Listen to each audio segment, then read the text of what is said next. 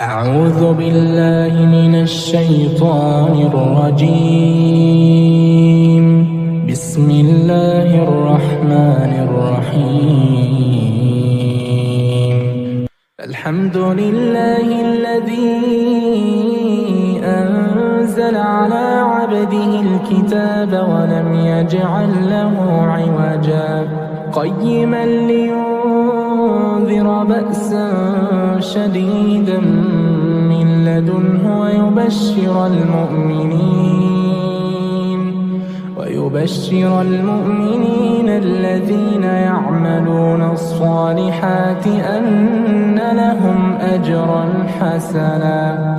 ماكثين فيه أبدا وينذر الذين قالوا اتخذ الله ولدا ما لهم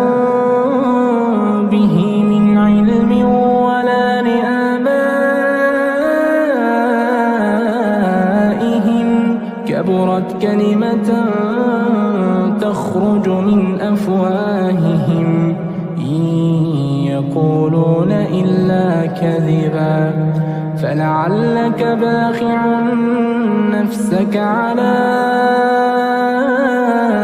آثارهم إن لم يؤمنوا بهذا الحديث أسفا إنا جعلنا ما على الأرض زينة لها لنبلوهم أيهم أحسن عملا وإنا لجاعلون ما عليها صعيدا جرزا أم حسبت أن أصحاب الكهف والرقيم كانوا من آياتنا عجبا إذ أوى الفتية إلى الكهف فقالوا ربنا آتنا من لدنك رحمة وهيئ لنا من أمرنا رشدا فضربنا على آذانهم في الكهف سنين عددا ثم بعثناهم لنعلم أي الحزبين أحصى لما لبثوا أمدا نحن نقص عليك نبأهم بالحق إنهم فتية آمنوا بربهم وزدناهم هدى وربطنا على قلوبهم إذ قاموا فقالوا ربنا رب السماوات والأرض لن ندعو من دونه إلها لقد قلنا إذا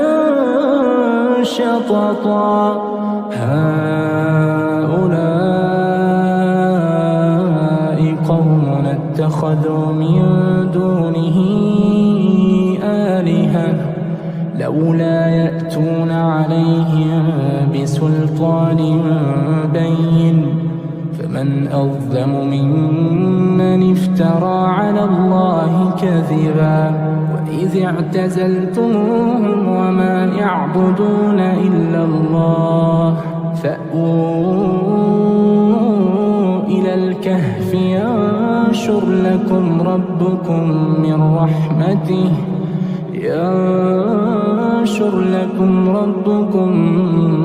رحمته ويهيئ لكم من أمركم مرفقا وترى الشمس إذا طلعت تزاور عن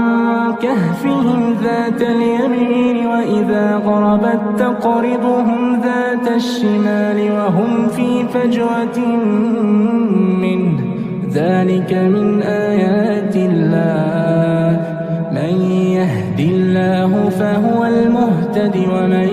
يضلل فلن تجد له وليا مرشدا وتحسبهم أيقاظا وهم رقود ونقلبهم ذات اليمين وذات الشمال وكلبهم باسط ذراعيه بالوصيد لو اطلعت عليهم لوليت منهم فرارا لو اطلعت عليهم لوليت منهم فرارا ولملئت منهم رعبا وكذلك بعثناهم ليتساءلوا بينهم قال قائل منهم كم لبثتم قالوا لبثنا يوما أو بعض يوم قالوا ربكم أعلم بما لبثتم فبعثوا أحدكم بورقكم هذه إلى المدينة فلينظر أيها أزكى طعاما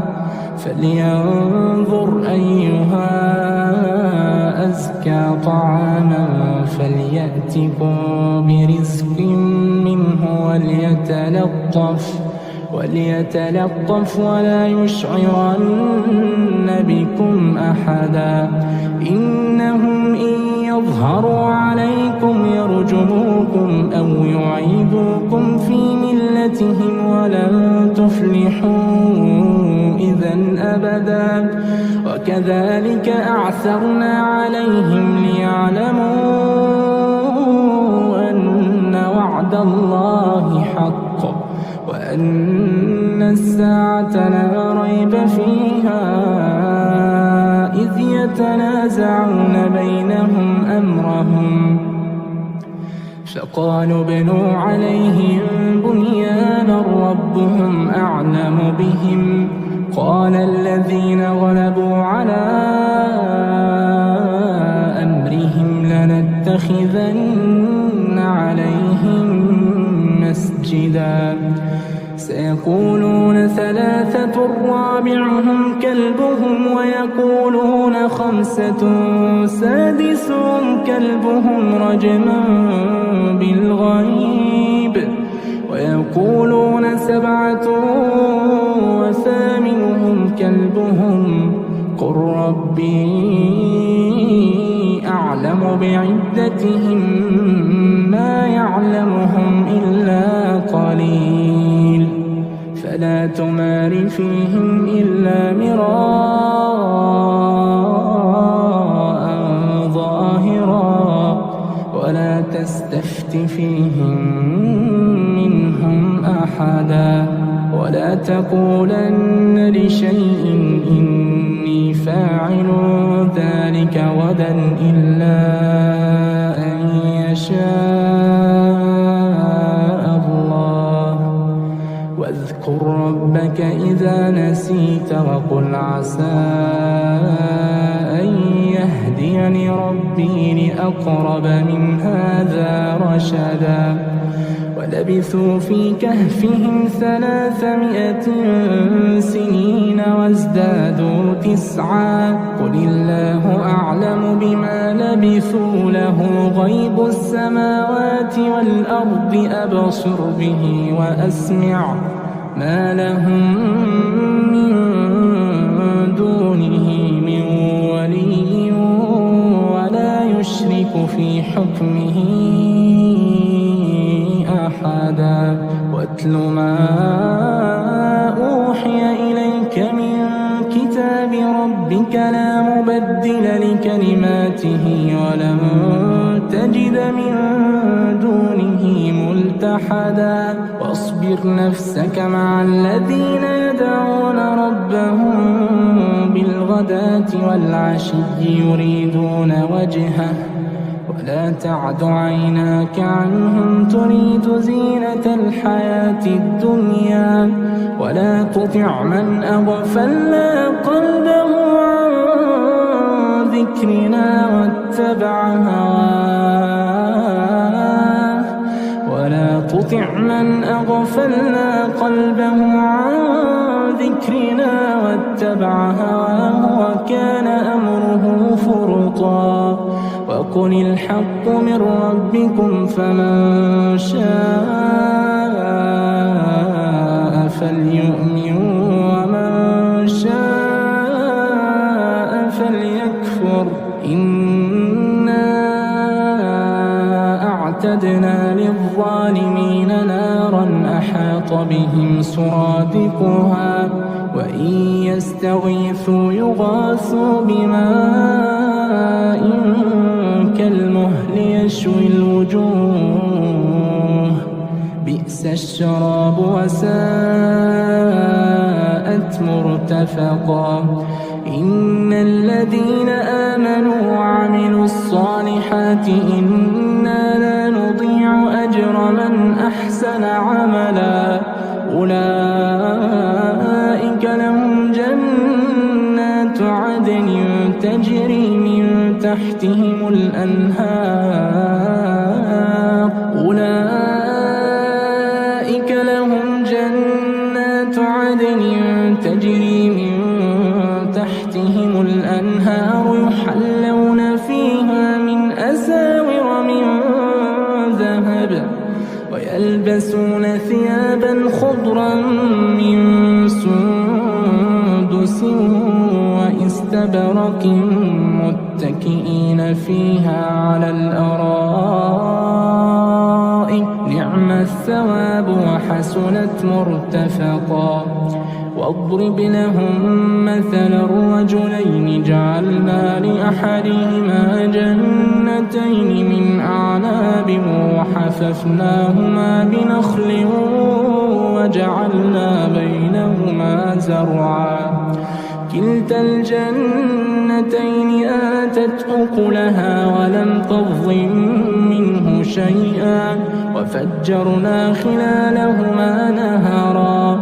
وكان له ثمر فقال لصاحبه وهو يحاوره أنا أكثر منك مالا وأعز نفرا ودخل جنته وهو ظالم لنفسه قال ما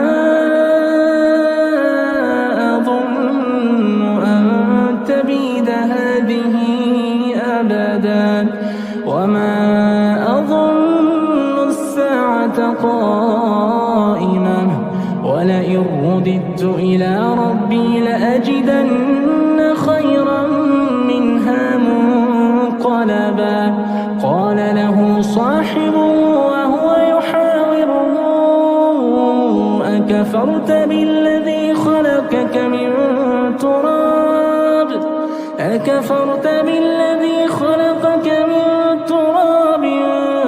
ثم من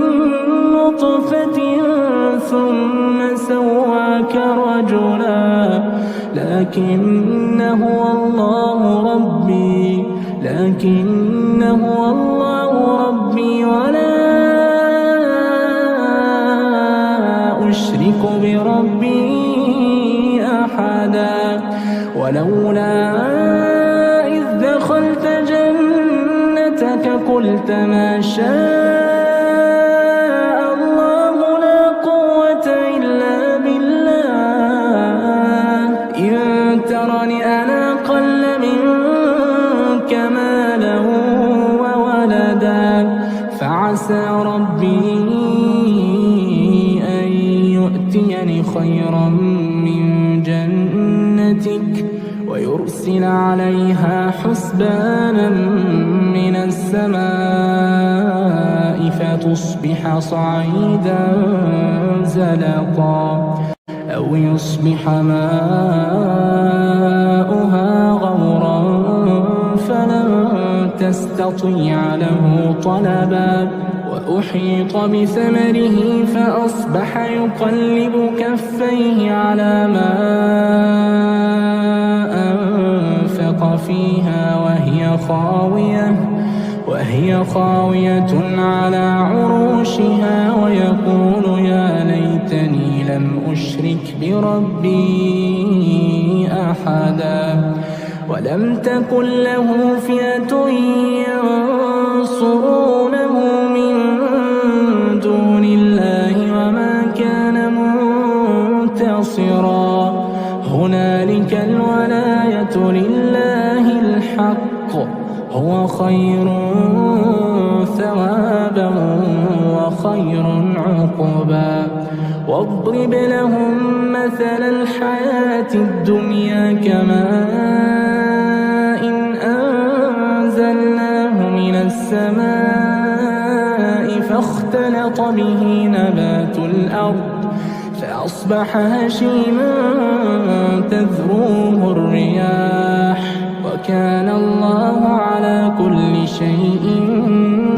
مقتدرا المال والبنون زينة الحياة الدنيا والباقيات الصالحات خير عند ربك ثوابا وخير أملا ويوم نسير الجبال وترى الأرض بارزة وحشرناهم فلم نغادر منهم أحدا وعرضوا على ربك صفا لقد جئتمونا كما خلقناكم أول مرة بل زعمتم أن لن نجعل لكم موعدا ووضع الكتاب فترى المجرمين مشفقين مما فيه ويقولون يا ويلتنا ما لهذا الكتاب لا يغادر صغيرة ولا كبيرة إلا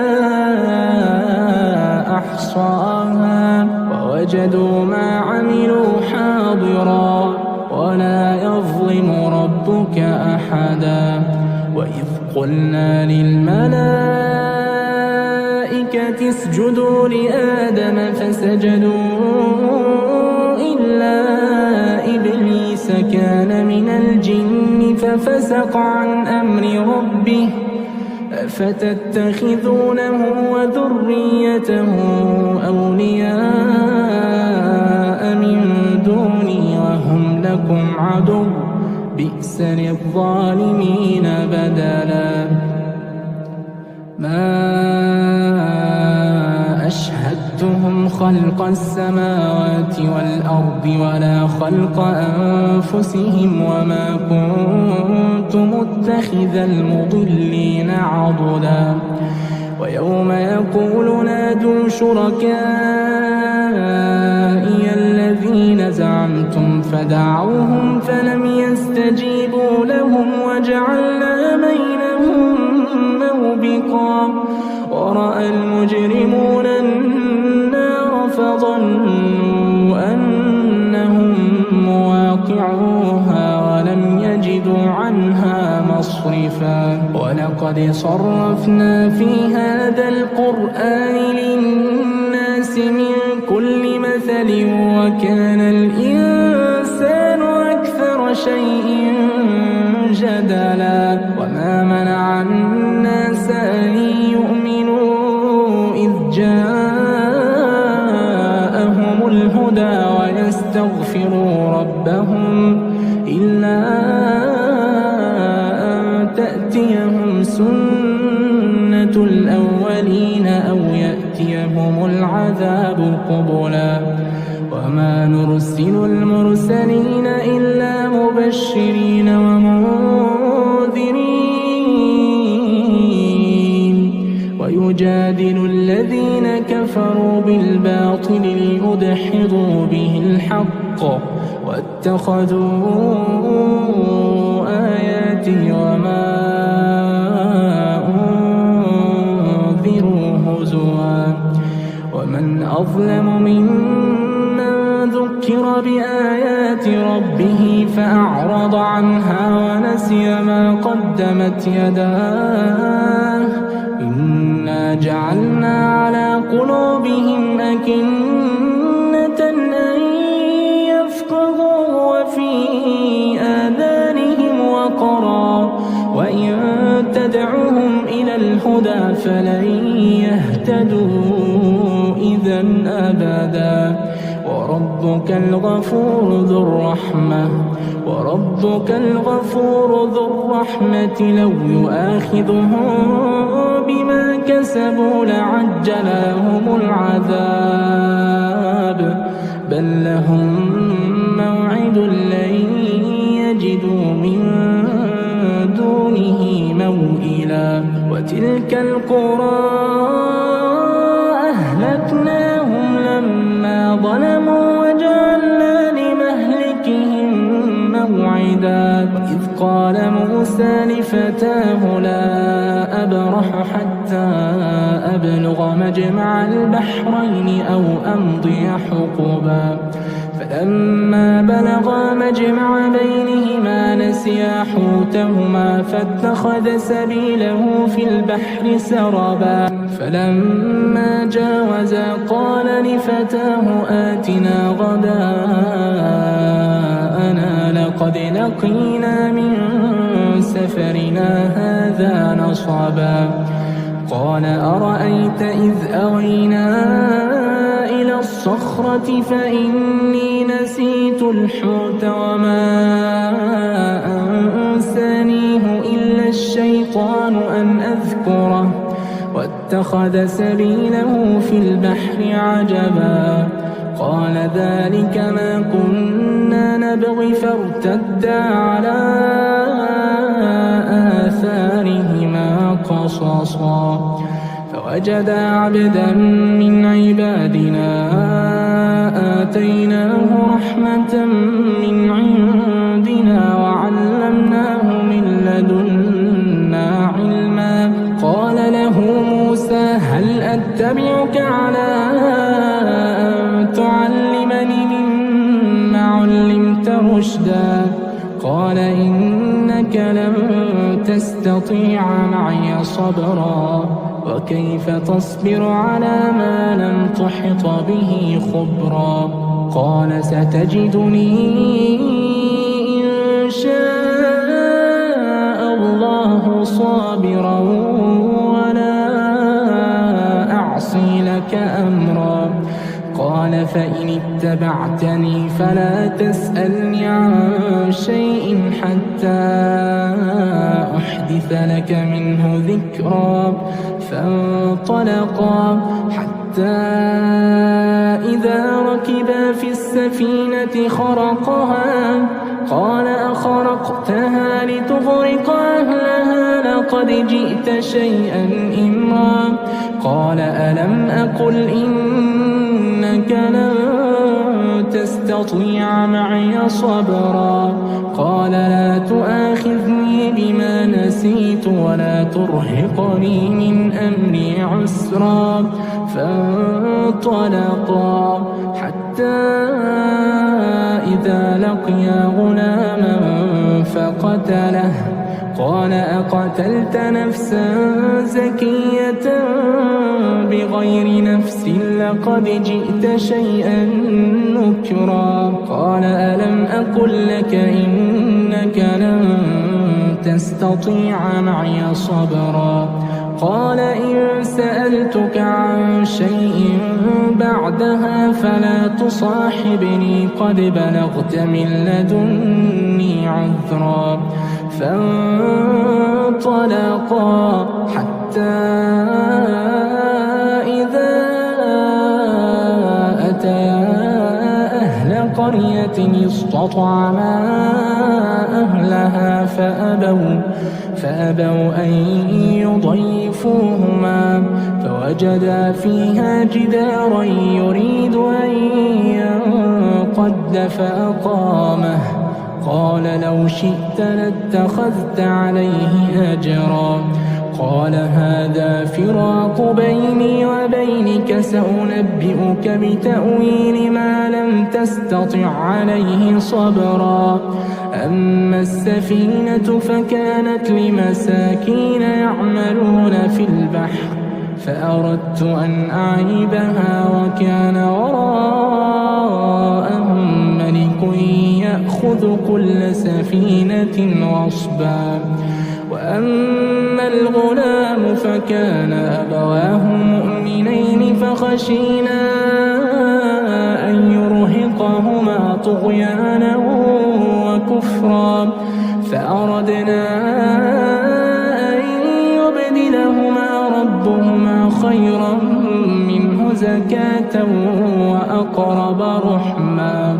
وأما الجدار فكان لغلامين يتيمين في المدينة المدينة وكان تحته كنز لهما وكان أبوهما صالحا فأراد ربك أن يبلغا أشدهما ويستخرجا كنزهما رحمة من ربك وما فعلته عن أمري ذلك تأويل ما لم تسطع عليه صبرا ويسألونك عن ذي القرنين قل سأتلو عليكم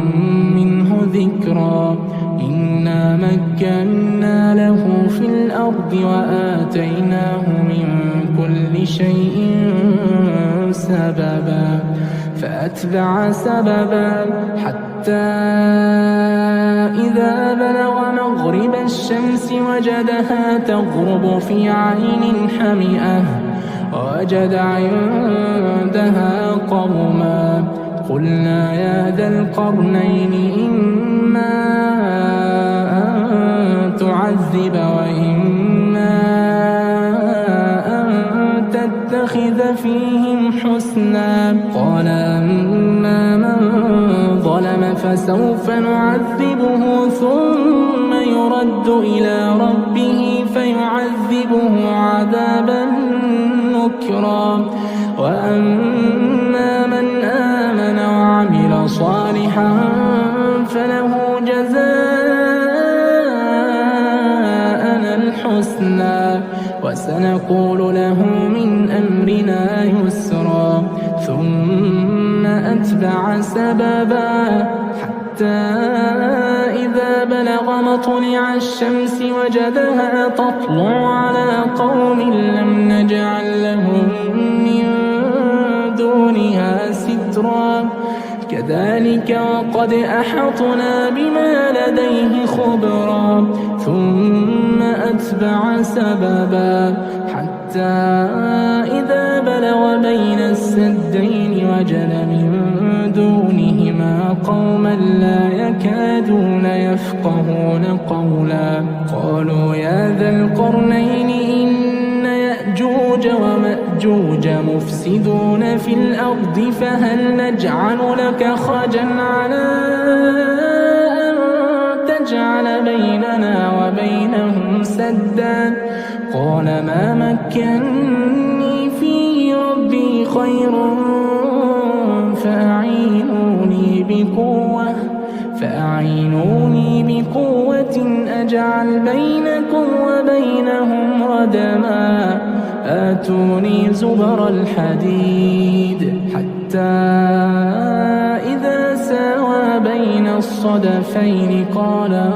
انفخوا حتى إذا جعله نارا قال آتوني أفرغ عليه قطرا فما استطاعوا أن يظهروه وما استطاعوا له نقبا قال هذا رحمة من ربي فإذا جاء وعد ربي جعله دكاء وكان وعد ربي حقا وتركنا بعضهم يومئذ يموج في بعض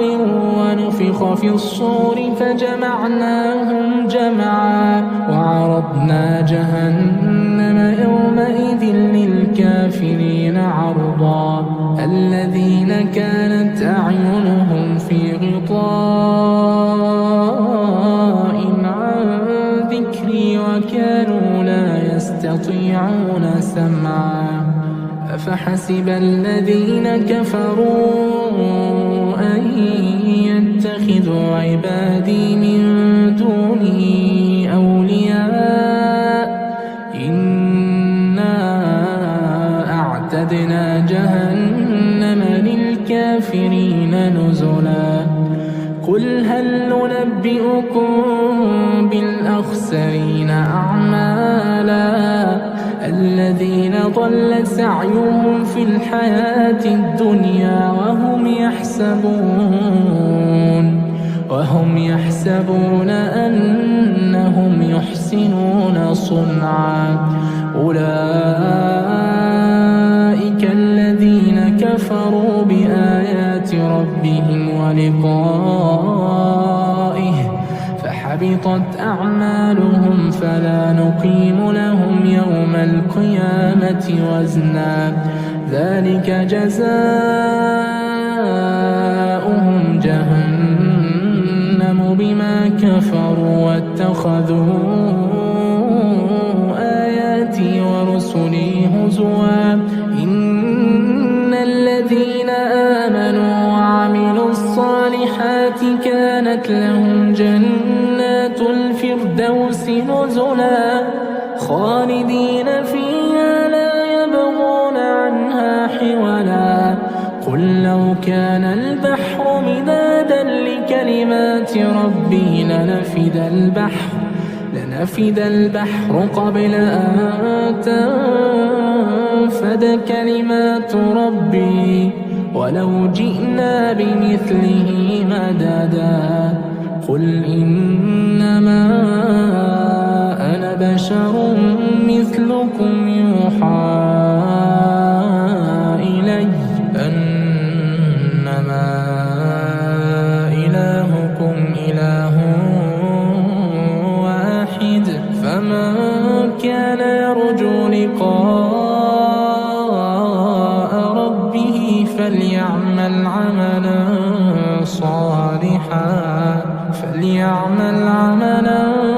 صالحا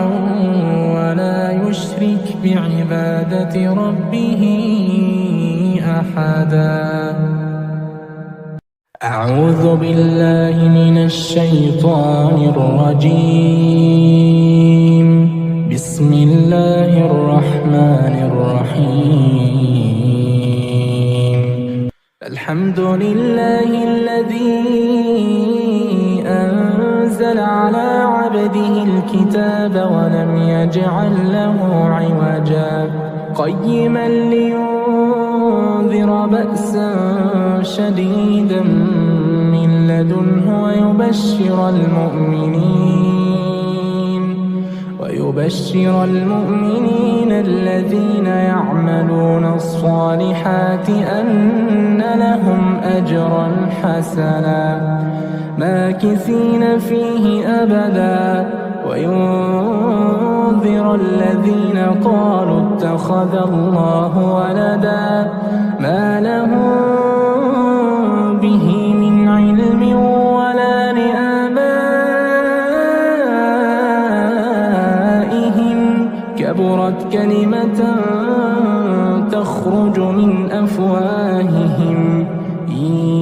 يقولون إلا كذبا فلعلك باخع نفسك على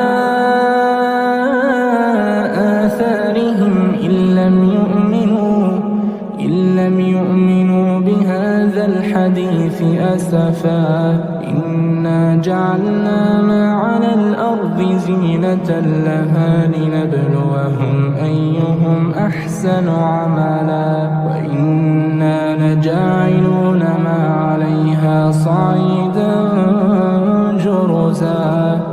أم حسبت أن أصحاب الكهف والرقيم كانوا من آياتنا عجبا إذ أوى الفتية إلى الكهف فقالوا ربنا آتنا من لدنك رحمة وهيئ لنا من أمرنا رشدا فضربنا على آذانهم في الكهف سنين عددا ثم بعثناهم لنعلم أي الحزبين أحصى لما لبثوا أمدا نحن نقص عليك نبأهم بالحق إنهم فتية آمنوا بربهم وزدناهم هدى وربطنا على قلوبهم إذ قاموا فقالوا ربنا رب السماوات والأرض لن ندعو من لقد قلنا إذا شططا هؤلاء قوم اتخذوا من دونه آلهة لولا يأتون عليهم بسلطان بين فمن أظلم ممن افترى على الله كذبا وإذ اعتزلتموهم وما يعبدون إلا الله فأووا إلى الكهف ينشر لكم ربكم من رحمته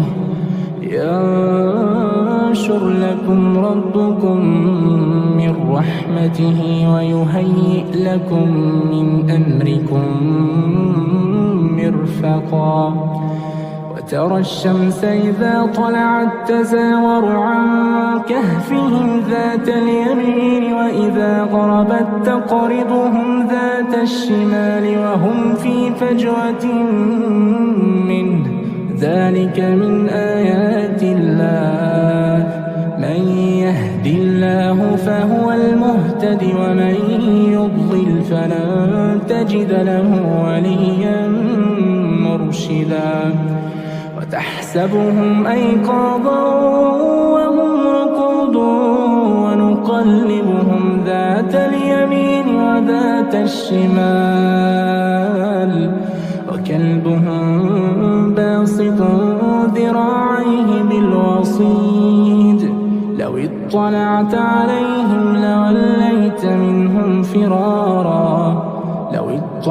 عليهم لوليت منهم فرارا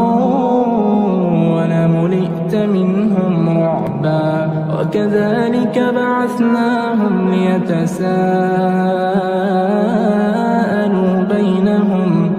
قال قائل منهم كم لبثتم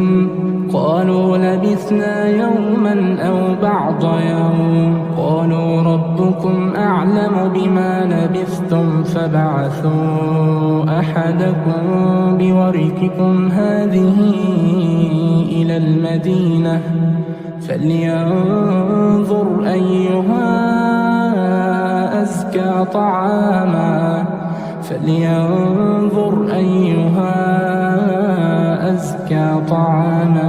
فليأتكم برزق منه وليتلطف ولا يشعرن بكم أحدا إنهم إن يظهروا عليكم يرجموكم أو يعيدوكم في ملتهم ولن تفلحوا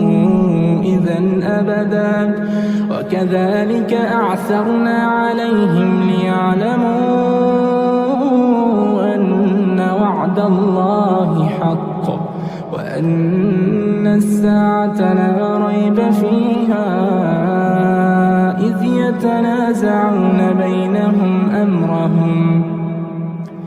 فقالوا ابنوا عليهم بنيانا ربهم أعلم بهم قال الذين غلبوا على أمرهم لنتخذن عليهم مسجدا سيقولون ثلاثة رابعهم كلبهم ويقولون خمسة سادسهم كلبهم رجما بالغيب ويقولون سبعة وثامنهم كلبهم قل ربي أعلم بعدتهم ما يعلمهم إلا قليل فلا تمار فيهم إلا مراء ظاهرا ولا تستفت فيهم منهم أحدا ولا تقولن لشيء إني فاعل ذلك غدا إلا أن يشاء الله واذكر ربك إذا نسيت وقل عسى يهديني ربي لأقرب من هذا رشدا ولبثوا في كهفهم 300 سنين وازدادوا 9 قل الله أعلم بما لبثوا له غيب السماوات والأرض أبصر به وأسمع ما لهم من دونه من ولي ولا يشرك في حكمه أحدا واتل ما أوحي إليك من كتاب ربك لا مبدل لكلماته ولن تجد من دونه ملتحدا واصبر نفسك مع الذين يدعون ربهم بالغداة والعشي يريدون وجهه ولا تعد عيناك عنهم تريد زينة الحياة الدنيا ولا تطع من أغفلنا قلبه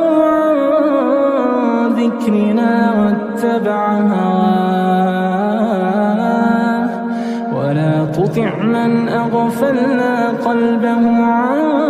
ذكرنا واتبع هواه وكان أمره فرطا وقل الحق من ربكم فمن شاء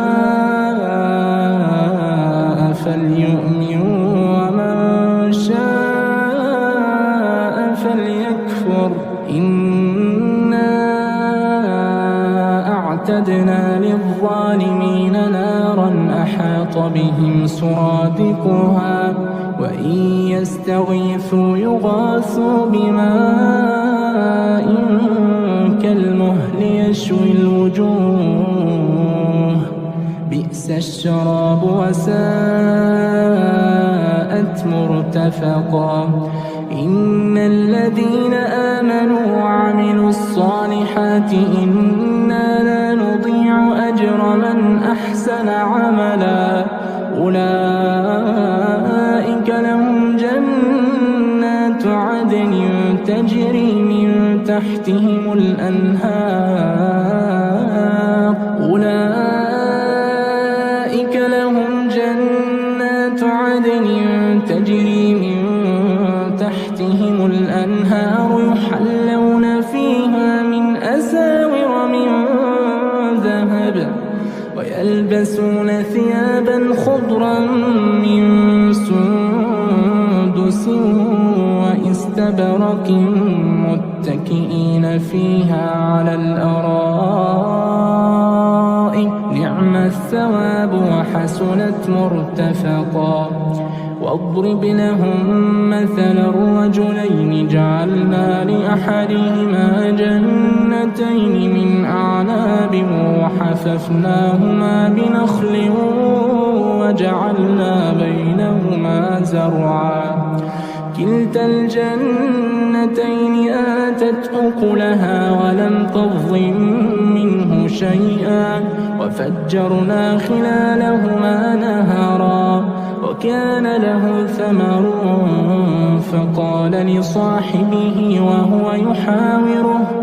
فقال لصاحبه وهو يحاوره أنا أكثر منك مالا وأعز نفرا ودخل جنته وهو ظالم لنفسه قال ما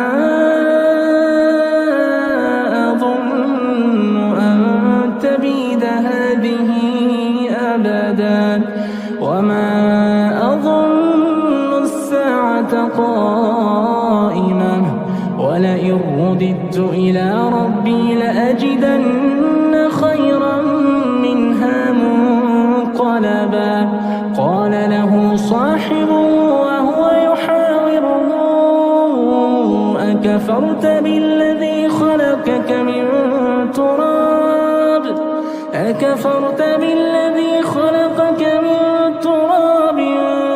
ثم من نطفة ثم سواك رجلا لكن هو الله ربي ربي ولا أشرك بربي أحدا ولولا إذ دخلت جنتك قلت ما شاء الله لا قوة إلا بالله إن ترني أنا أقل منك مالا وولدا فعسى ربي أن يؤتيني خيرا من جنتك ويرسل عليها حسبانا من السماء فتصبح صعيدا زلقا أو يصبح ماؤها غورا فلن تستطيع له طلبا وأحيط بثمره فأصبح يقلب كفيه على ما أنفق فيها وهي خاوية على عروشها ويقول يا ليتني لم أشرك بربي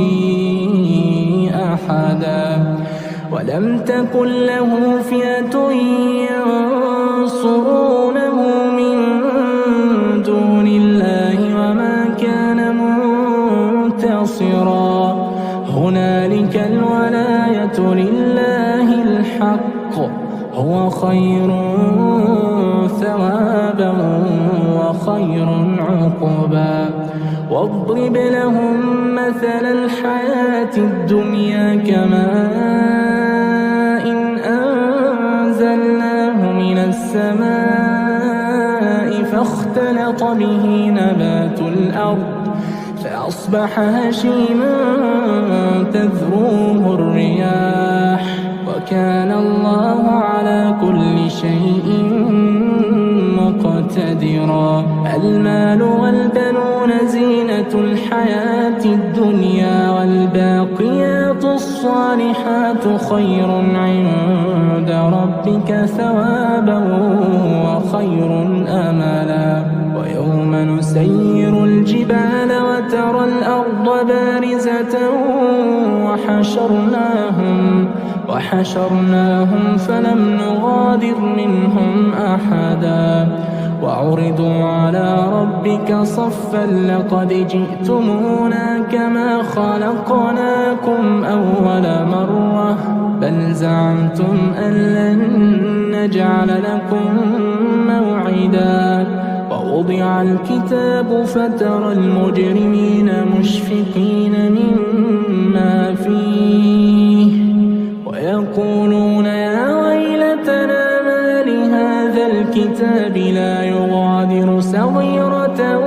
ولا كبيرة إلا أحصاها ووجدوا ما عملوا حاضرا ولا يظلم ربك أحدا وإذ قلنا للملائكة اسجدوا لآدم فسجدوا إلا إبليس كان من الجن ففسق عن أمر ربه أفتتخذونه وذريته أولياء من دوني وهم لكم عدو بئس للظالمين بدلا ما أشهدتهم خلق السماوات والأرض ولا خلق أنفسهم وما كنت متخذ المضلين عضدا ويوم يقول نادوا شركائي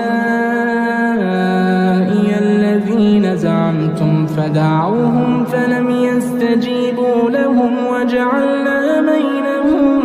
موبقا ورأى المجرمون النار فظنوا أنهم مواقعوها ولم يجدوا عنها مصرفا ولقد صرفنا في هذا القرآن للناس من كل مثل وكان الإنسان أكثر شيء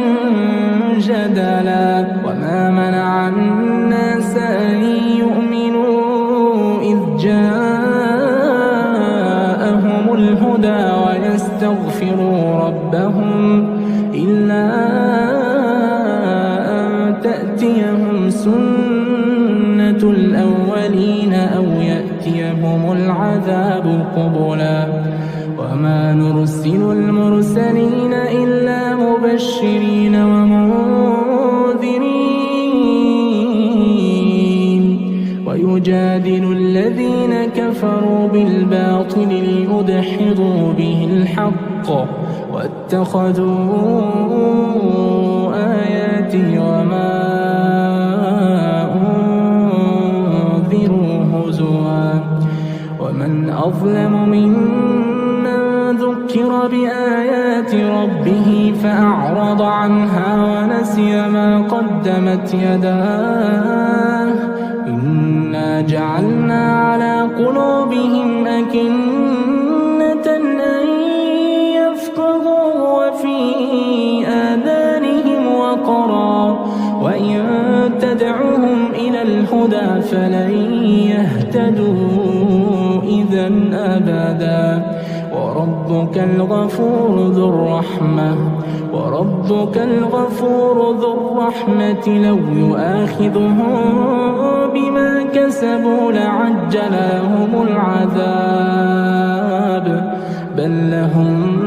موعد لن يجدوا من دونه موئلا وتلك القرى أهلكناهم لما ظلموا وجعلنا لمهلكهم موعدا وإذ قال موسى لفتاه لا أبرح حتى أبلغ مجمع البحرين أو أمضي حقبا فلما بلغا مجمع بينهما نسيا حوتهما فاتخذ سبيله في البحر سربا فلما جاوزا قال لفتاه آتنا غداءنا لقد لقينا من سفرنا هذا نصبا قال أرأيت إذ أوينا إلى الصخرة فإني نسيت الحوت وما أنسانيه إلا الشيطان أن أذكره واتخذ سبيله في البحر عجبا قال ذلك ما كنا نبغي فارتدا على آثارهما قصصا فوجدا عبدا من عبادنا آتيناه رحمة من عندنا وعلمناه من لدنا علما قال له موسى هل أتبعك على أن تعلمني مما علمت رشدا قال إنك لن تستطيع معي صبرا وكيف تصبر على ما لم تحط به خبرا قال ستجدني إن شاء الله صابرا ولا أعصي لك أمرا قال فإن اتبعتني فلا تسألني عن شيء حتى أحدث لك منه ذكرا فانطلقا حتى إذا ركبا في السفينة خرقها قال أخرقتها لتغرق أهلها لقد جئت شيئا إمرا قال ألم أقل إنك لن تستطيع معي صبرا قال لا تؤاخذني بما نسيت ولا ترهقني من أمري عسرا فانطلقا حتى إذا لقيا غلاما فقتله قال أقتلت نفسا زكية بغير نفس لقد جئت شيئا نكرا قال ألم أقل لك إن إنك لن تستطيع معي صبرا قال إن سألتك عن شيء بعدها فلا تصاحبني قد بلغت من لدني عذرا فانطلقا حتى إذا أتيا أهل قرية استطعما أهلها فأبوا أن يضيفوهما فوجدا فيها جدارا يريد أن ينقض فأقامه قال لو شئت لاتخذت عليه أجرا قال هذا فراق بيني وبينك سأنبئك بتأويل ما لم تستطع عليه صبرا أما السفينة فكانت لمساكين يعملون في البحر فأردت أن أعيبها وكان وراءهم ملك يأخذ كل سفينة غصبا وأما الغلام فكان أبواه مؤمنين فخشينا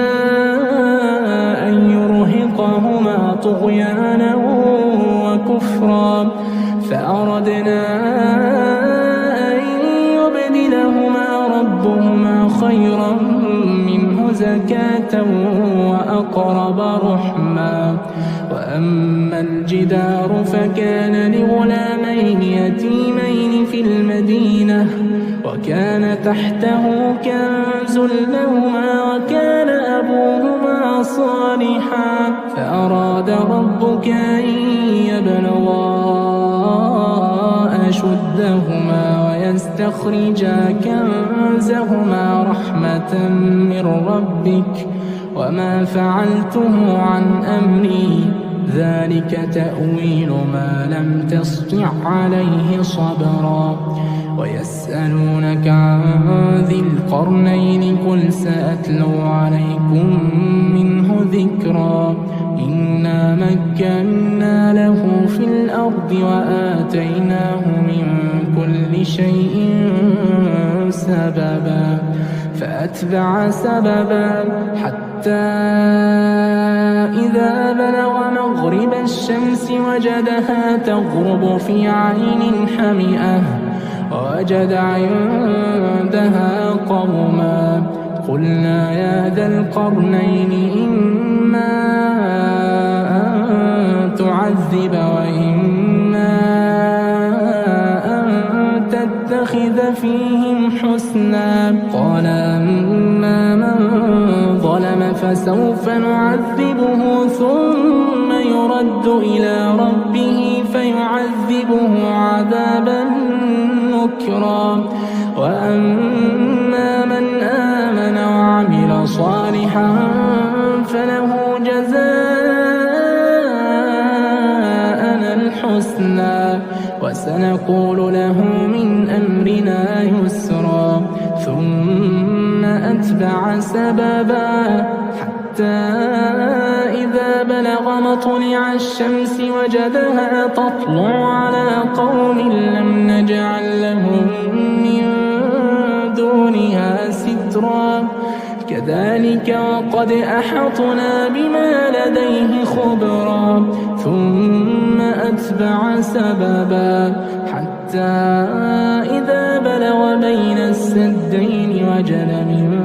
دونهما قوما لا يكادون يفقهون قولا قالوا يا ذا القرنين إن يأجوج ومأجوج مفسدون في الأرض فهل نجعل لك خرجا على أن تجعل بيننا وبينهم سدا قال ما مكنني فيه ربي خير فأعينوني بقوة أجعل بينكم وبينهم ردما آتوني زبر الحديد حتى إذا ساوى بين الصدفين قال انفخوا حتى إذا جعله نارا قال آتوني أفرغ عليه قطرا فما استطاعوا أن يظهروه وما استطاعوا له نقبا قال هذا رحمة من ربي فإذا جاء وعد ربي جعله دكاء وكان وعد ربي حقا وتركنا بعضهم يومئذ يموج في بعض ونفخ في الصور فجمعناهم جمعا وعرضنا جهنم يومئذ للكافرين عرضا الذين كانت أعينهم في غطاء عن ذكري وكانوا لا يستطيعون سمعا أفحسب الذين كفروا أن يتخذوا عبادي من دوني أولياء إنا أعتدنا جهنم للكافرين نزلا قل هل ننبئكم بالأخسرين أعمالا الذين ضل سعيهم في الحياة الدنيا وهم يحسبون أنهم يحسنون صنعا أولئك الذين كفروا بآيات ربهم ولقائه فحبطت أعمالهم فلا نقيم لهم يوم القيامة وزنا ذلك جزاؤهم جهنم بما كفروا واتخذوا آياتي ورسلي هزوا إن الذين آمنوا وعملوا الصالحات كانت لهم جنات الفردوس نزلا خالدين فيها لا يبغون عنها حولا قل لو كان البحر مدادا لكلمات ربي لنفد البحر قبل أن تنفد كلمات ربي ولو جئنا بمثله مددا قل إنما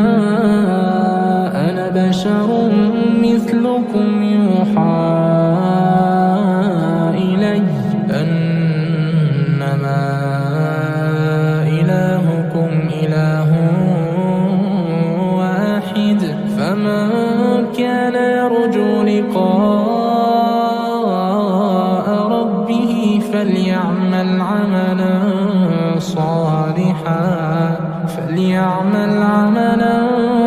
صالحا ولا يشرك بعبادة ربه أحدا أعوذ بالله من الشيطان الرجيم بسم الله الرحمن الرحيم الحمد لله الذي أنزل على عبده الكتاب ولم يجعل له عوجا قيما لينذر بأسا شديدا من لدنه ويبشر المؤمنين الذين يعملون الصالحات أن لهم أجرا حسنا ماكثين فيه أبدا وينذر الذين قالوا اتخذ الله ولدا ما لهم به من علم ولا لآبائهم كبرت كلمة تخرج من أفواههم إن يقولون إلا كذبا فلعلك باخع نفسك على آثارهم إن لم يؤمنوا بهذا الحديث أسفا إنا جعلنا ما على الأرض زينة لها لنبلوهم أيهم أحسن عملا وإنا لجاعلون ما عليها صعيدا جرزا أم حسبت أن أصحاب الكهف والرقيم كانوا من آياتنا عجبا إذ أوى الفتية إلى الكهف فقالوا ربنا آتنا من لدنك رحمة وهيئ لنا من أمرنا رشدا فضربنا على آذانهم في الكهف سنين عددا ثم بعثناهم لنعلم أي الحزبين أحصى لما لبثوا أمدا نحن نقص عليك نبأهم بالحق إنهم فتية آمنوا بربهم وزدناهم هدى وربطنا على قلوبهم إذ قاموا فقالوا ربنا رب السماوات والأرض لن ندعو من دونه إلها لقد قلنا إذا شططا هؤلاء قومنا اتخذوا من دونه آلهة لولا يأتون عليهم بسلطان بين فمن أظلم ممن افترى على الله كذبا وإذ اعتزلتموهم وما يعبدون إلا الله فأووا إلى الكهف ينشر لكم ربكم من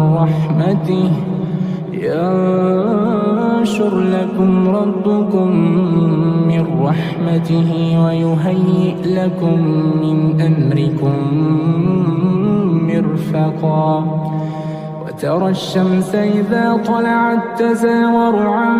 كهفهم ذات اليمين وإذا غربت تقرضهم ذات الشمال وهم في فجوة منه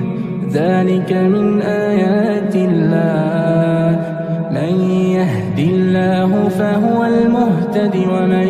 يضلل فلن تجد له وليا مرشدا وتحسبهم أيقاظا وهم رقود ونقلبهم ذات اليمين وذات الشمال وكلبهم باسط ذراعيه بالوصيد لو اطلعت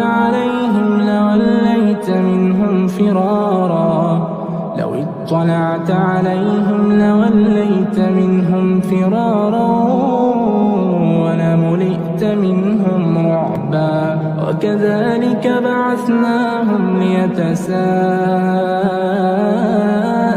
بينهم قال قائل منهم كم لبثتم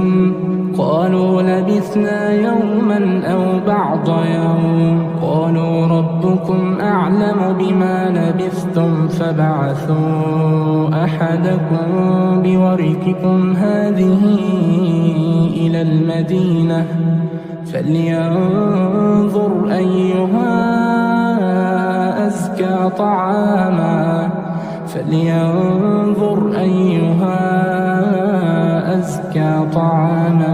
فليأتكم برزق منه وليتلطف ولا يشعرن بكم أحدا إنهم إن يظهروا عليكم يرجموكم أو يعيدوكم في عدتهم ولن تفلحوا إذا أبدا وكذلك أعثرنا عليهم ليعلموا أن وعد الله حق وأن الساعة لا ريب فيها إذ يتنازعون بينهم أمرهم فقالوا ابنوا عليهم بنيانا ربهم أعلم بهم قال الذين غلبوا على أمرهم لنتخذن عليهم مسجدا سيقولون ثلاثة رابعهم كلبهم ويقولون خمسة سادسهم كلبهم رجما بالغيب ويقولون سبعة وثامنهم كلبهم قل ربي أعلم بعدتهم ما يعلمهم إلا قليل فلا تمار فيهم إلا مراء ظاهرا ولا تستفت فيهم منهم أحدا ولا تقولن لشيء إني فاعل ذلك غدا إلا أن يشاء الله واذكر ربك إذا نسيت وقل عسى أن يهديني ربي لأقرب من هذا رشدا ولبثوا في كهفهم 300 سنين وازدادوا 9 قل الله أعلم بما لبثوا له غيب السماوات والأرض أبصر به وأسمع ما لهم من دونه من ولي ولا يشرك في حكمه أحدا واتل ما أوحي إليك من كتاب ربك لا مبدل لكلماته ولن تجد من دونه ملتحدا واصبر نفسك مع الذين يدعون ربهم بالغداة والعشي يريدون وجهه ولا تعد عيناك عنهم تريد زينة الحياة الدنيا ولا تطع من أغفلنا قلبه عن ذكرنا واتبع هواه ولا تطع من أغفلنا قلبه عن ذكرنا واتبع هواه وكان أمره فرطا وقل الحق من ربكم فمن شاء فليؤمن ومن شاء فليكفر إنا أعتدنا للظالمين نارا أحاط بهم سرادقها وإن يستغيثوا يغاثوا بماء كالمهل يشوي الوجوه بئس الشراب وساءت مرتفقا إن الذين آمنوا وعملوا الصالحات إنا لا نضيع أجر من أحسن عملا أولئك لهم جنات عدن تجري من تحتهم الأنهار أولئك لهم جنات عدن تجري من تحتهم الأنهار يحلون فيها من أساور من ذهب ويلبسون ثيابا خضرا من سندس واستبرق متكئين فيها على الأرائك نعم الثواب الثواب وحسنت مرتفقا. واضرب لهم مثل الرجلين جعلنا لأحدهما جنتين من أعناب وحففناهما بنخل وجعلنا بينهما زرعا. كلتا الجنتين آتت أكلها ولم تظلم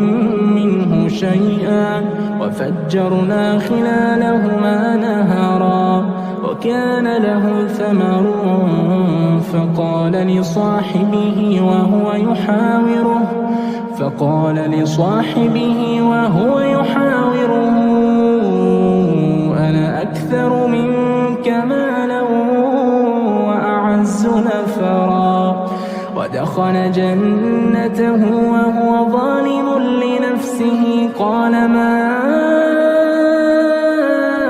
أظن أن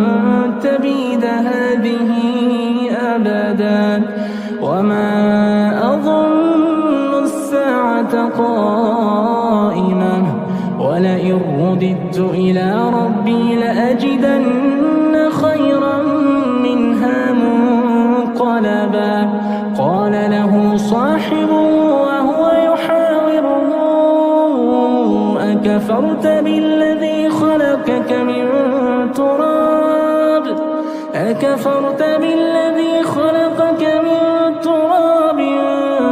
ثم من نطفة ثم سواك رجلا لكن هو الله ربي ولا أشرك بربي أحدا. ولولا إذ دخلت جنتك قلت ما شاء الله لا قوة إلا بالله إن ترني أنا أقل منك مالا وولدا فعسى ربي أن يؤتيني خيرا من جنتك ويرسل عليها حسبانا من السماء فتصبح صعيدا زلقا أو يصبح ماؤها غورا فلن تستطيع له طلبا. وأحيط بثمره فأصبح يقلب كفيه على ما أنفق فيها وهي خاوية على عروشها ويقول يا ليتني لم أشرك بربي أحدا. ولم تكن له فئة ينصرونه من دون الله وما كان منتصرا. هنالك الولاية لله الحق هو خير ثوابا وخير عقبا. واضرب لهم مثل الحياة الدنيا كماء أنزلناه من السماء فاختلط به نبات الأرض فأصبح هشيما تذروه الرياح وكان الله على كل شيء مقتدرا. المال والبنون زينة الحياة الدنيا والباقيات الصالحات خير عند ربك ثوابا وخير أملا. ويوم نسير الجبال وترى الأرض بارزة وحشرناهم فلم نغادر منهم أحدا. وعرضوا على ربك صفا لقد جئتمونا كما خلقناكم أول مرة بل زعمتم أن لن نجعل لكم موعدا. ووضع الكتاب فترى المجرمين مشفقين مما فيه ويقولون يا ويلتنا ما لهذا الكتاب لا يغادر صغيرة ولا كبيرة إلا أحصاها ووجدوا ما عملوا حاضرا ولا يظلم ربك أحدا وإذ قلنا للملائكة اسجدوا لآدم فسجدوا إلا إبليس كان من الجن ففسق عن أمر ربه أفتتخذونه وذريته أولياء من دوني وهم لكم عدو بئس للظالمين بدلا ما أشهدتهم خلق السماوات والأرض ولا خلق أنفسهم وما كنت متخذ المضلين عضدا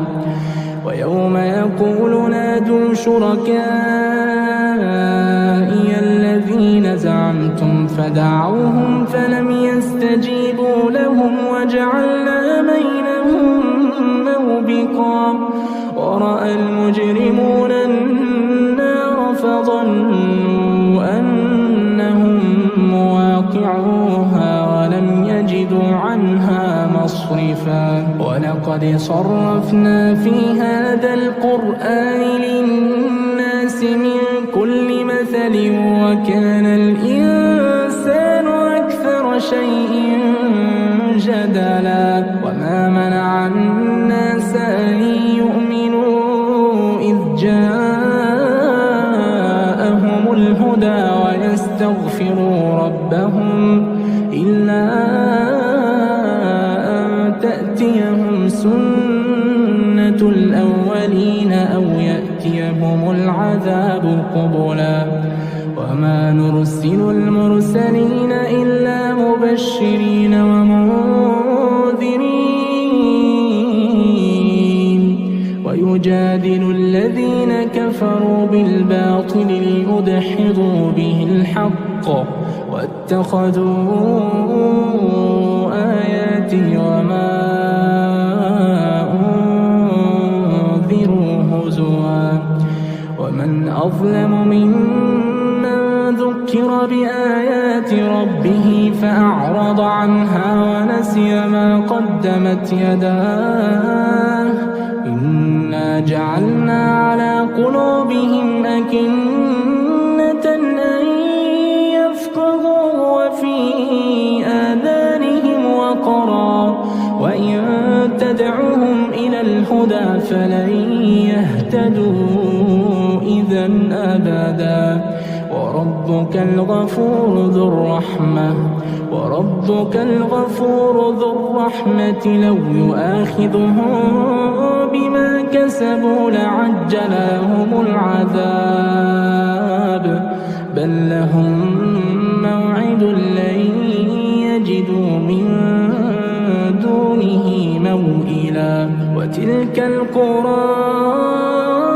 أهلكناهم لما ظلموا وجعلنا لمهلكهم موعدا وإذ قال موسى لفتاه لا أبرح حتى أبلغ مجمع البحرين أو أمضي حقبا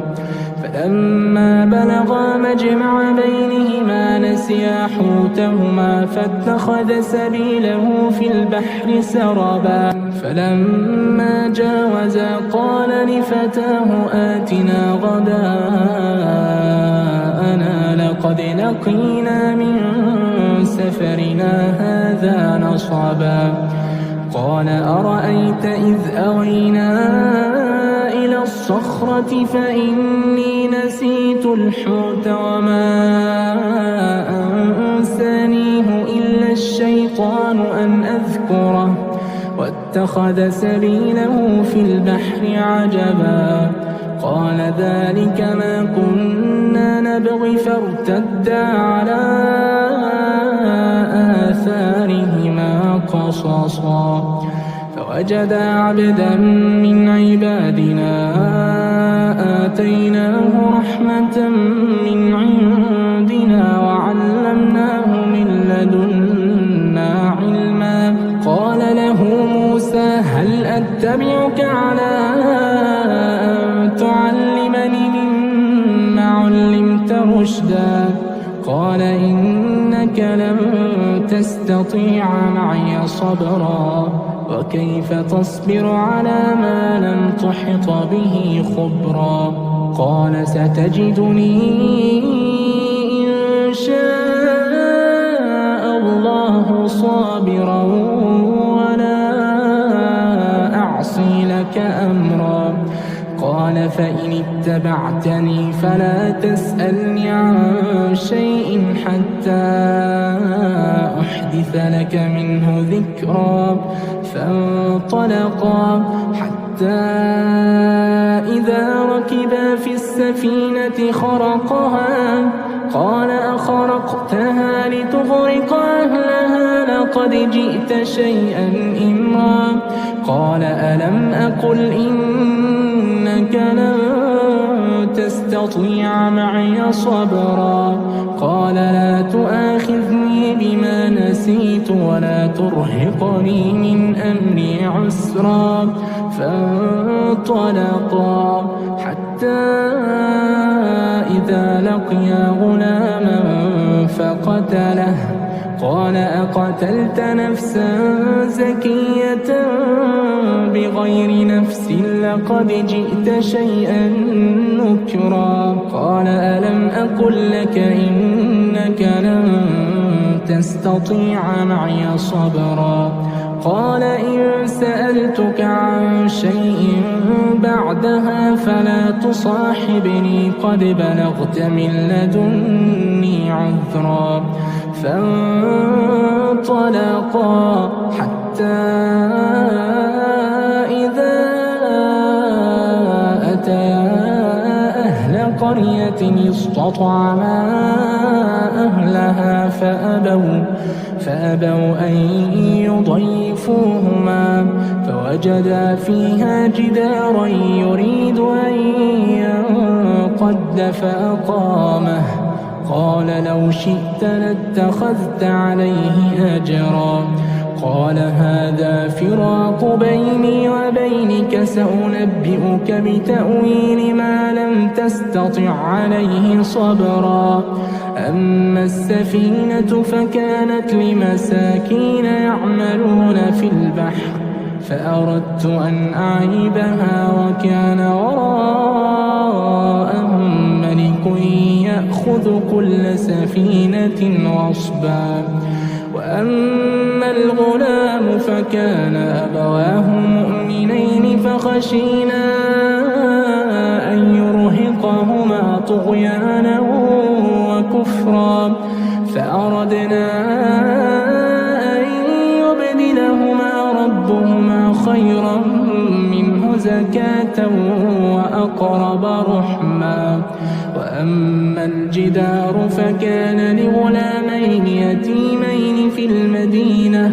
وكان تحته كنز لهما وكان أبوهما صالحا فأراد ربك أن يبلغا أشدهما ويستخرجا كنزهما رحمة من ربك وما فعلته عن أمري ذلك تأويل ما لم تسطع عليه صبرا ويسألونك عن ذي القرنين قل سأتلو عليكم منه ذكرا إنا مكنا له في الأرض وآتيناه من كل شيء سببا فأتبع سببا حتى إذا بلغ مغرب الشمس وجدها تغرب في عين حمئة ووجد عندها قوما قلنا يا ذا القرنين إما أن تعذب وإما أن تتقى نتخذ فيهم حسنا. قال أما من ظلم فسوف نعذبه ثم يرد إلى ربه فيعذبه عذابا نكرا. وأما من آمن وعمل صالحا فله جزاء الحسنى وسنقول له من أمرنا يسرا. ثم أتبع سببا حتى إذا بلغ مطلع الشمس وجدها تطلع على قوم لم نجعل لهم من دونها سترا. كذلك وقد أحطنا بما لديه خبرا. ثم أتبع سببا حتى إذا بلغ بين السدين وجد من دونهما قوما لا يكادون يفقهون قولا. قالوا يا ذا القرنين إن يأجوج ومأجوج مفسدون في الأرض فهل نجعل لك خرجا على أن تجعل بيننا وبينهم سدا. قال ما مكنني فيه ربي خير فأعينوني بقوة أجعل بينكم وبينهم ردما. آتوني زبر الحديد حتى إذا ساوى بين الصدفين قال انفخوا حتى إذا جعله نارا قال آتوني أفرغ عليه قطرا. فما استطاعوا أن يظهروه وما استطاعوا له نقبا. قال هذا رحمة من ربي فإذا جاء وعد ربي جعله دكاء وكان وعد ربي حقا. وتركنا بعضهم يومئذ يموج في بعض ونفخ في الصور فجمعناهم جمعا. وعرضنا جهنم يومئذ للكافرين عرضا. الذين كانت أعينهم في غطاء عن ذكري وكانوا لا يستطيعون سمعا. أفحسب الذين كفروا أن يتخذوا عبادي من دوني أولياء. إنا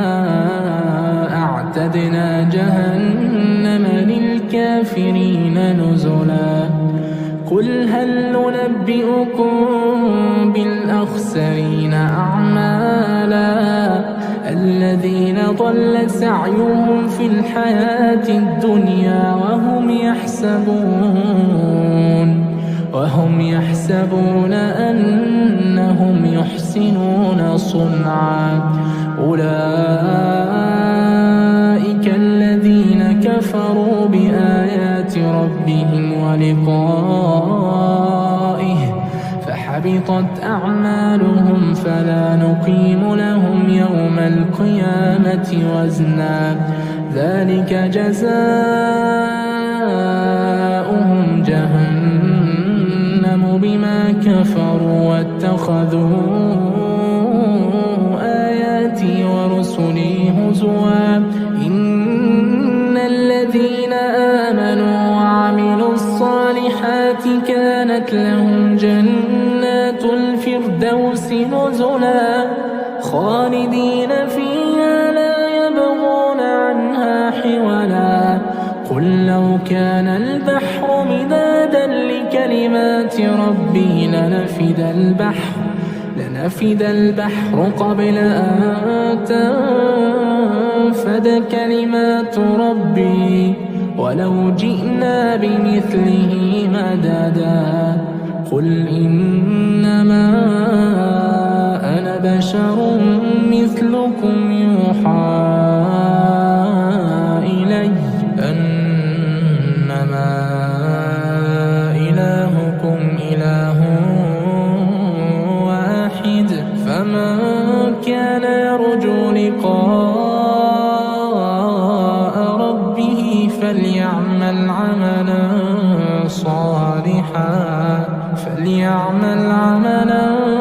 صالحا ولا يشرك بعبادة ربه أحدا. أعوذ بالله من الشيطان الرجيم. بسم الله الرحمن الرحيم. الحمد لله الذي أنزل على عبده الكتاب ولم يجعل له عوجا قيما لينذر بأسا شديدا من لدنه ويبشر المؤمنين الذين يعملون الصالحات أن لهم أجرا حسنا ماكثين فيه أبدا وينذر الذين قالوا اتخذ الله ولدا ما لهم به من علم ولا لآبائهم كبرت كلمة تخرج من أفواههم إن يقولون إلا كذبا فلعلك باخع نفسك على آثارهم إن لم يؤمنوا بهذا الحديث أسفا إنا جعلنا ما على الأرض زينة لها لنبلوهم أيهم أحسن عملا وإنا لجاعلون ما عليها صعيدا جرزا أم حسبت أن أصحاب الكهف والرقيم كانوا من آياتنا عجبا إذ أوى الفتية إلى الكهف فقالوا ربنا آتنا من لدنك رحمة وهيئ لنا من أمرنا رشدا فضربنا على آذانهم في الكهف سنين عددا ثم بعثناهم لنعلم أي الحزبين أحصى لما لبثوا أمدا نحن نقص عليك نبأهم بالحق إنهم فتية آمنوا بربهم وزدناهم هدى وربطنا على قلوبهم إذ قاموا فقالوا ربنا رب السماوات والأرض لن ندعو من دونه إلها لقد قلنا إذا شططا هؤلاء قومنا اتخذوا من دونه آلهة لولا يأتون عليهم بسلطان بين فمن أظلم ممن افترى على الله كذبا وإذ اعتزلتموهم وما يعبدون إلا الله فأووا إلى الكهف ينشر لكم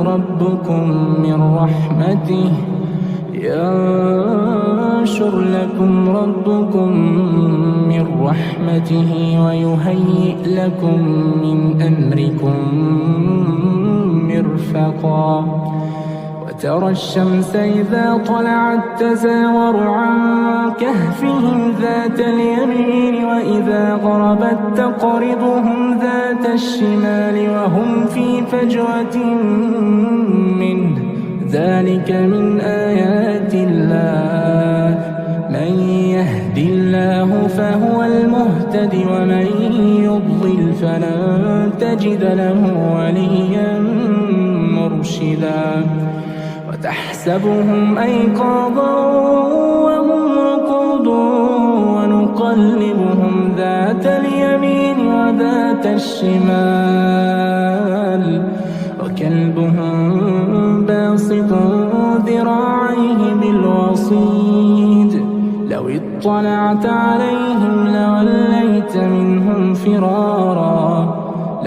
اطلعت عليهم لوليت منهم فرارا ولملئت منهم رعبا وكذلك بعثناهم ليتساءلوا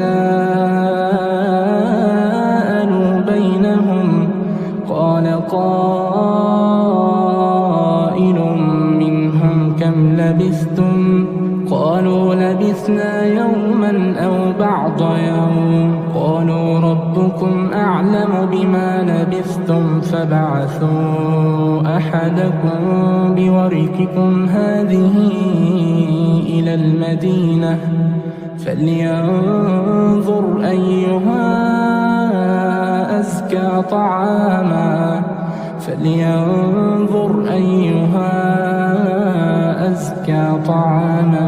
فليأتكم برزق منه وليتلطف ولا يشعرن بكم أحدا إنهم إن يظهروا عليكم يرجموكم أو يعيدوكم في ملتهم ولن تفلحوا إذا أبدا وكذلك أعثرنا عليهم ليعلموا أن وعد الله حق وأن الساعة لا ريب فيها إذ يتنازعون بينهم أمرهم فقالوا ابنوا عليهم بنيانا ربهم أعلم بهم قال الذين غلبوا على أمرهم لنتخذن عليهم مسجدا سيقولون ثلاثة رابعهم كلبهم ويقولون خمسة سادسهم كلبهم رجما بالغيب ويقولون سبعة وثامنهم كلبهم قل ربي أعلم بعدتهم ما يعلمهم إلا قليل فلا تمار فيهم إلا مراء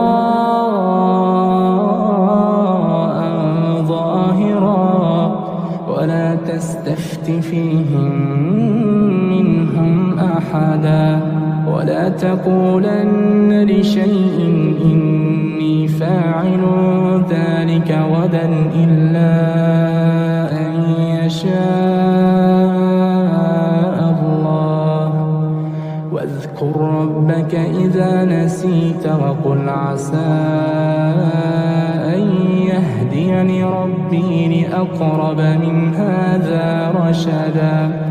ولبثوا في كهفهم 300 سنين وازدادوا 9 قل الله أعلم بما لبثوا له غيب السماوات والأرض أبصر به وأسمع ما لهم من دونه من ولي ولا يشرك في حكمه أحدا واتل ما أوحي إليك من كتاب ربك لا مبدل لكلماته ولن تجد من دونه ملتحدا واصبر نفسك مع الذين يدعون ربهم بالغداة والعشي يريدون وجهه ولا تعد عيناك عنهم تريد زينة الحياة الدنيا ولا تطع من أغفلنا قلبه عن ذكرنا واتبع هواه ولا تطع من أغفلنا قلبه عن ذكرنا واتبع هواه وكان أمره فرطا وقل الحق من ربكم فمن شاء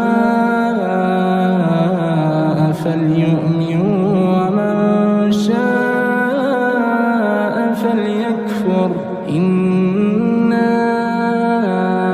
أعتدنا للظالمين نارا أحاط بهم سرادقها وإن يستغيثوا يغاثوا بماء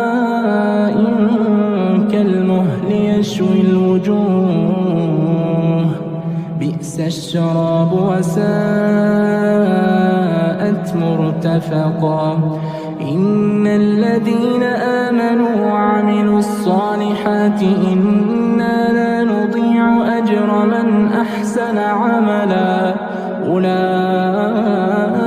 لهم جنات عدن تجري من تحتهم الأنهار أولئك لهم جنات عدن تجري من تحتهم الأنهار يحلون فيها من أساور من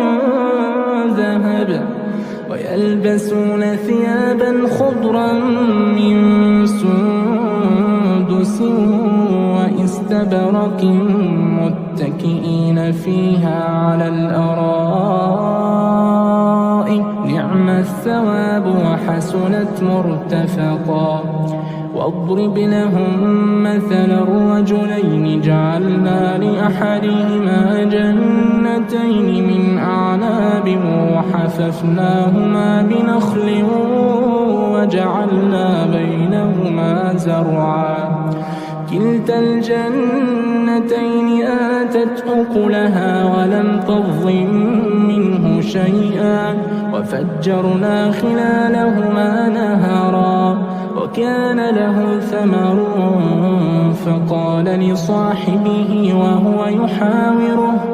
فقال لصاحبه وهو يحاوره أنا أكثر منك مالا وأعز نفرا ودخل جنته وهو ظالم لنفسه قال ما أظن أن تبيد هذه أبدا وما أظن الساعة قائمة ولئن رددت إلى ربي لأجدن خيرا منها منقلبا قال له صاحبه وهو يحاوره أكفرت بالذي خلقك من تراب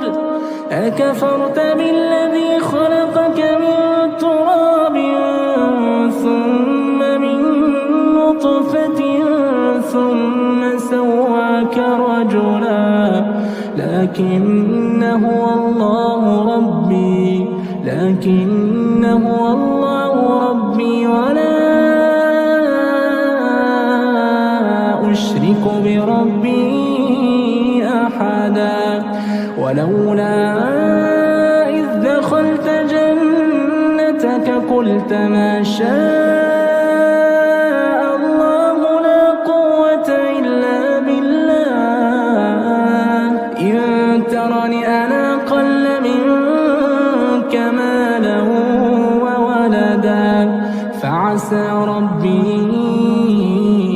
أن يؤتيني خيرا من جنتك ويرسل عليها حسبانا من السماء فتصبح صعيدا زلقا أو يصبح ماؤها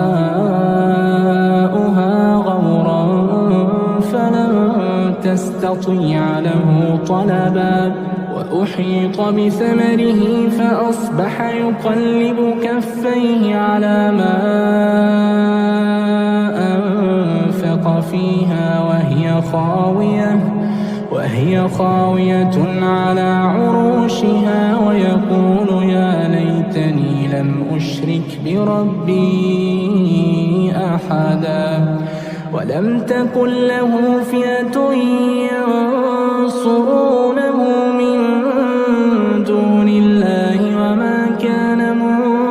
منتصرا هنالك الولاية لله الحق هو خير ثوابا وخير عقبا واضرب لهم مثل الحياة الدنيا كماء أنزلناه من السماء فاختلط به نبات الأرض فأصبح هشيما تذروه الرياح وكان الله على كل شيء مقتدرا المال والبنون زينة الحياة الدنيا والباقيات الصالحات خير عند ربك ثوابا وخير أملا ويوم نسير الجبال وترى الأرض بارزة وحشرناهم فلم نغادر منهم أحدا وعرضوا على ربك صفا لقد جئتمونا كما خلقناكم أول مرة بل زعمتم أن لن نجعل لكم موعدا ووضع الكتاب فترى المجرمين مشفقين مما فيه ويقولون يا ويلتنا ما لهذا الكتاب لا يغادر صغيرة ولا كبيرة إلا أحصاها ووجدوا ما عملوا حاضرا ولا يظلم ربك أحدا وإذ قلنا للملائكة اسجدوا لآدم فسجدوا إلا إبليس كان من الجن ففسق عن أمر ربه أفتتخذونه وذريته أولياء من دوني وهم لكم عدو بئس للظالمين بدلا ما أشهدتهم خلق السماوات والأرض ولا خلق أنفسهم وما كنت متخذ المضلين عضدا ويوم يقول نادوا شركائي الذين زعمتم فدعوهم فلم يستجيبوا لهم وجعلنا بينهم موبقا ورأى المجرمون النار فظنوا أنهم مواقعوها ولم يجدوا عنها مصرفا ولقد صرفنا في هذا القرآن للناس من كل مثل وكان الإنسان أكثر شيء جدلا وما منع الناس أن يؤمنوا إذ جاءهم الهدى ويستغفروا ربهم إلا أن تأتيهم سنة الأولين أو يأتيهم العذاب قبلا وما نرسل المرسلين إلا مبشرين ومنذرين ويجادل الذين كفروا بالباطل ليدحضوا به الحق واتخذوا آياتي وما أنذروا هزوا ومن أظلم ممن ذكر بآيات ربه نسي ما قدمت يداه إنا جعلنا على قلوبهم أكنة أن يفقهوا وفي آذانهم وقرا وإن تدعوهم إلى الهدى فلن يهتدوا إذا أبدا وربك الغفور ذو الرحمة لو يؤاخذهم بما كسبوا لعجل لهم العذاب بل لهم موعد لن يجدوا من دونه موئلا وتلك القرى أهلكناهم لما ظلموا وجعلنا لمهلكهم موعدا وإذ قال موسى لفتاه لا أبرح حتى أبلغ مجمع البحرين أو أمضي حقبا فلما بلغا مجمع بينهما نسيا حوتهما فاتخذ سبيله في البحر سربا فلما جاوزا قال لفتاه آتنا غداءنا لقد لقينا من سفرنا هذا نصبا قال أرأيت إذ أوينا إلى الصخرة فإني نسيت الحوت وما أنسانيه إلا الشيطان أن أذكره واتخذ سبيله في البحر عجبا قال ذلك ما كنا نبغي فارتدا على آثارهما قصصا فوجدا عبدا من عبادنا آتيناه رحمة من عندنا وعلمناه من لدنا علما قال له موسى هل أتبعك على أن تعلمني مما علمت رشدا قال إنك لن تستطيع معي صبرا وكيف تصبر على ما لم تحط به خبرا قال ستجدني إن شاء الله صابرا ولا أعصي لك أمرا قال فإن اتبعتني فلا تسألني عن شيء حتى أحدث لك منه ذكرا فانطلقا حتى إذا ركبا في السفينة خرقها قال أخرقتها لتغرق أهلها لقد جئت شيئا إمرا قال ألم أقل إنك لن تستطيع معي صبرا قال لا تؤاخذني بما نسيت ولا ترهقني من أمري عسرا فانطلقا حتى إذا لقيا غلاما فقتله قال أقتلت نفسا زكية بغير نفس لقد جئت شيئا نكرا قال ألم أقل لك إنك لن تستطيع معي صبرا قال إن سألتك عن شيء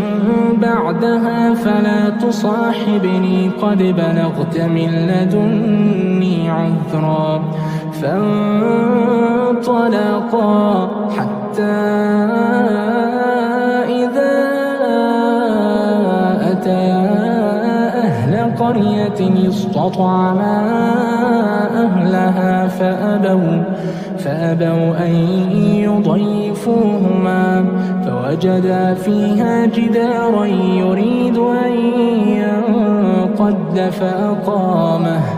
قال لو شئت لاتخذت عليه أجرا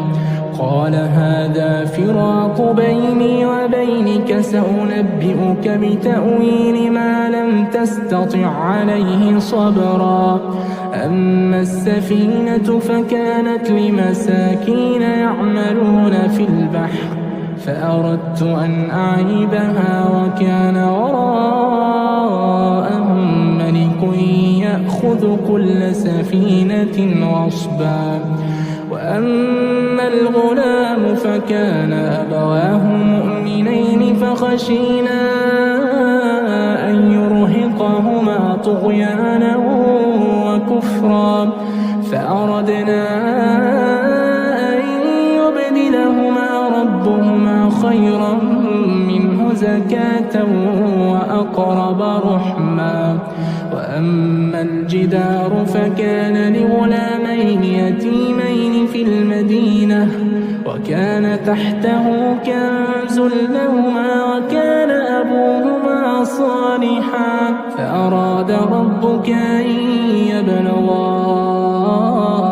أشدهما ويستخرجا كنزهما رحمة من ربك وما فعلته عن أمري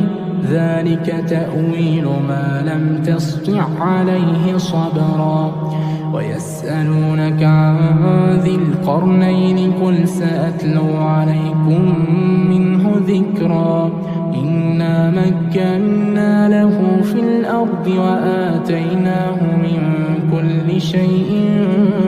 سببا فأتبع سببا حتى إذا بلغ مغرب الشمس وجدها تغرب في عين حمئة ووجد عندها قوما قلنا يا ذا القرنين إما أن تعذب وإما أن تتخذ فيهم حسنا. قال أما من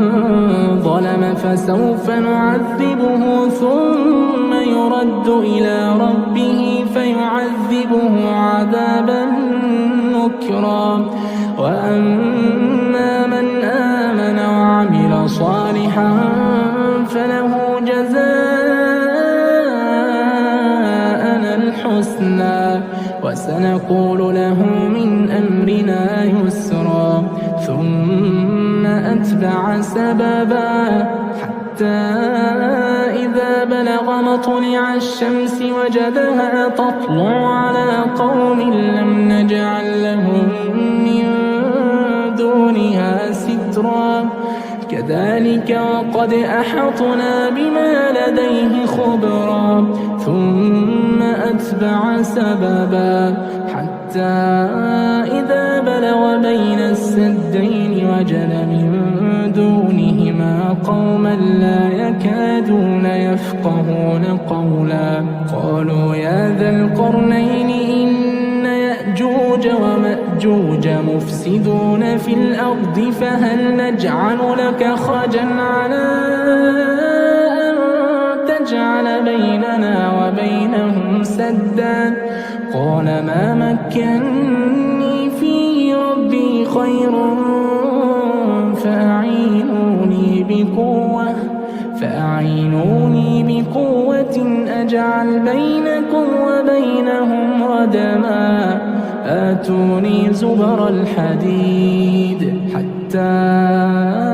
إذا ساوى بين الصدفين قال انفخوا حتى إذا جعله نارا قال آتوني أفرغ عليه قطرا. فما استطاعوا أن يظهروه وما استطاعوا له نقبا. قال هذا رحمة من ربي فإذا جاء وعد ربي جعله دكاء وكان وعد ربي حقا. وتركنا بعضهم يومئذ يموج في بعض ونفخ في الصور فجمعناهم جمعا. وعرضنا جهنم يومئذ للكافرين عرضا. الذين كانت أعينهم في غطاء عن كانوا لا يستطيعون سمعا أفحسب الذين كفروا أن يتخذوا عبادي من دوني أولياء إنا أعتدنا جهنم للكافرين نزلا قل هل ننبئكم بالأخسرين أعمالا الذين ضل سعيهم في الحياة الدنيا وهم يحسبون أنهم يحسنون صنعا أولئك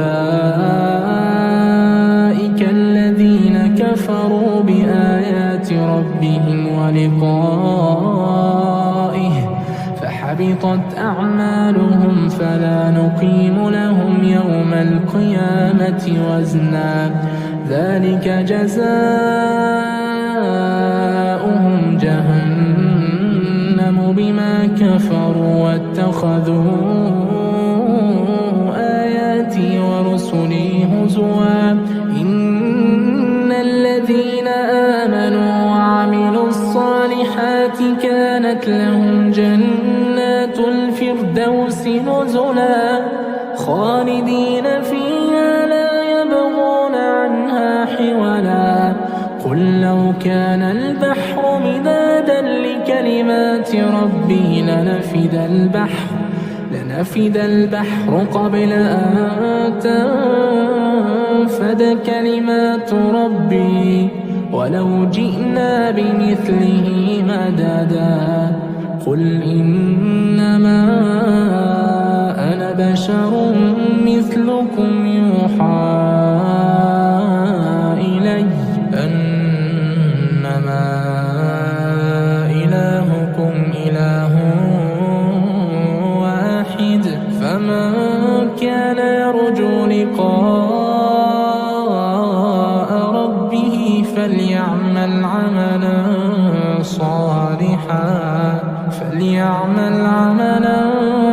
صالحا ولا يشرك بعبادة ربه أحدا أعوذ بالله من الشيطان الرجيم بسم الله الرحمن الرحيم الحمد لله الذي أنزل على عبده الكتاب ولم يجعل له عوجا قيما لينذر بأسا شديدا من لدنه ويبشر المؤمنين الذين يعملون الصالحات أن لهم أجرا حسنا ماكثين فيه أبدا وينذر الذين قالوا اتخذ الله ولدا ما لهم به من علم ولا لآبائهم كبرت كلمة تخرج من أفواههم إن يقولون إلا كذبا فلعلك باخع نفسك على آثارهم إن لم يؤمنوا بهذا الحديث أسفا إنا جعلنا ما على الأرض زينة لها لنبلوهم أيهم أحسن عملا وإنا لجاعلون ما عليها صعيدا جرزا أم حسبت أن أصحاب الكهف والرقيم كانوا من آياتنا عجبا إذ أوى الفتية إلى الكهف فقالوا ربنا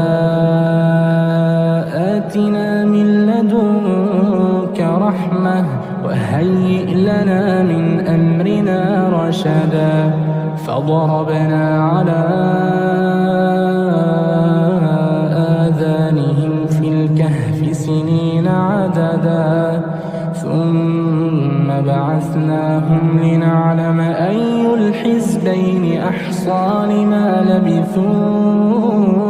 أمدا نحن نقص عليك نبأهم بالحق إنهم فتية آمنوا بربهم وزدناهم هدى وربطنا على قلوبهم إذ قاموا فقالوا ربنا رب السماوات والأرض لن ندعو من دونه إلها لقد قلنا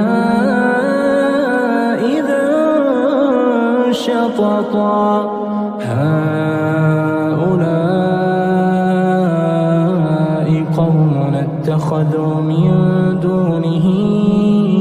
آلهة لولا يأتون عليهم بسلطان بين فمن أظلم ممن افترى على الله كذبا وإذ اعتزلتموهم وما يعبدون إلا الله فأووا إلى الكهف ينشر لكم ربكم من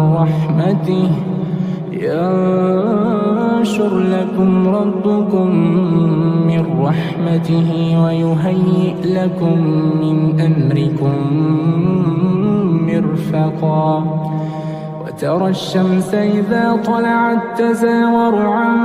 كهفهم ذات اليمين وإذا غربت تقرضهم ذات الشمال وهم في فجوة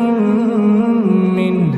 ذلك من آيات الله من يهد الله فهو المهتد ومن يضلل فلن تجد له وليا مرشدا وتحسبهم أيقاظا وهم رقود ونقلبهم ذات اليمين وذات الشمال وكلبهم باسط ذراعيه بالوصيد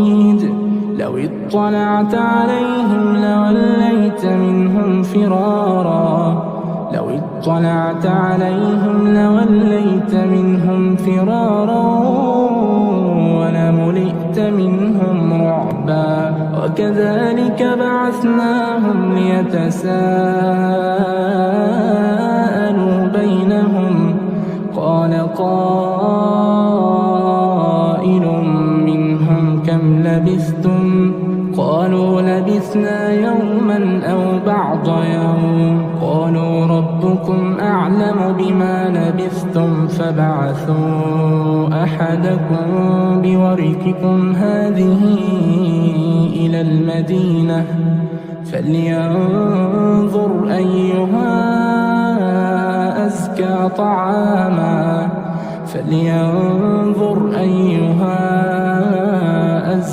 طعاما فليأتكم برزق منه وليتلطف ولا يشعرن بكم أحدا إنهم إن يظهروا عليكم يرجموكم أو يعيدوكم في ملتهم ولن تفلحوا إذا أبدا وكذلك أعثرنا عليهم ليعلموا أن وعد الله حق وأن الساعة لا ريب فيها إذ يتنازعون بينهم أمرهم فقالوا ابنوا عليهم بنيانا ربهم أعلم بهم قال الذين غلبوا على أمرهم لنتخذن عليهم مسجدا سيقولون ثلاثة رابعهم كلبهم ويقولون خمسة سادسهم كلبهم رجما بالغيب ويقولون سبعة وثامنهم كلبهم قل ربي أعلم بعدتهم ما يعلمهم إلا قليل تمار فيهم إلا مراء ظاهرا ولا تستفت فيهم منهم أحدا ولا تقولن لشيء إني فاعل ذلك غدا إلا أن يشاء الله واذكر ربك إذا نسيت وقل عسى أن يهديني ربي لأقرب من هذا رشدا ولبثوا في كهفهم 300 سنين وازدادوا 9 قل الله أعلم بما لبثوا له غيب السماوات والأرض أبصر به وأسمع ما لهم من دونه من ولي ولا يشرك في حكمه أحدا واتل ما أوحي إليك من كتاب ربك لا مبدل لكلماته ولن تجد من دونه ملتحدا واصبر نفسك مع الذين يدعون ربهم بالغداة والعشي يريدون وجهه ولا تعد عيناك عنهم تريد زينة الحياة الدنيا ولا تطع من أغفلنا قلبه عن ذكرنا واتبع هواه ولا تطع من أغفلنا قلبه عن ذكرنا واتبع هواه وكان أمره فرطا وقل الحق من ربكم فمن شاء فليؤمن ومن شاء فليكفر إنا أعتدنا للظالمين نارا أحاط بهم سرادقها وإن يستغيثوا يغاثوا بماء كالمهل يشوي الوجوه بئس الشراب وساءت مرتفقا إن الذين آمنوا وعملوا الصالحات إنا لا نضيع أجر من أحسن عملا أولئك لهم جنات عدن تجري من تحتهم الأنهار أولئك لهم جنات عدن تجري من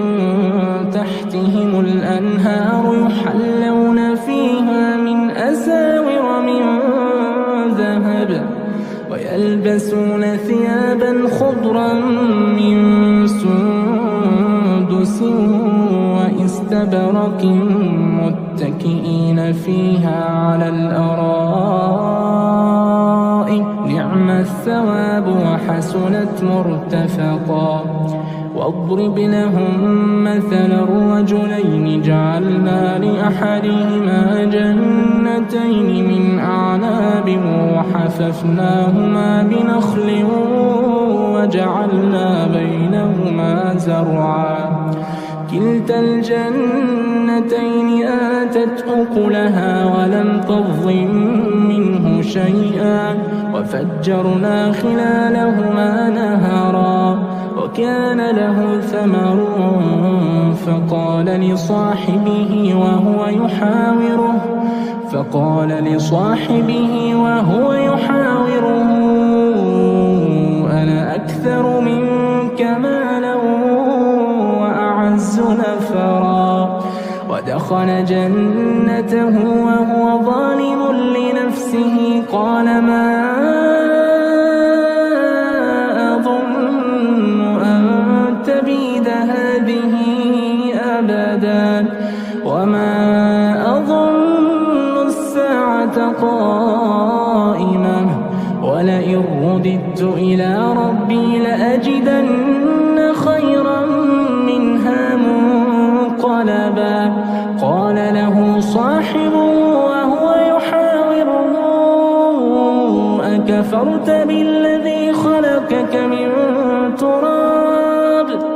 أكفرت بالذي خلقك من تراب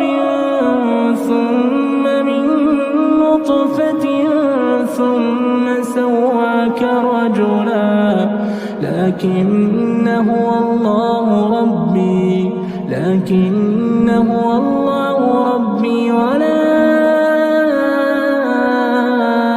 أشرك بربي أحدا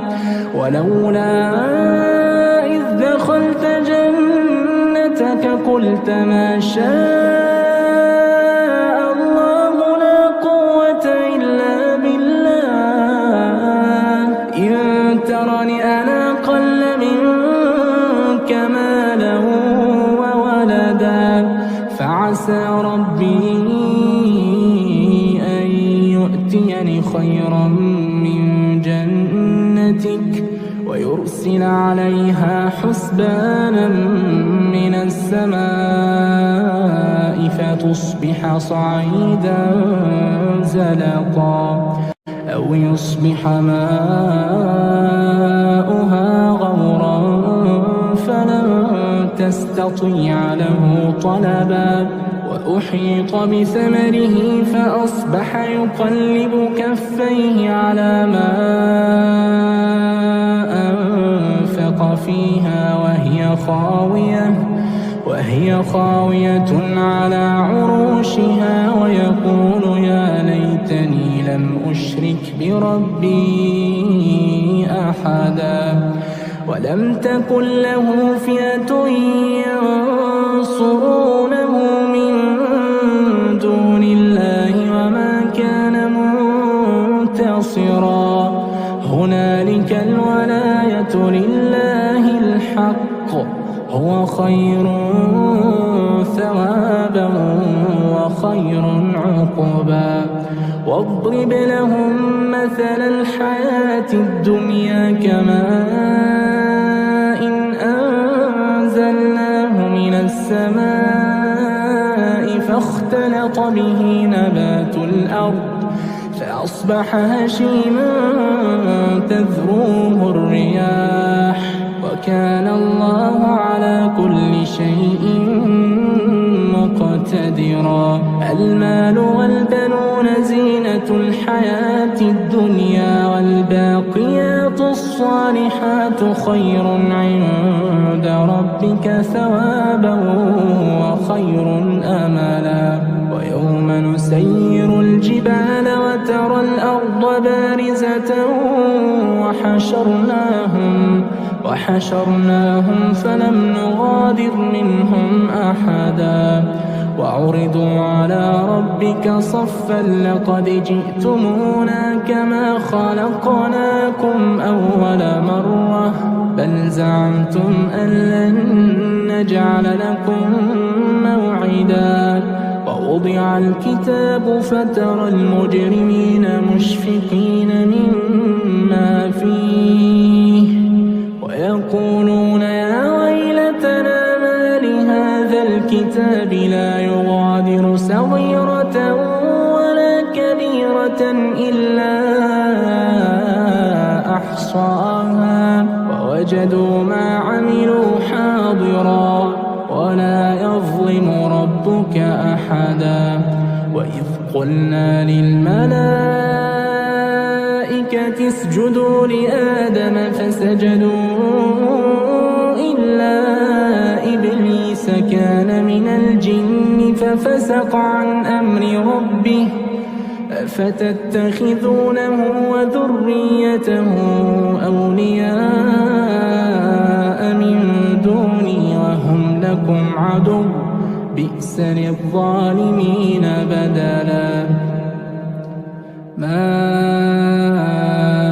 أشهدتهم خلق السماوات والأرض ولا خلق أنفسهم وما كنت متخذ المضلين عضدا ويوم يقول نادوا شركائي الذين زعمتم فدعوهم فلم يستجيبوا لهم وجعلنا بينهم موبقا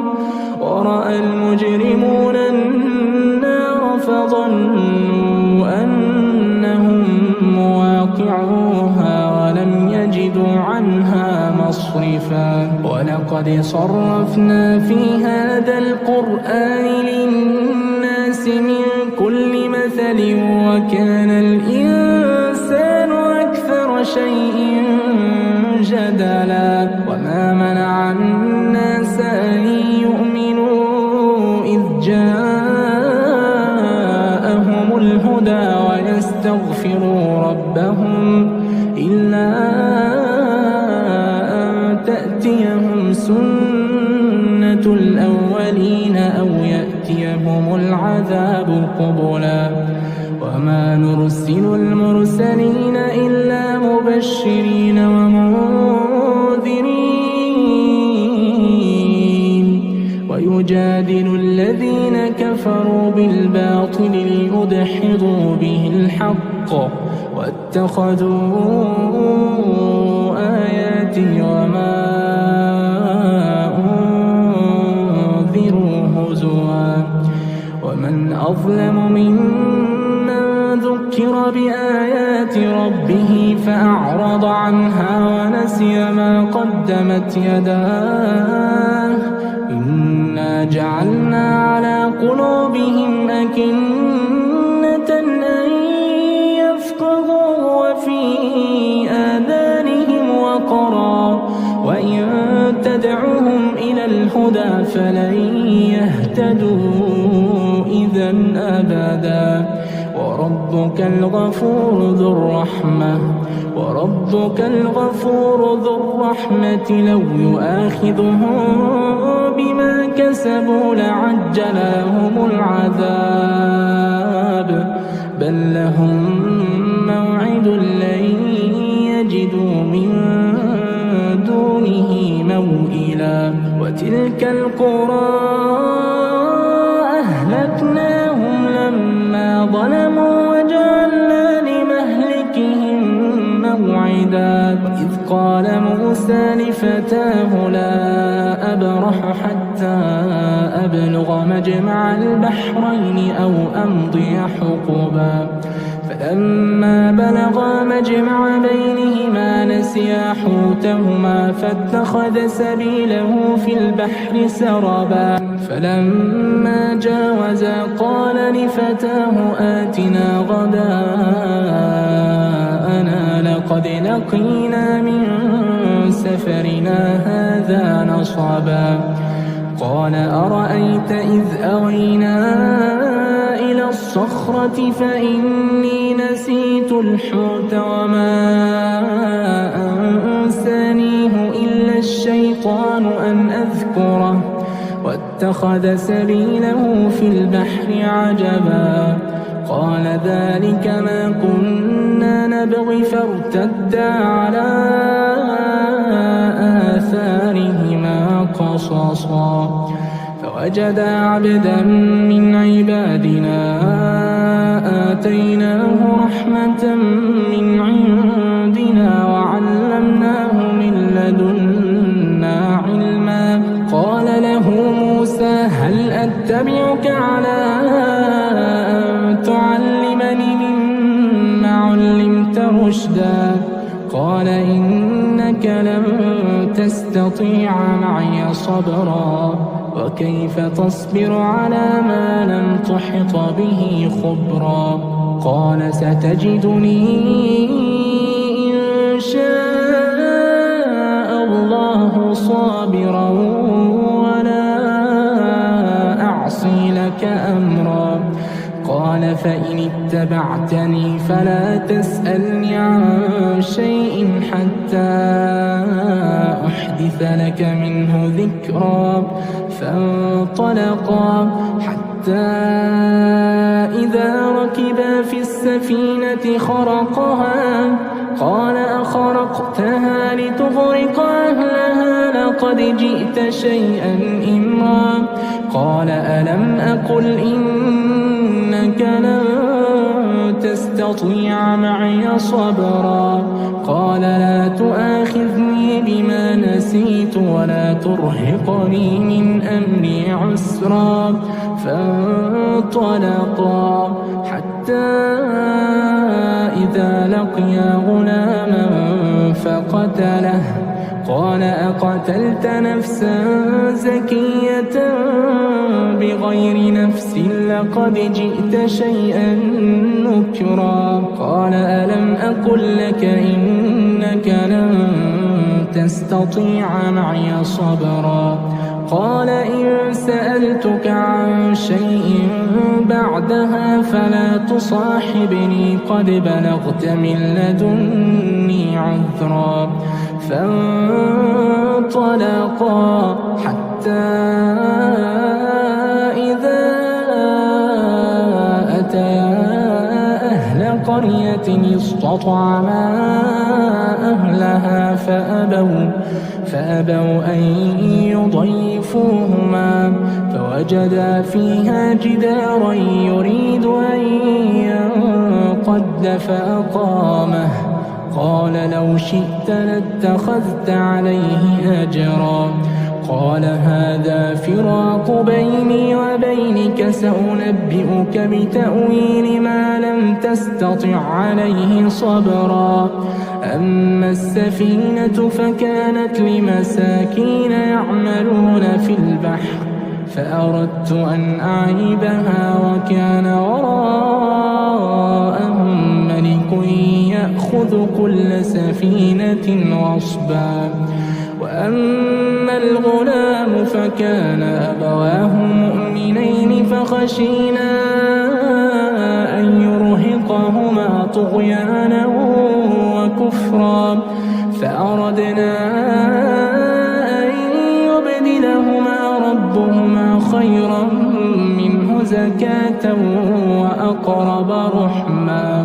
وأما الجدار فكان لغلامين يتيمين في المدينة وكان تحته كنز لهما وكان أبوهما صالحا فأراد ربك أن يبلغا أشدهما ويستخرجا كنزهما رحمة من ربك وما فعلته عن أمري ذلك تأويل ما لم تسطع عليه صبرا. ويسألونك عن ذي القرنين قل سأتلو عليكم منه ذكرا. إنا مكنا له في الأرض وآتيناه من كل شيء سببا فأتبع سببا حتى إذا بلغ مغرب الشمس وجدها تغرب في عين حمئة ووجد عندها قوما قلنا يا ذا القرنين إما أن تعذب وإما أن تتخذ فيهم حسنا. قال أما من ظلم فسوف نعذبه ثم يرد إلى ربه فيعذبه عذابا نكرا. وأما من آمن وعمل صالحا فله جزاء الحسنى وسنقول له من أمرنا يسرا. ثم أتبع سببا حتى إذا بلغ مطلع الشمس وجدها تطلع على قوم لم نجعل لهم من دونها سترا. كذلك وقد أحطنا بما لديه خبرا. ثم أتبع سببا حتى إذا بلغ بين السدين وجد من دونهما قوما لا يكادون يفقهون قولا. قالوا يا ذا القرنين إن يأجوج ومأجوج مفسدون في الأرض فهل نجعل لك خرجا على أن تجعل بيننا وبينهم سدا. قال ما مكني فيه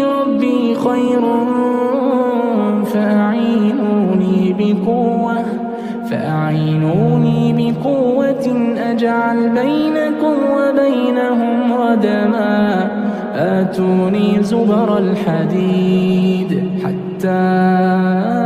إذا ساوى بين الصدفين قال انفخوا حتى إذا جعله نارا قال آتوني أفرغ عليه قطرا فما استطاعوا أن يظهروه وما استطاعوا له نقبا قال هذا رحمة من ربي فإذا جاء وعد ربي جعله دكاء وكان وعد ربي حقا وتركنا بعضهم يومئذ يموج في بعض ونفخ في الصور فجمعناهم جمعا وعرضنا جهنم يومئذ للكافرين عرضا الذين كانت أعينهم في غطاء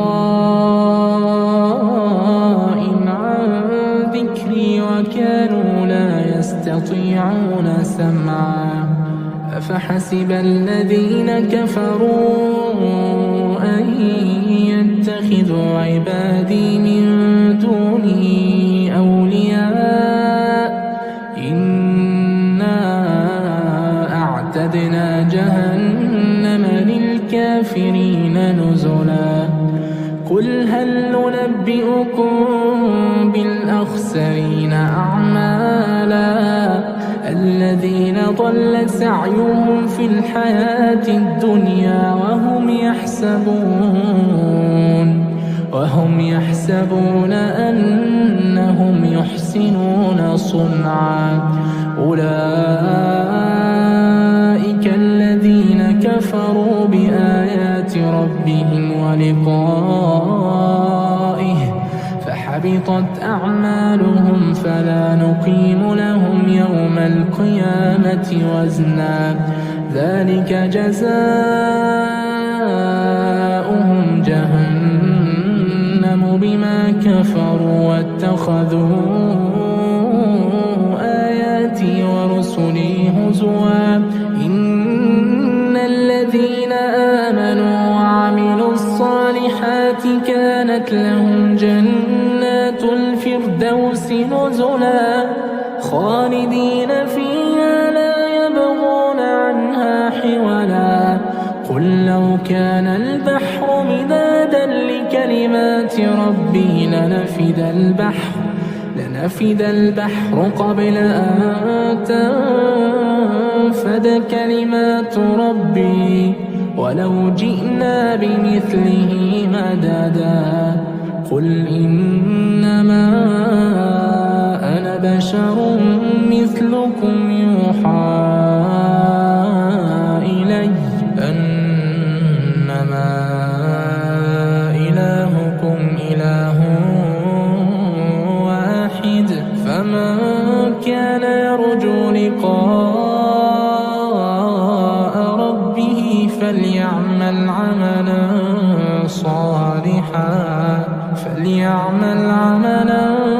صالحا ولا يشرك بعبادة ربه أحدا أعوذ بالله من الشيطان الرجيم بسم الله الرحمن الرحيم الحمد لله الذي أنزل على عبده الكتاب ولم يجعل له عوجا قيما لينذر بأسا شديدا من لدنه ويبشر المؤمنين الذين يعملون الصالحات أن لهم أجرا حسنا ماكثين فيه أبدا وينذر الذين قالوا اتخذ الله ولدا ما لهم به من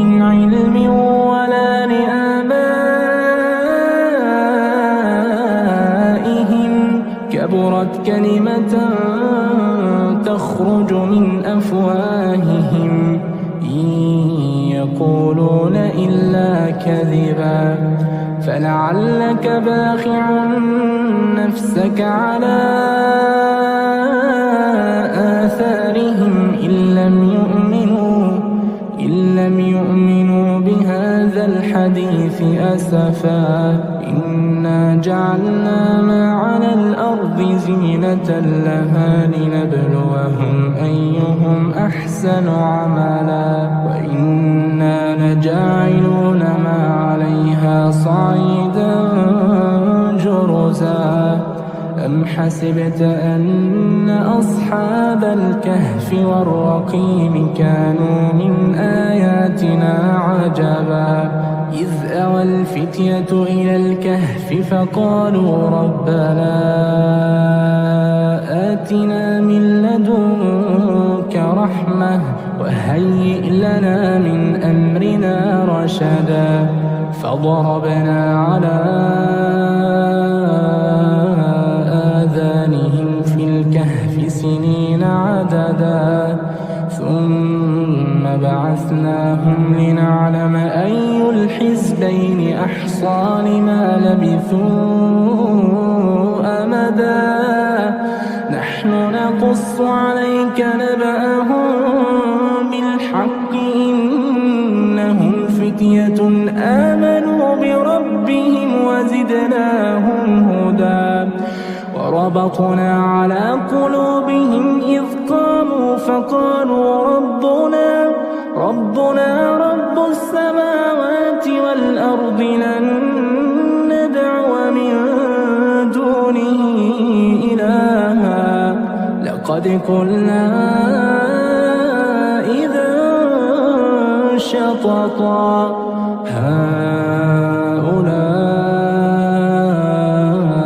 قوم اتخذوا من دونه آلهة لولا يأتون عليهم بسلطان بين فمن أظلم ممن افترى على الله كذبا وإذ اعتزلتموهم وما يعبدون إلا الله فأووا إلى الكهف ينشر لكم ربكم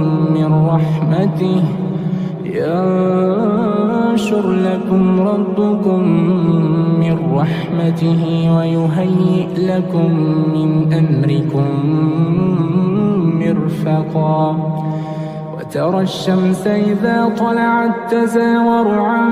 كهفهم ذات اليمين وإذا غربت تقرضهم ذات الشمال وهم في فجوة منه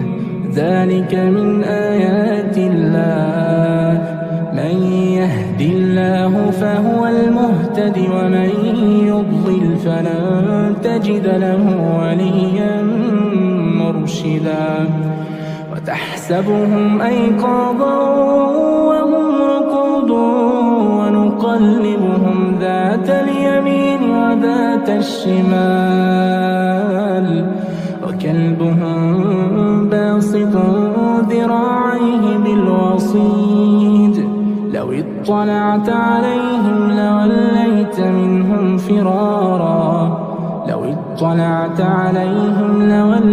منهم فرارا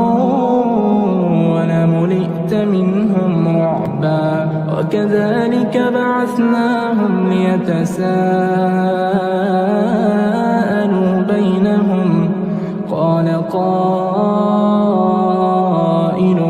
منهم كم لبثتم قالوا لبثنا يوما أو بعض يوم قالوا ربكم أعلم بما لبثتم فبعثوا أحدكم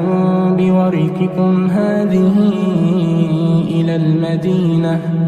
فلينظر أيها أزكى طعاما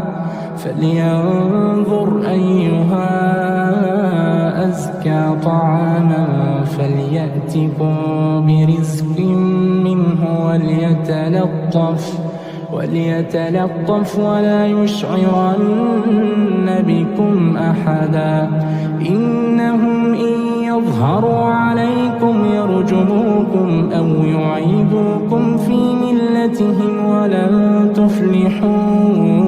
إذا أبدا. وكذلك أعثرنا عليهم ليعلموا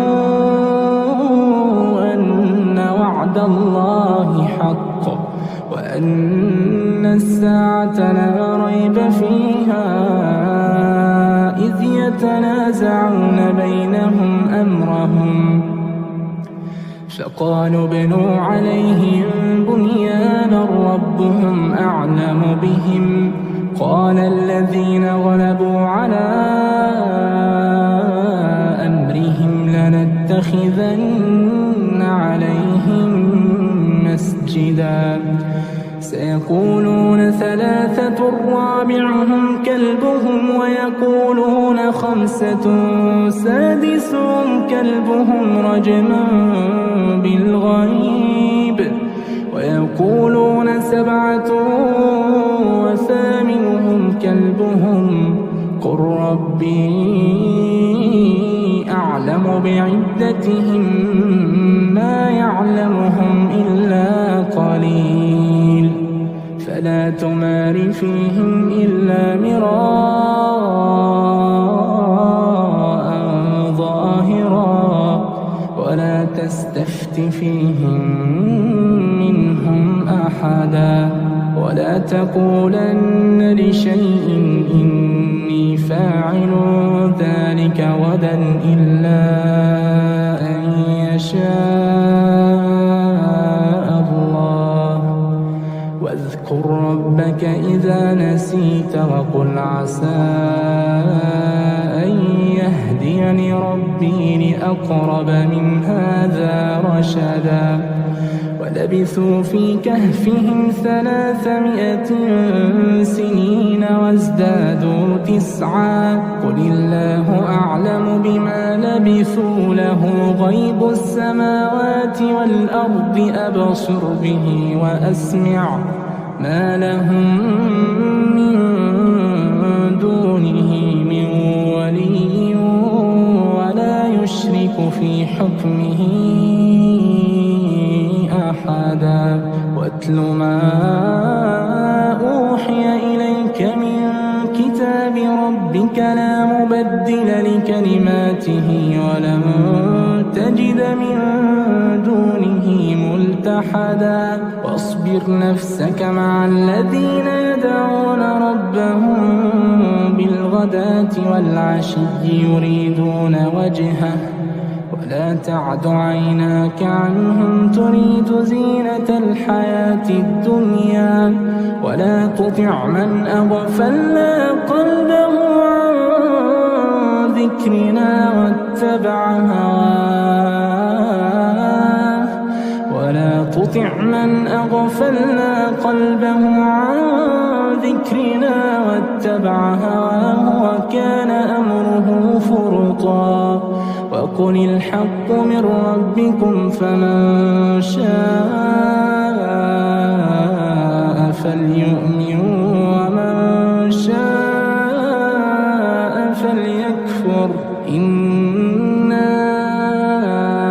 أعتدنا للظالمين نارا أحاط بهم سرادقها وإن يستغيثوا يغاثوا بماء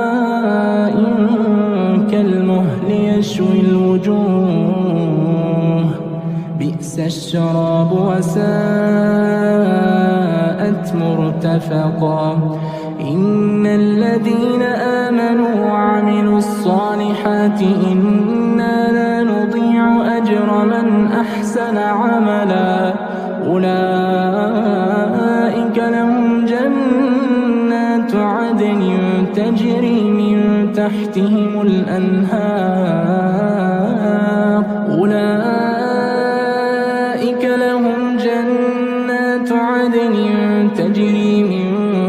تحتهم الأنهار يحلون فيها من أساور من ذهب ويلبسون ثيابا خضرا من سندس واستبرق متكئين فيها على الأرائك نعم الثواب وحسنت مرتفقا واضرب لهم مثل الرجلين جعلنا لأحدهما جنتين من أعناب وحففناهما بنخل وجعلنا بينهما زرعا كلتا الجنتين آتت أكلها ولم تظلم منه شيئا وفجرنا خلالهما نهرا وكان له ثمر فقال لصاحبه وهو يحاوره أنا أكثر منك مالا وأعز نفرا ودخل جنته وهو ظالم لنفسه قال ما أظن أن تبيد هذه أبدا وما أظن الساعة قائمة ولئن رددت إلى ربي لأجدن خيرا منها منقلبا قال له صاحبه وهو يحاوره أكفرت بالذي خلقك من تراب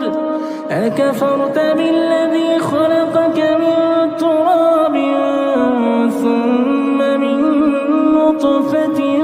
ثم سواك رجلا لكن هو الله ربي ولا أشرك بربي أحدا ولولا إذ دخلت جنتك قلت ما شاء الله لا قوة إلا بالله إن ترني أنا أقل منك مالا وولدا فعسى ربي أن يؤتيني خيرا من جنتك ويرسل عليها حسبانا من السماء فتصبح صعيدا زلقا أو يصبح ماؤها غورا فلن تستطيع له طلبا وأحيط بثمره فأصبح يقلب كفيه على ما أنفق فيها وهي خاوية على عروشها ويقول يا ليتني لم أشرك بربي أحدا ولم تكن له فئة ينصرونه من دون الله وما كان منتصرا هنالك الولاية لله الحق هو خير ثوابا وخير عقبا واضرب لهم مثل الحياة الدنيا كماء أنزلناه من السماء فاختلط به نبات الأرض فأصبح هشيما تذروه الرياح وكان الله على كل شيء مقتدرا المال والبنون زينة الحياة الدنيا والباقيات الصالحات خير عند ربك ثوابا وخير أملا ويوم نسير الجبال وترى الأرض بارزة وحشرناهم فلم نغادر منهم أحدا وعرضوا على ربك صفا لقد جئتمونا كما خلقناكم أول مرة بل زعمتم أن لن نجعل لكم موعدا ووضع الكتاب فترى المجرمين مشفقين مما فيه ويقولون يا ويلتنا ما لهذا الكتاب لا يغادر صغيرة ولا كبيرة إلا أحصاها ووجدوا ما عملوا حاضرا ولا يظلم ربك أحدا وإذ قلنا للملائكة اسجدوا لآدم فسجدوا إلا إبليس كان من الجن ففسق عن أمر ربه أفتتخذونه وذريته أولياء من دوني وهم لكم عدو بئس للظالمين بدلا ما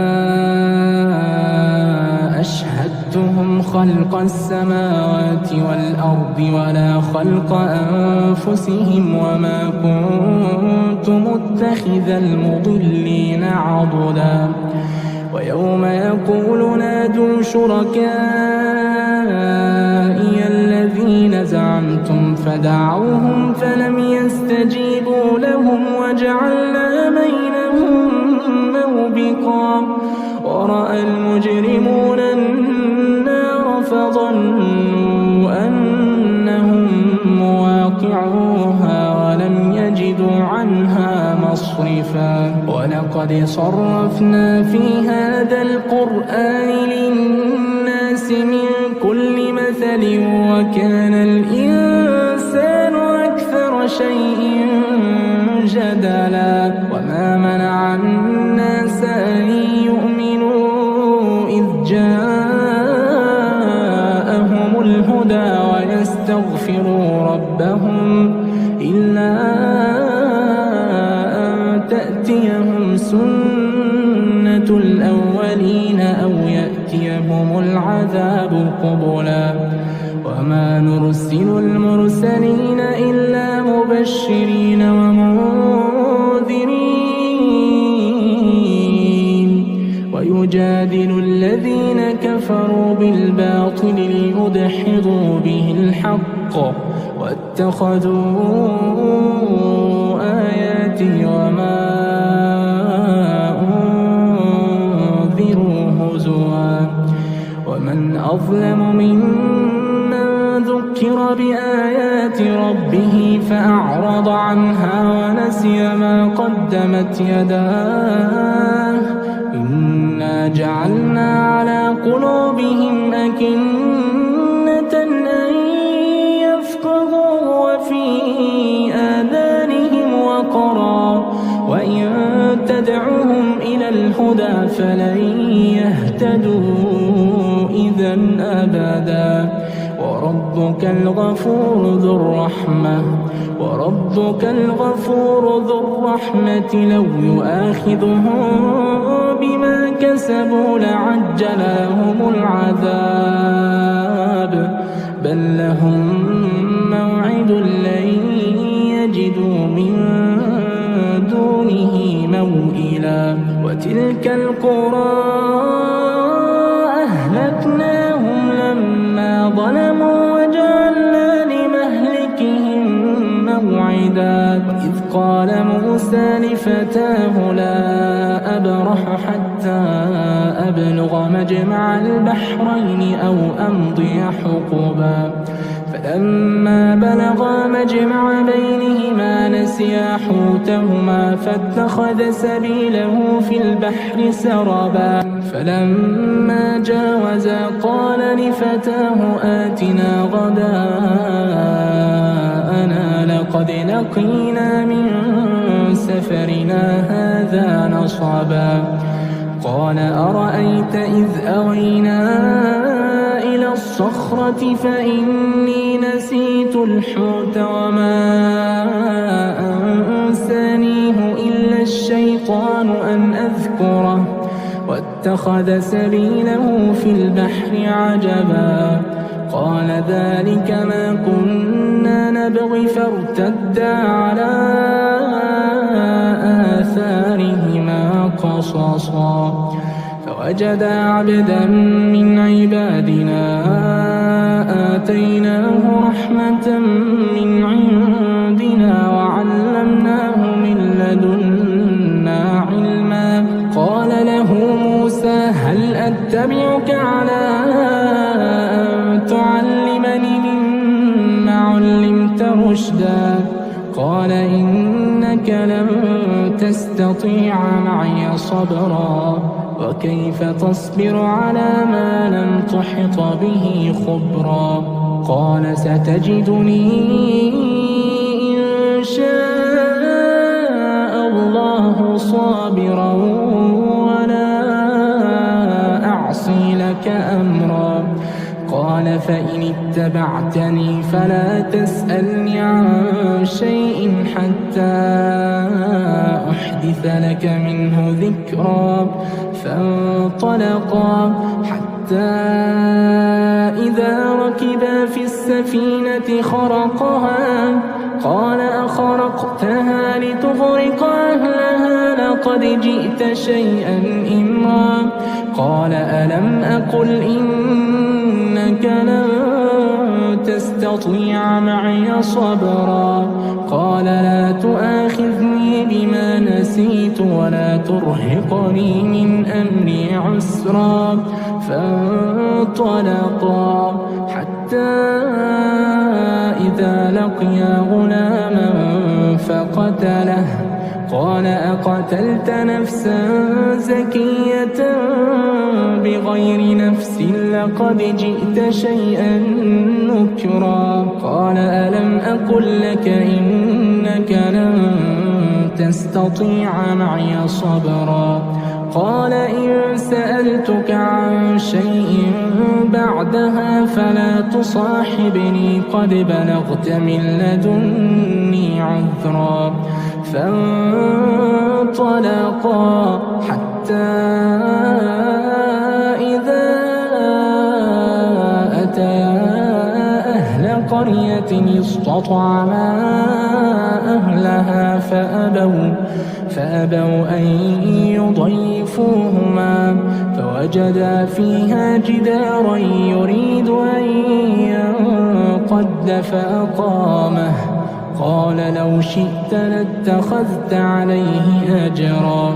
قال هذا فراق بيني وبينك سأنبئك بتأويل ما لم تستطع عليه صبرا أما السفينة فكانت لمساكين يعملون في البحر فأردت أن أعيبها وكان وراءهم ملك يأخذ كل سفينة غصبا وأما الغلام فكان أبواه مؤمنين فخشينا أن يرهقهما طغيانا وكفرا فأردنا أن يبدلهما ربهما خيرا منه زكاة وأقرب رحما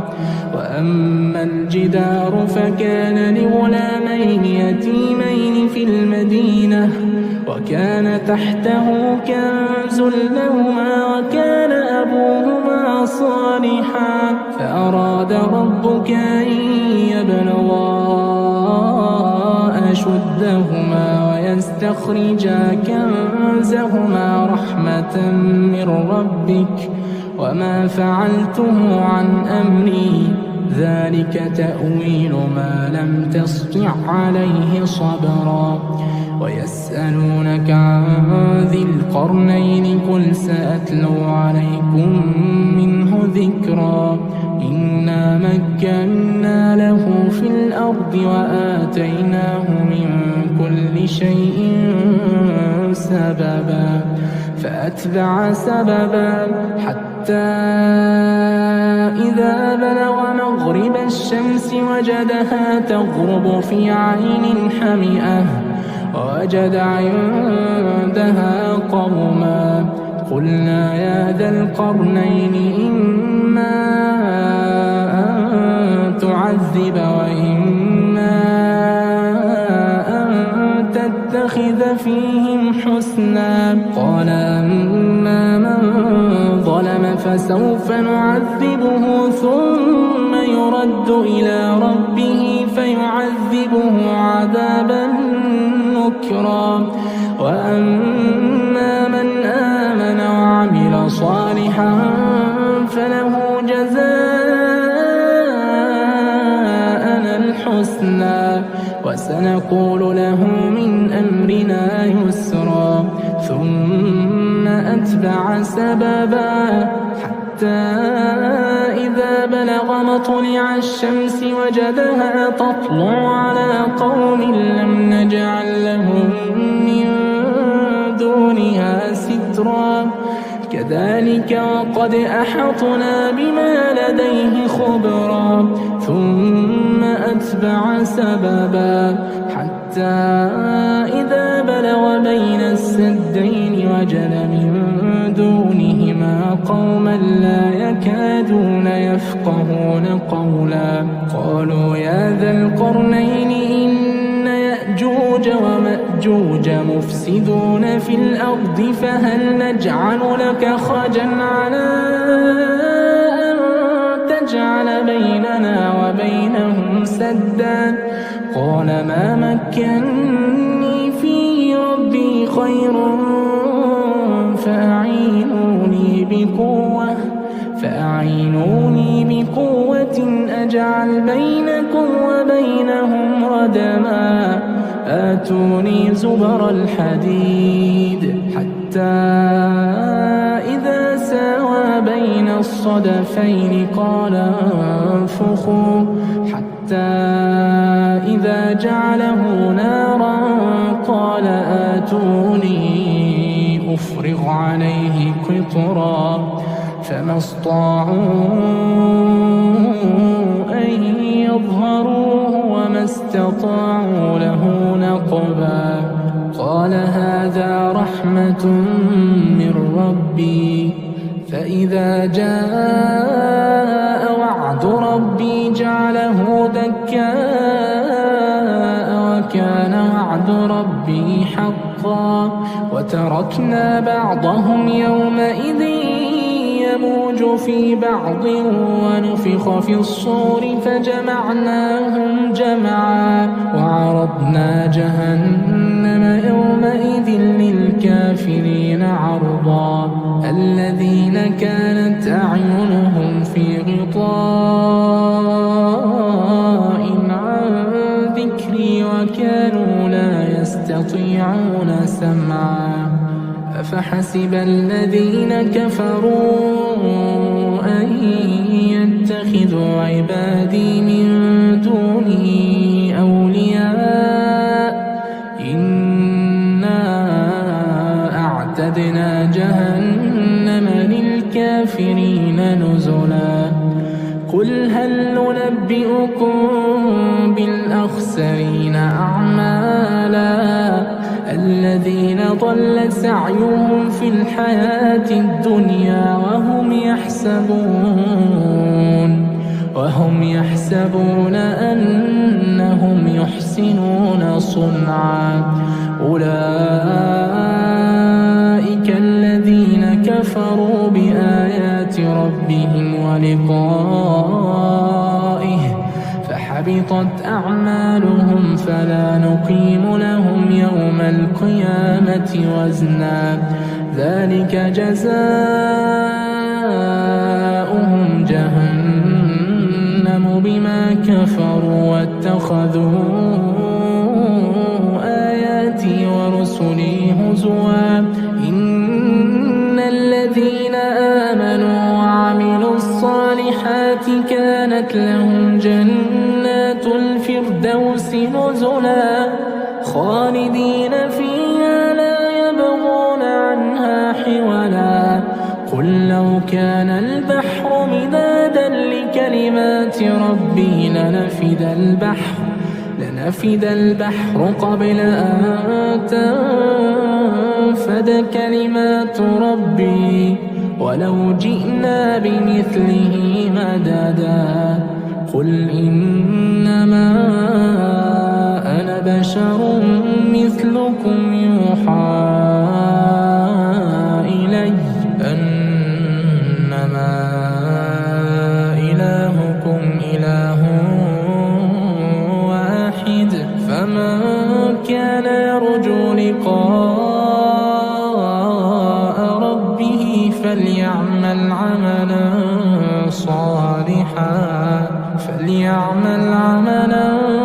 صالحا ولا يشرك بعبادة ربه أحدا. أعوذ بالله من الشيطان الرجيم. بسم الله الرحمن الرحيم. الحمد لله الذي أنزل على عبده الكتاب ولم يجعل له عوجا قيما لينذر بأسا شديدا من لدنه ويبشر المؤمنين الذين يعملون الصالحات أن لهم أجرا حسنا ماكثين فيه أبدا وينذر الذين قالوا اتخذ الله ولدا ما لهم به من علم ولا لآبائهم كبرت كلمة تخرج من أفواههم إن يقولون إلا كذبا فلعلك باخع نفسك على آثارهم إن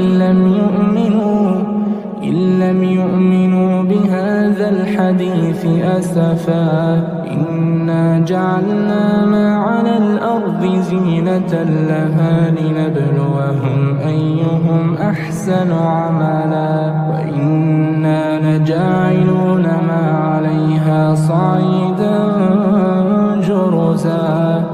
أم حسبت أن أصحاب الكهف والرقيم كانوا من آياتنا عجبا إذ أوى الفتية إلى الكهف فقالوا ربنا آتنا من لدنك رحمة وهيئ لنا من أمرنا رشدا فضربنا على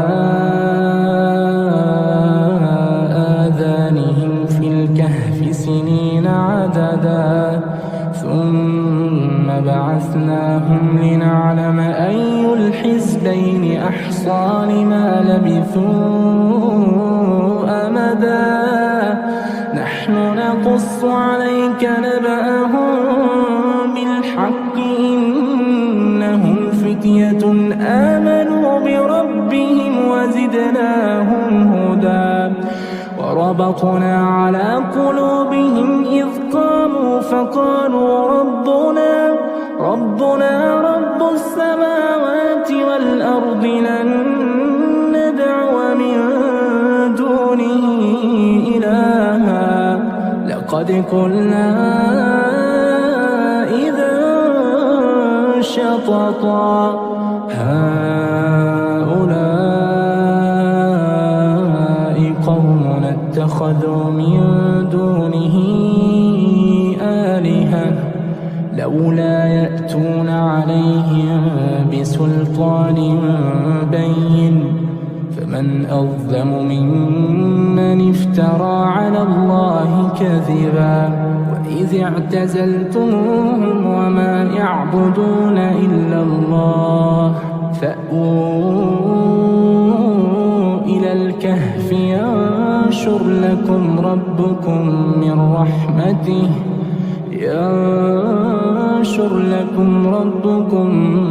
من رحمته ويهيئ لكم من أمركم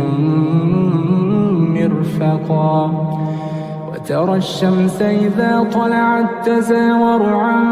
كهفهم ذات اليمين وإذا غربت تقرضهم ذات الشمال وهم في فجوة منه ذلك من آيات الله من يهد الله فهو المهتد ومن يضلل فلن تجد له وليا مرشدا وتحسبهم أيقاظا وهم رقود ونقلبهم ذات اليمين وذات الشمال وكلبهم باسط ذراعيه بالوصيد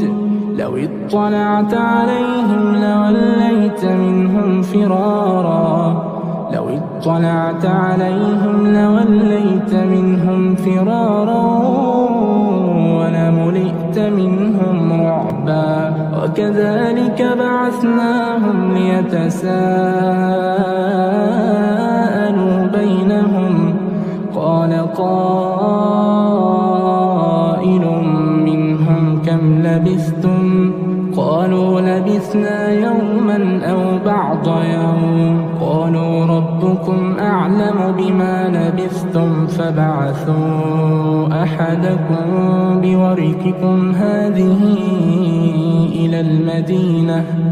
فلينظر أيها أزكى طعاما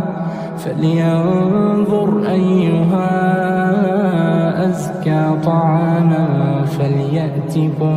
برزق منه وليتلطف ولا يشعرن بكم أحدا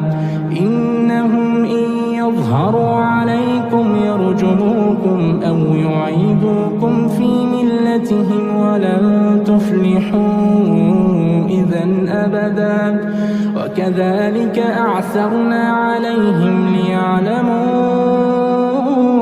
أن وعد الله حق وأن الساعة لا ريب فيها إذ يتنازعون بينهم أمرهم فقالوا ابنوا عليهم بنيانا ربهم أعلم بهم قال الذين غلبوا على أمرهم لنتخذن عليهم مسجدا سيقولون ثلاثة رابعهم كلبهم ويقولون خمسة سادسهم كلبهم رجما بالغيب ويقولون سبعة وثامنهم كلبهم قل ربي أعلم بعدتهم ما يعلمهم إلا قليل فلا تمار فيهم إلا مراء ظاهرا ولا تستفت فيهم منهم أحدا ولا تقولن لشيء إني فاعل ذلك غدا إلا أن يشاء الله واذكر ربك إذا نسيت وقل عسى أن يهديني ربي لأقرب من هذا رشدا ولبثوا في كهفهم 300 سنين وازدادوا 9 قل الله أعلم بما لبثوا له غيب السماوات والأرض أبصر به وأسمع ما لهم من دونه من ولي ولا يشرك في حكمه أحدا واتل ما أوحي إليك من كتاب ربك لا لا مبدل لكلماته ولن تجد من دونه ملتحدا واصبر نفسك مع الذين يدعون ربهم بالغداة والعشي يريدون وجهه ولا تعد عيناك عنهم تريد زينة الحياة الدنيا ولا تطع من أغفلنا قلبه عن ذكرنا واتبع هواه ولا تطع من أغفلنا قلبه عن ذكرنا واتبع هواه وكان أمره فرطا وقل الحق من ربكم فمن شاء فليؤمن ومن شاء فليكفر إنا أعتدنا للظالمين نارا أحاط بهم سرادقها وإن يستغيثوا يغاثوا بماء كالمهل يشوي الوجوه بئس الشراب وساءت مرتفقا إن الذين آمنوا وعملوا الصالحات إنا لا نضيع أجر من أحسن عملا أولئك لهم جنات عدن تجري من تحتهم الأنهار أولئك لهم جنات عدن تجري من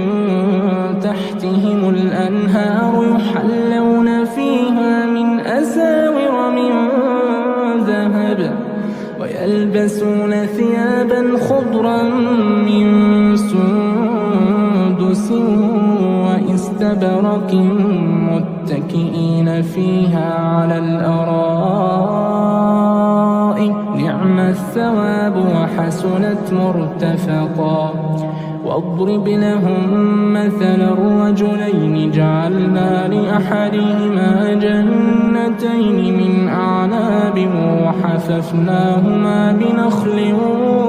وجعلنا بينهما زرعا كلتا الجنتين آتت أكلها ولم تظلم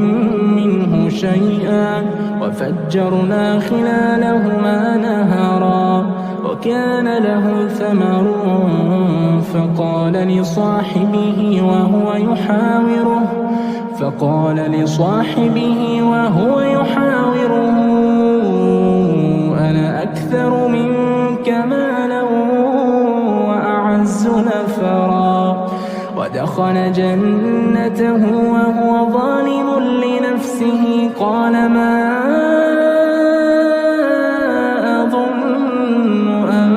تبيد هذه أبدا وما أظن الساعة قائمة ولئن رددت إلى ربي لأجدن خيرا منها منقلبا قال له صاحبه وهو يحاوره أكفرت بالذي خلقك من تراب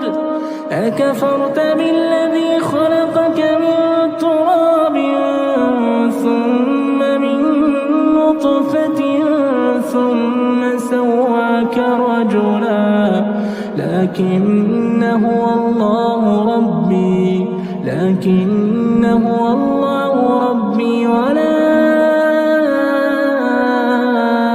أشرك بربي أحدا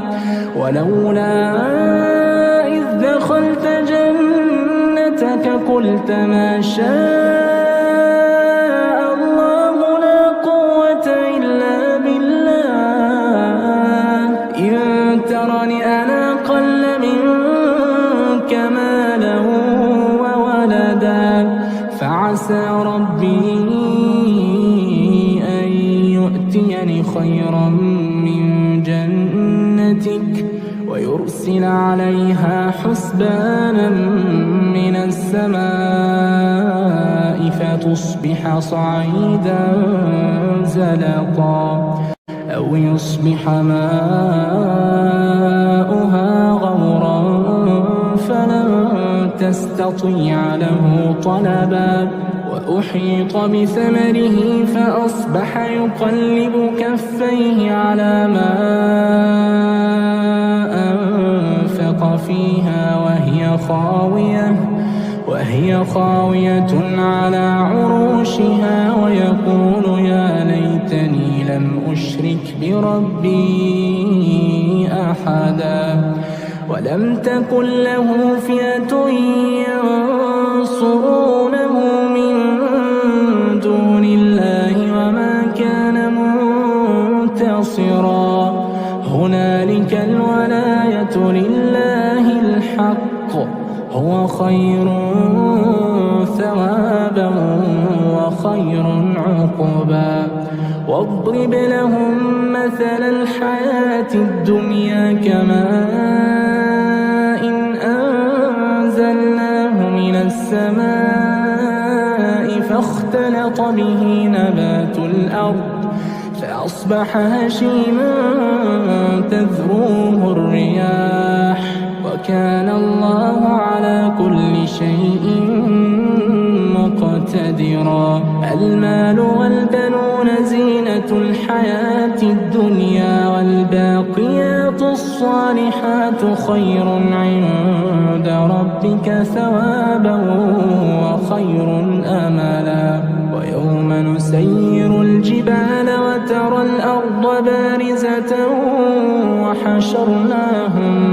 وحشرناهم فلم نغادر منهم أحدا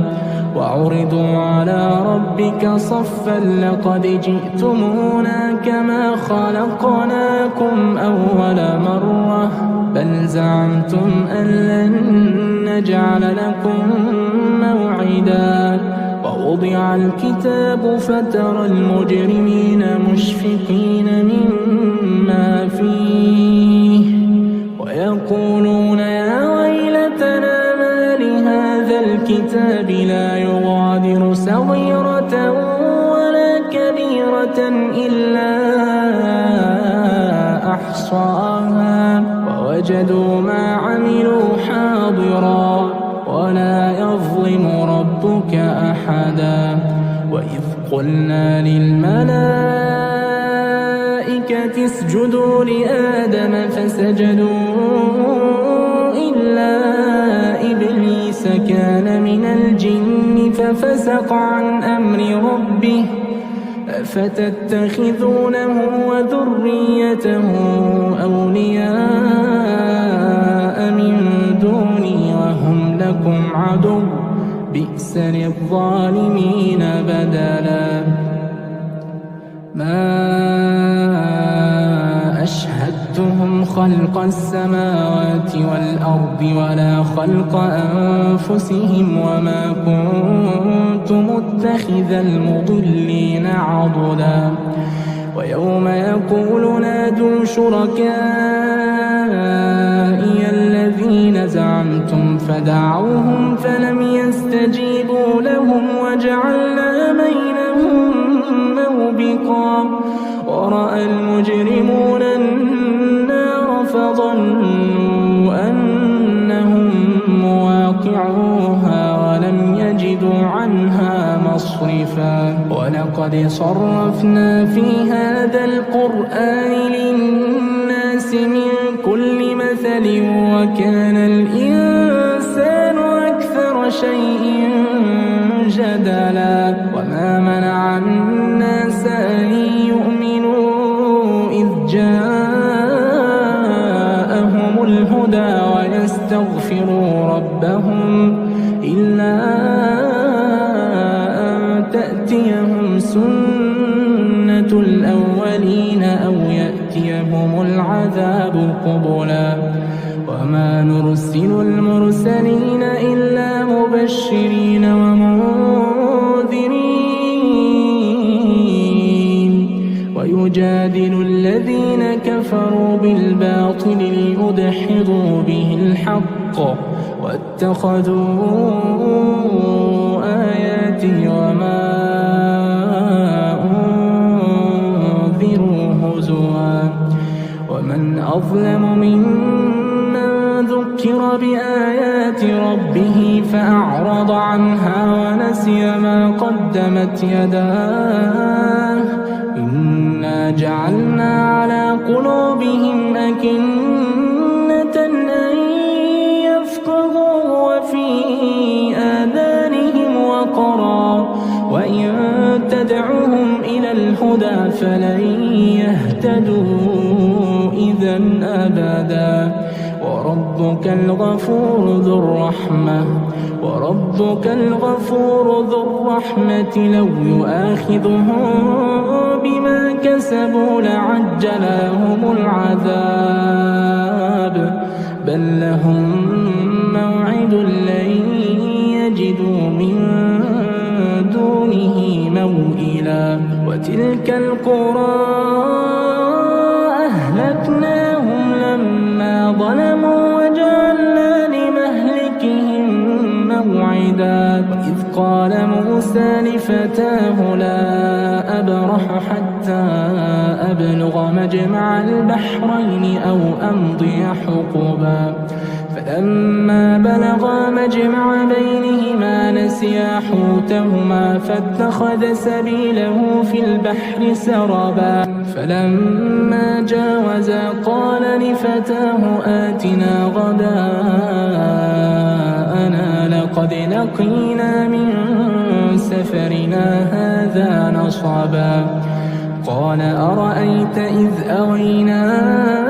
إلى الصخرة فإني نسيت الحوت وما أنسانيه إلا الشيطان أن أذكره واتخذ سبيله في البحر عجبا قال ذلك ما كنا نبغي فارتدا على آثارهما قصصا فوجدا عبدا من عبادنا آتيناه رحمة من عندنا وعلمناه من لدنا علما قال له موسى هل أتبعك على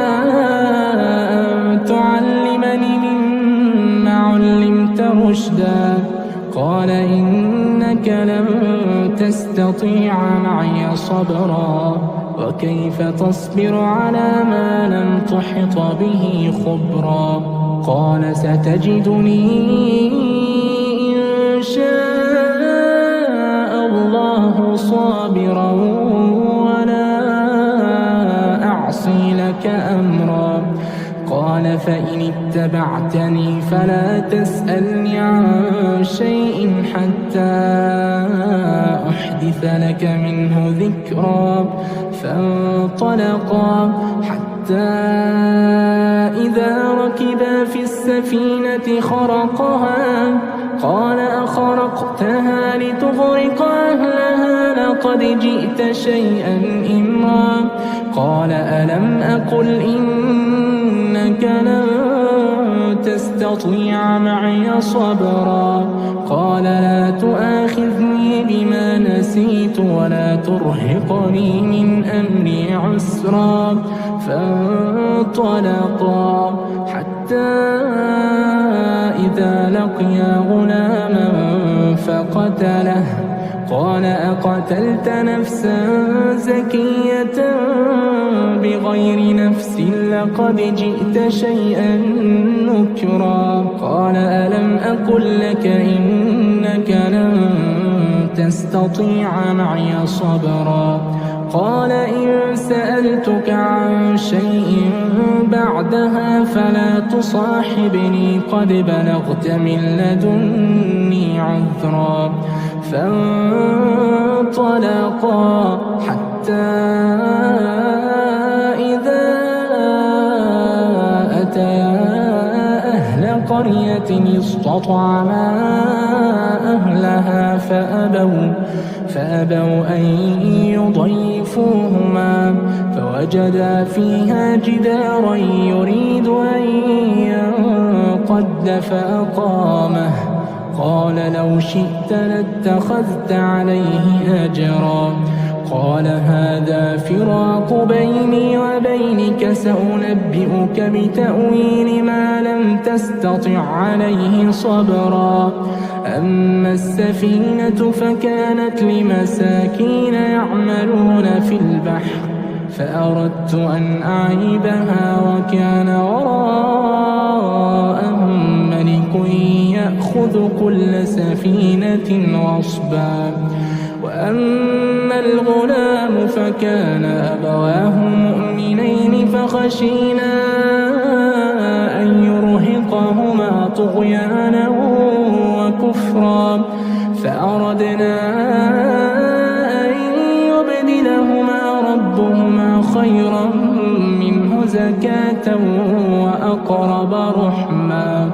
وأما الجدار فكان لغلامين يتيمين في المدينة وكان تحته كنز لهما وكان أبوهما صالحا فأراد ربك أن يبلغا أشدهما ويستخرجا كنزهما رحمة من ربك وما فعلته عن أمري ذلك تأويل ما لم تسطع عليه صبرا ويسألونك عن ذي القرنين قل سأتلو عليكم منه ذكرا إنا مكنا له في الأرض وآتيناه من كل شيء سببا فأتبع سببا حتى إذا بلغ مغرب الشمس وجدها تغرب في عين حمئة ووجد عندها قوما قلنا يا ذا القرنين إما أن تعذب وإما أن تتخذ فيهم حسنا قال أما من ظلم فسوف نعذبه ثم يرد إلى ربه فيعذبه عذابا نكرا وأما من آمن وعمل صالحا فله جزاء الحسنى وسنقول له من أمرنا يسرا ثم أتبع سببا حتى إذا بلغ مطلع الشمس وجدها تطلع على قوم لم نجعل لهم من دونها سترا كذلك وقد أحطنا بما لديه خبرا ثم أتبع سببا حتى إذا بلغ بين السدين وجد من دونهما قوما لا يكادون يفقهون قولا قالوا يا ذا القرنين إن يأجوج ومأجوج مفسدون في الأرض فهل نجعل لك خرجا على أن تجعل بيننا وبينهم سدا قال ما مكنني فيه ربي خير فأعينوني بقوة أجعل بينكم وبينهم ردما آتوني زبر الحديد حتى إذا ساوى بين الصدفين قال انفخوا حتى إذا جعله نارا قال آتوني أفرغ عليه قطرا فما استطاعوا أن يظهروه وما استطاعوا له نقبا قال هذا رحمة من ربي فإذا جاء وعد ربي جعله دكاء وكان وعد ربي حقا وتركنا بعضهم يومئذ يموج في بعض ونفخ في الصور فجمعناهم جمعا وعرضنا جهنم يومئذ للكافرين عرضا الذين كانت أعينهم في غطاء عن ذكري وكانوا لا يستطيعون سمعا أفحسب الذين كفروا أن يتخذوا عبادي من دوني أولياء إنا أعتدنا جهنم للكافرين نزلا قل هل ننبئكم بالأخسرين أعمالا الذين ضل سعيهم في الحياة الدنيا وهم يحسبون أنهم يحسنون صنعا أولئك الذين كفروا بآيات ربهم ولقائه فحبطت أعمالهم فلا نقيم لهم يوم القيامة وزنا ذلك جزاؤهم جهنم بما كفروا واتخذوا آياتي ورسلي هزوا إن الذين آمنوا وعملوا الصالحات كانت لهم جنات الفردوس نزلا خالدين فيها لا يبغون عنها حولا قل لو كان البحر مدادا لكلمات ربي لنفد البحر قبل أن تنفد كلمات ربي ولو جئنا بمثله مددا قل إنما أنا بشر مثلكم يوحى إلي أنما إلهكم إله واحد فمن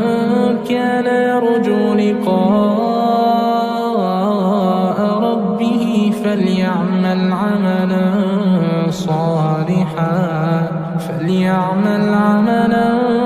صالحا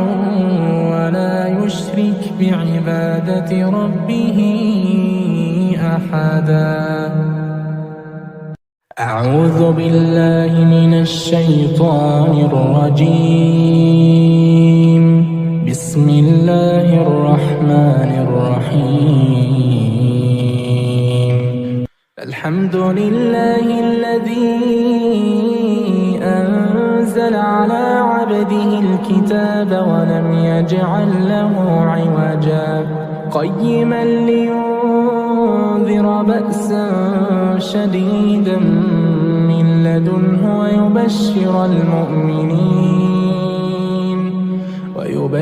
المؤمنين الذين يعملون الصالحات أن لهم أجرا حسنا ماكثين فيه أبدا وينذر الذين قالوا اتخذ الله ولدا ما لهم به من علم ولا لآبائهم كبرت كلمة تخرج من أفواههم إن يقولون إلا كذبا فلعلك باخع نفسك على آثارهم إن لم يؤمنوا بهذا الحديث أسفا إنا جعلنا ما على الأرض زينة لها لنبلوهم أيهم أحسن عملا وإنا لجاعلون ما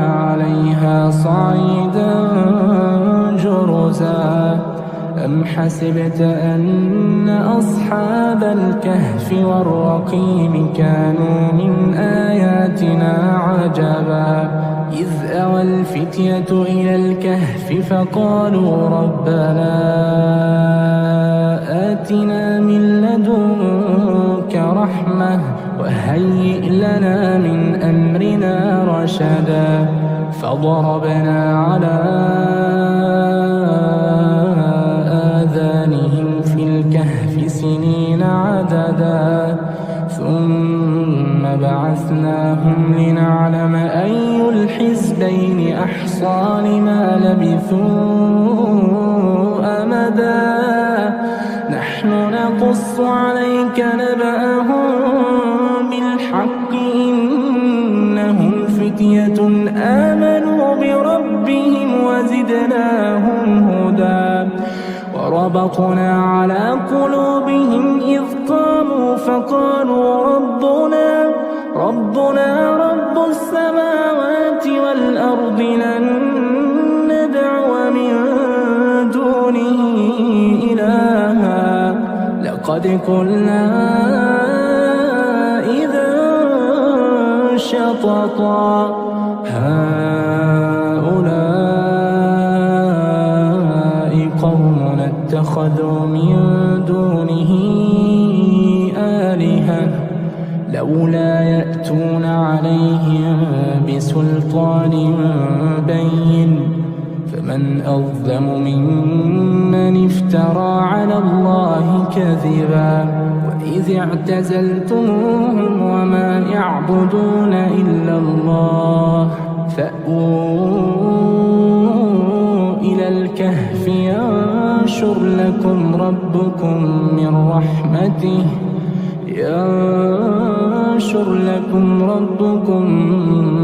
رحمته ويهيئ لكم من أمركم مرفقا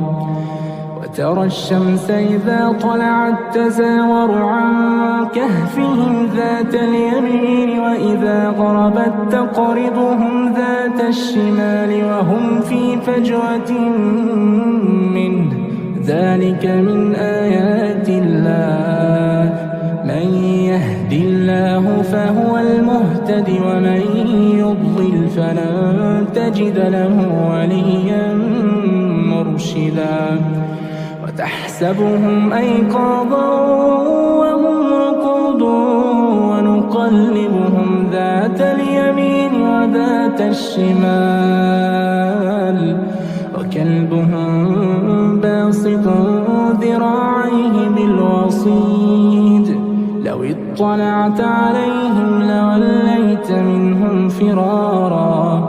لو اطلعت عليهم لوليت منهم فرارا ولملئت منهم رعبا وكذلك بعثناهم ليتساءلوا بينهم قال قائل منهم كم لبثتم قالوا لبثنا يوما أو بعض يوم قالوا ربكم أعلم بما لبثتم فبعثوا أحدكم بورقكم هذه إلى المدينة فلينظر أيها أزكى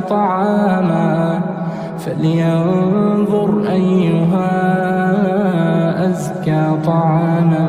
فليأتكم برزق منه وليتلطف ولا يشعرن بكم أحدا إنهم إن يظهروا عليكم يرجموكم أو يعيدوكم في ملتهم ولن تفلحوا إذا أبدا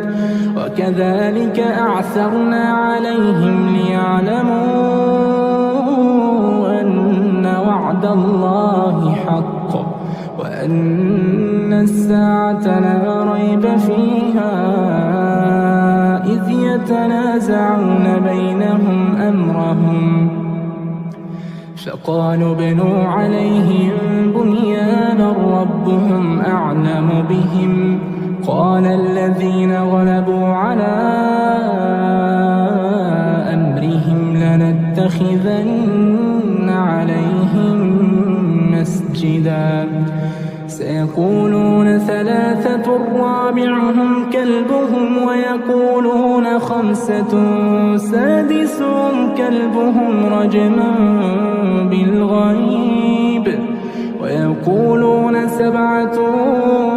وثامنهم كلبهم قل ربي أعلم بعدتهم ما يعلمهم إلا قليل فلا تمار فيهم إلا مراء ظاهرا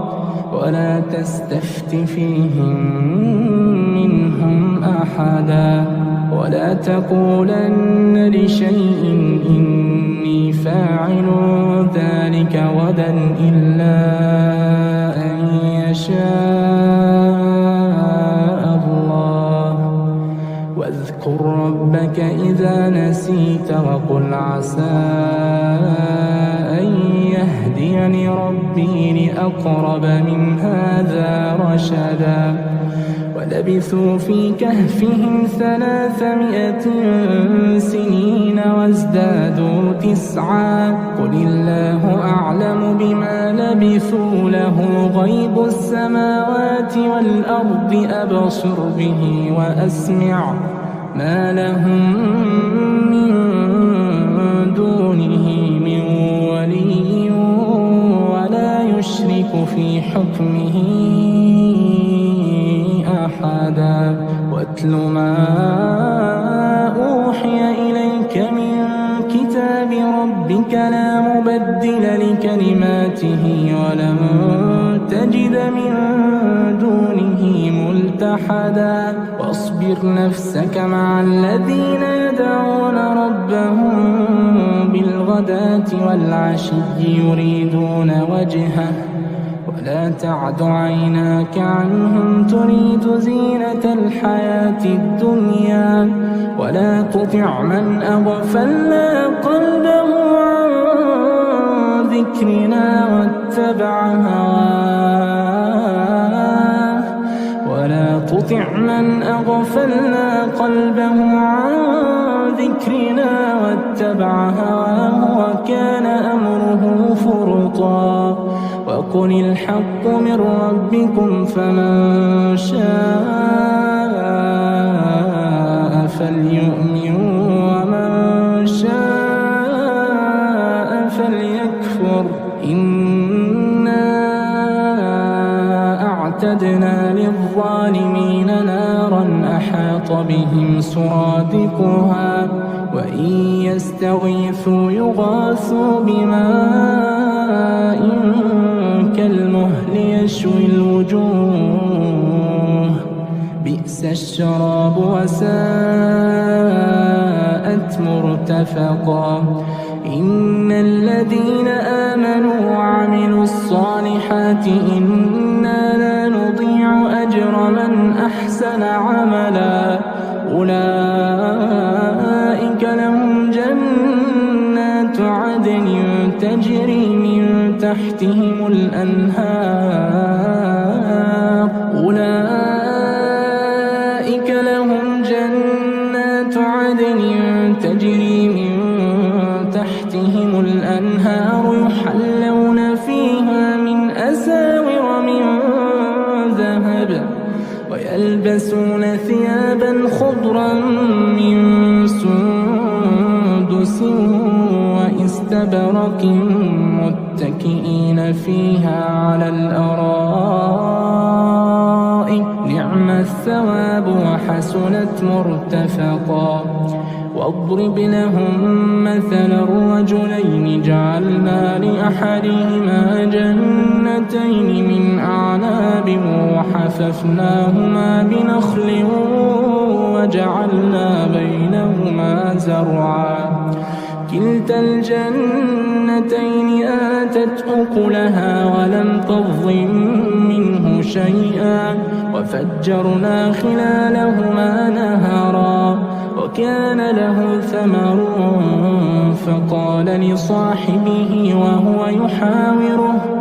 فقال لصاحبه وهو يحاوره أنا أكثر منك مالا وأعز نفرا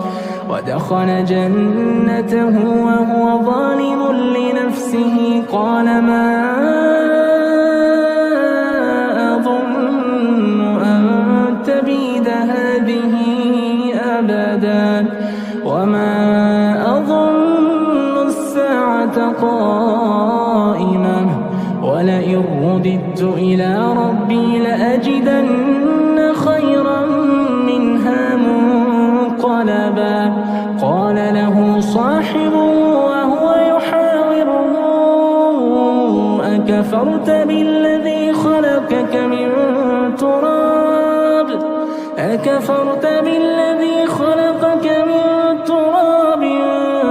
ثم من نطفة ثم سواك رجلا لكن هو الله ربي ولا أشرك بربي أحدا ولولا إذ دخلت جنتك قلت ما شاء الله لا قوة إلا بالله إن ترني أنا أقل منك مالا وولدا فعسى ربي أن يؤتيني خيرا من جنتك ويرسل عليها حسبانا من السماء فتصبح صعيدا زلقا أو يصبح ماؤها غورا فلن تستطيع له طلبا وأحيط بثمره فأصبح يقلب كفيه على ما أنفق فيها وهي خاوية على عروشها ويقول يا ليتني لم أشرك بربي أحدا ولم تكن له فئة ينصرونه من دون الله وما كان منتصرا هنالك الولاية لله الحق هو خير ثوابا وخير عقبا واضرب لهم مثل الحياة الدنيا كماء أنزلناه من السماء فاختلط به نبات الأرض فأصبح هشيما تذروه الرياح وكان الله على كل شيء مقتدرا المال والبنون زينة الحياة الدنيا والباقيات الصالحات خير عند ربك ثوابا وخير أملا ويوم نسير الجبال وترى الأرض بارزة وحشرناهم فلم نغادر منهم أحدا وعرضوا على ربك صفا لقد جئتمونا كما خلقناكم أول مرة بل زعمتم أن لن نجعل لكم موعدا ووضع الكتاب فترى المجرمين مشفقين مما فيه ويقولون يا ويلتنا ما لهذا الكتاب لا يغادر صغيرة ولا كبيرة إلا أحصاها ووجدوا ما عملوا حاضرا ولا يظلم ربك أحدا وإذ قلنا للملائكة الملائكة اسجدوا لآدم فسجدوا إلا إبليس كان من الجن ففسق عن أمر ربه أفتتخذونه وذريته أولياء من دوني وهم لكم عدو بئس للظالمين بدلا ما أشهدتهم خلق السماوات والأرض ولا خلق أنفسهم وما كنت متخذ المضلين عضدا ويوم يقول نادوا شركائي الذين زعمتم فدعوهم فلم يستجيبوا لهم وجعلنا بينهم موبقا ورأى المجرمون النار فظنوا أنهم مواقعوها ولم يجدوا عنها مصرفا ولقد صرفنا في هذا القرآن للناس من كل مثل وكان الإنسان أكثر شيء جدلا وما منع الناس أن يؤمنوا إذ جاءهم الهدى ويستغفروا ربهم إلا أن تأتيهم سنة الأولين أو يأتيهم العذاب قبلا وما نرسل المرسلين إلا مبشرين ومنذرين ويجادل الذين كفروا بالباطل ليدحضوا به الحق واتخذوا آياتي وما أنذروا هزوا ومن أظلم ممن ذكر بآيات ربه فأعرض عنها ونسي ما قدمت يداه إنا جعلنا على قلوبهم أكنة أن يفقهوا وفي آذانهم وقرا وإن تدعوهم إلى الهدى فلن يهتدوا إذا أبدا وربك الغفور ذو الرحمة لو يؤاخذهم بما كسبوا لعجل لهم العذاب بل لهم موعد لن يجدوا من دونه موئلا وتلك القرى أهلكناهم لما ظلموا وجعلنا لمهلكهم موعدا وإذ قال موسى لفتاه لا أبرح حتى أبلغ مجمع البحرين أو أمضي حقبا فلما بلغا مجمع بينهما نسيا حوتهما فاتخذ سبيله في البحر سربا فلما جاوزا قال لفتاه آتنا غداءنا لقد لقينا من سفرنا هذا نصبا قال أرأيت إذ أوينا إلى الصخرة فإني نسيت الحوت وما أنسانيه إلا الشيطان أن أذكره واتخذ سبيله في البحر عجبا قال ذلك ما كنا نبغي فارتدا على آثارهما قصصا فوجدا عبدا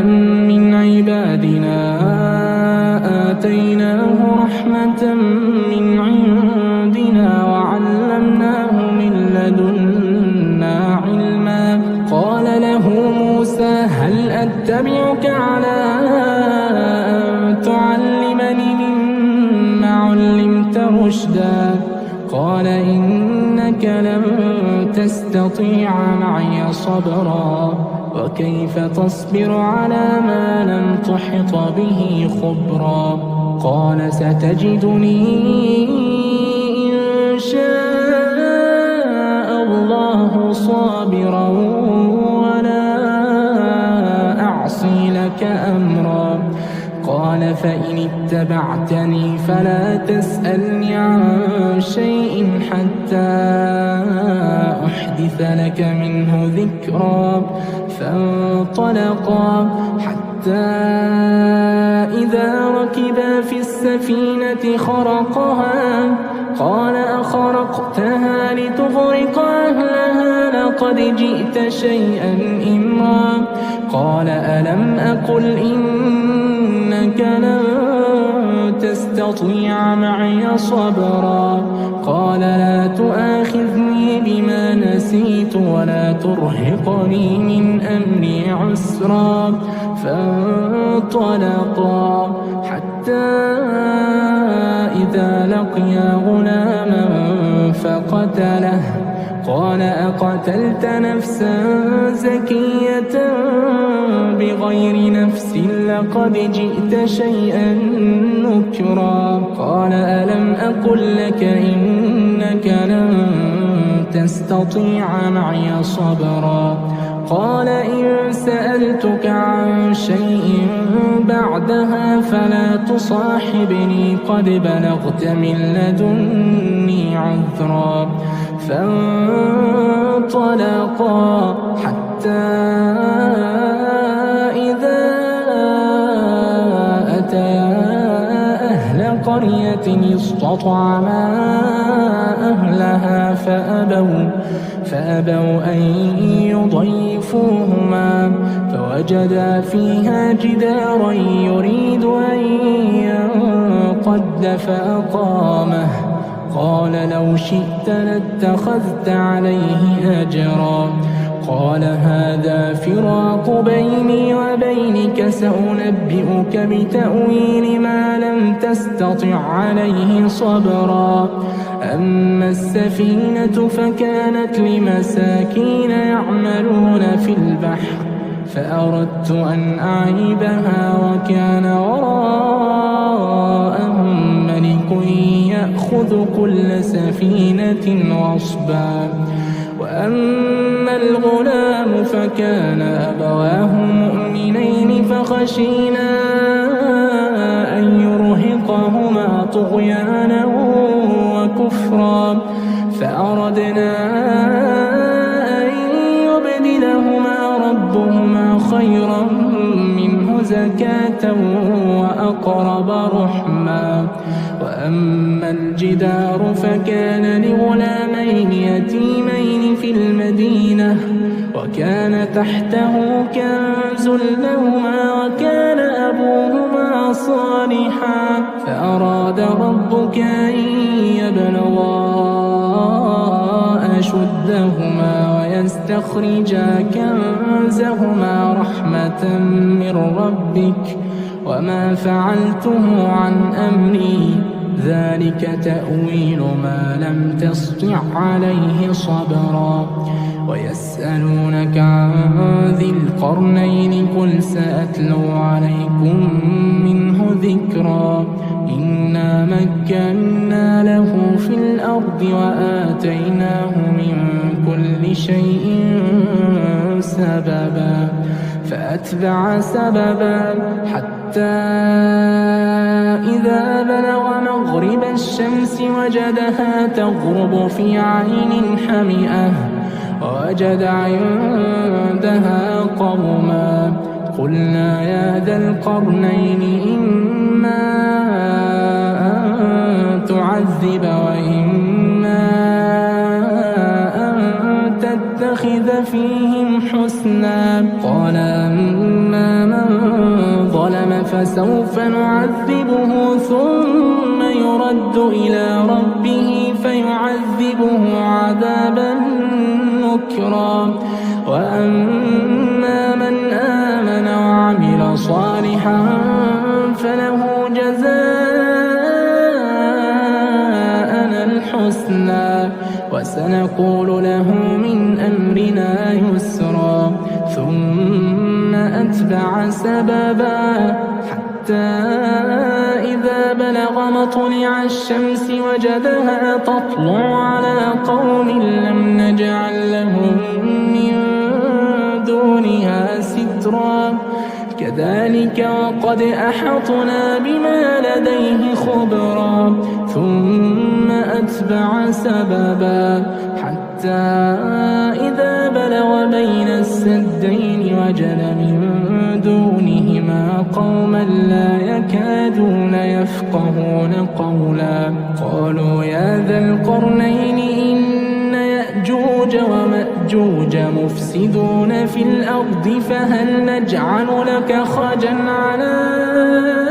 أن تجعل بيننا وبينهم سدا قال ما مكني فيه ربي خير فأعينوني بقوة أجعل بينكم وبينهم ردما آتوني زبر الحديد حتى إذا ساوى بين الصدفين قال انفخوا حتى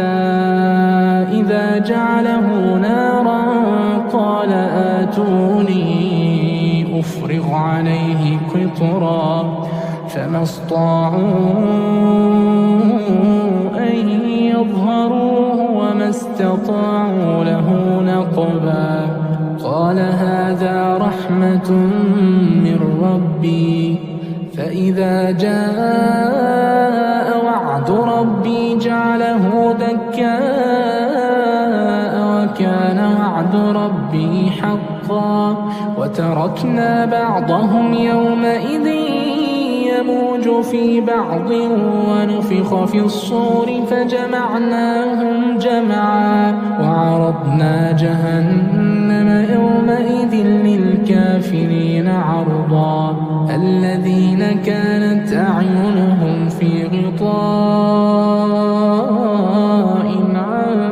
ذكري وكانوا لا يستطيعون سمعا أفحسب الذين كفروا أن يتخذوا عبادي من دوني أولياء إنا أعتدنا جهنم للكافرين نزلا قل هل ننبئكم بالأخسرين أعمالا الذين ضل سعيهم في الحياة الدنيا وهم يحسبون أنهم يحسنون صنعا أولئك الذين كفروا بآيات ربهم ولقائه فحبطت أعمالهم فلا نقيم لهم يوم القيامة وزنا ذلك جزاؤهم جهنم بما كفروا واتخذوا آياتي ورسلي هزوا إن الذين آمنوا وعملوا الصالحات كانت لهم جنات الفردوس نزلا خالدين فيها لا يبغون عنها حولا قل لو كان البحر مدادا لكلمات ربي لنفد البحر قبل أن تنفد كلمات ربي ولو جئنا بمثله مددا قل إنما أنا بشر مثلكم يوحى إلي أنما إلهكم إله واحد فمن كان يرجو لقاء ربه فليعمل عملا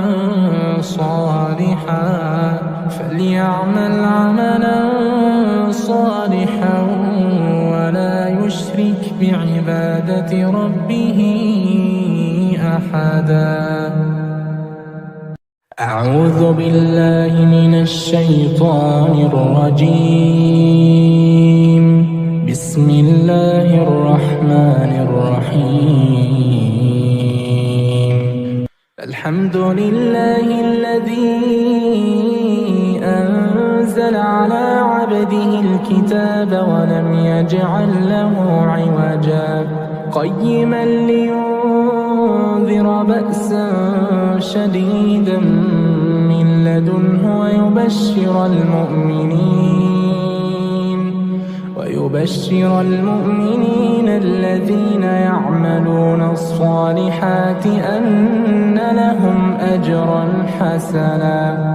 ماكثين فيه أبدا وينذر الذين قالوا اتخذ الله ولدا ما لهم به من علم ولا لآبائهم كبرت كلمة تخرج من أفواههم إن يقولون إلا كذبا فلعلك باخع نفسك على آثارهم إن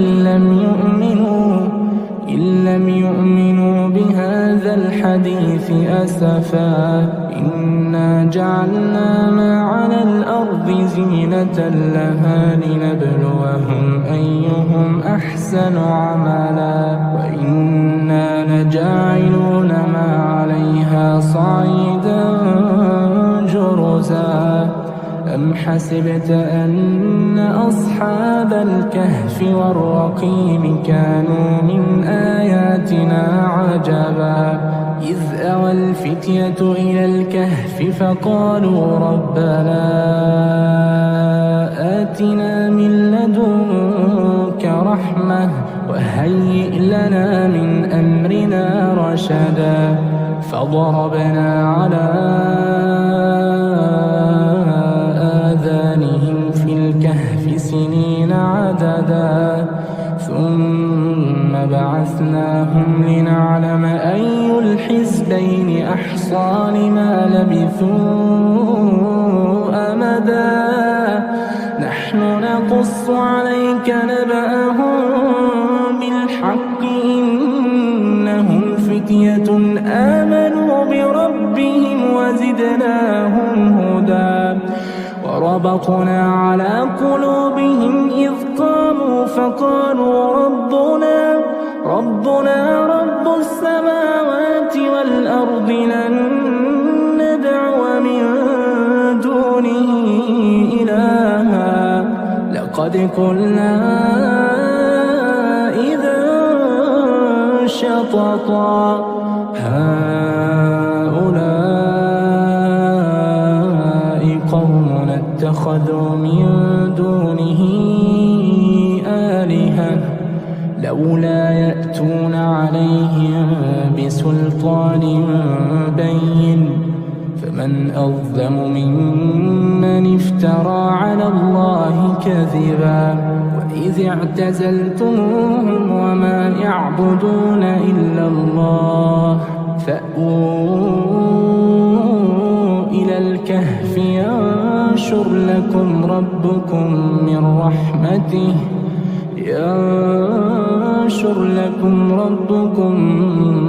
رحمته ويهيئ لكم من أمركم مرفقا وترى الشمس إذا طلعت تزاور عن كهفهم ذات اليمين وإذا غربت تقرضهم ذات الشمال وهم في فجوة منه ذلك من آيات الله من يهد الله فهو المهتد ومن يضلل فلن تجد له وليا مرشدا وتحسبهم أيقاظا وهم رقود ونقلبهم ذات اليمين وذات الشمال وكلبهم باسط ذراعيه بالوصيد لو اطلعت عليهم لوليت منهم فرارا لو اطلعت عليهم لوليت منهم فرارا ولملئت منهم رعبا وكذلك بعثناهم ليتساءلوا بينهم قال قائل منهم كم لبثتم قالوا لبثنا يوما أو بعض يوم قالوا ربكم أعلم بما لبثتم فبعثوا أحدكم بورقكم هذه إلى المدينة فلينظر أيها أزكى طعاما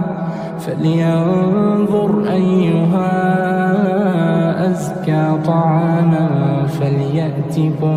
برزق منه وليتلطف ولا يشعرن بكم أحدا إنهم إن يظهروا عليكم يرجموكم أو يعيدوكم في ملتهم ولن تفلحوا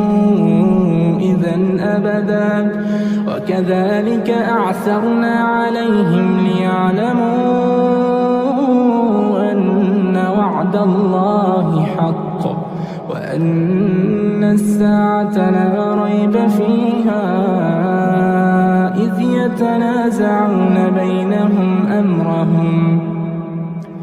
فقالوا ابنوا عليهم بنيانا ربهم أعلم بهم قال الذين غلبوا على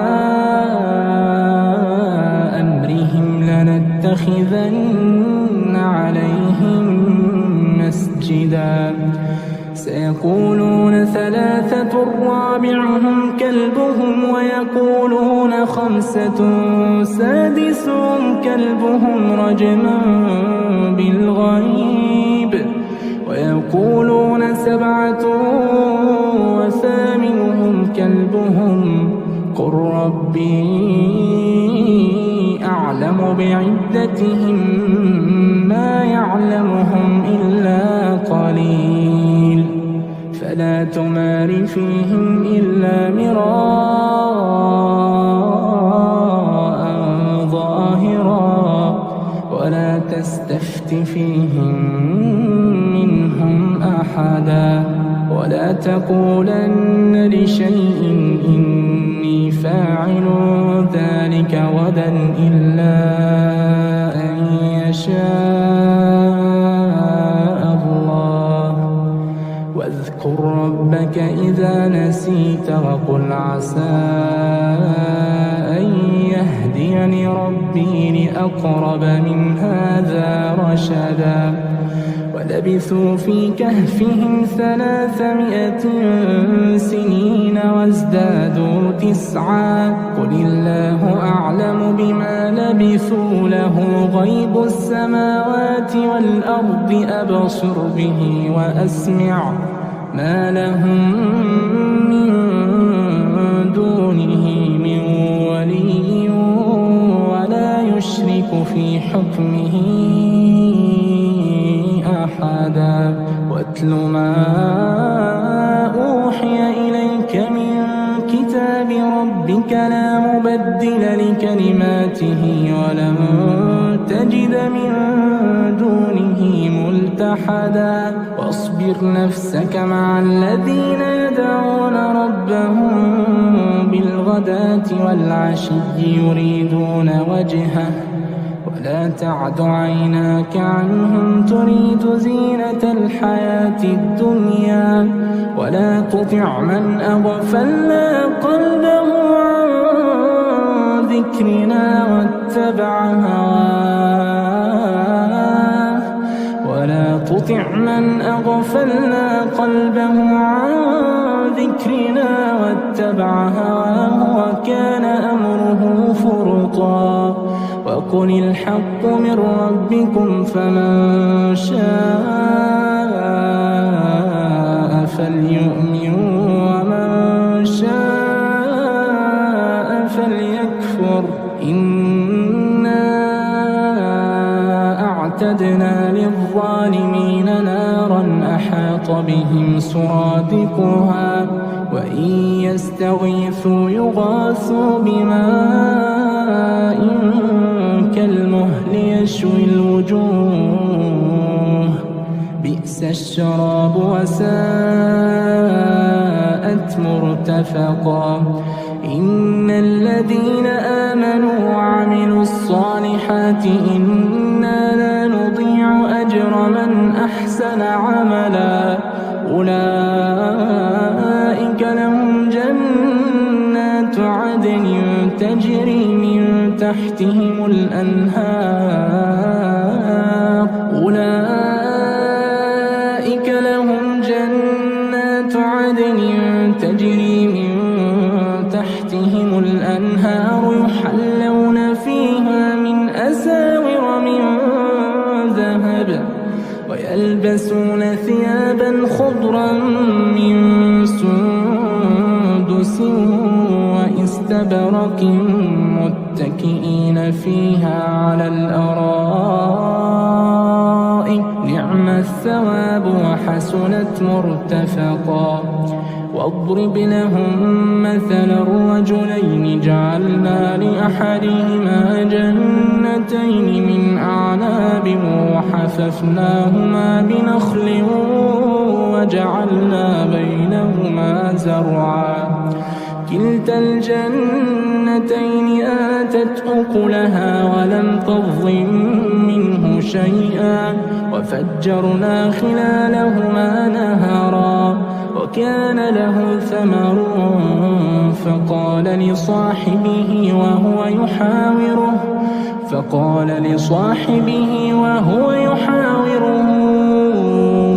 أنا أكثر منك مالا وأعز نفرا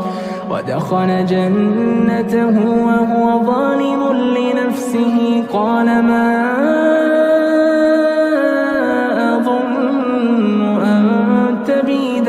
هذه أبدا وما أظن الساعة قائمة ولئن رددت إلى ربي لأجدن خيرا منها منقلبا قال له صاحبه وهو يحاوره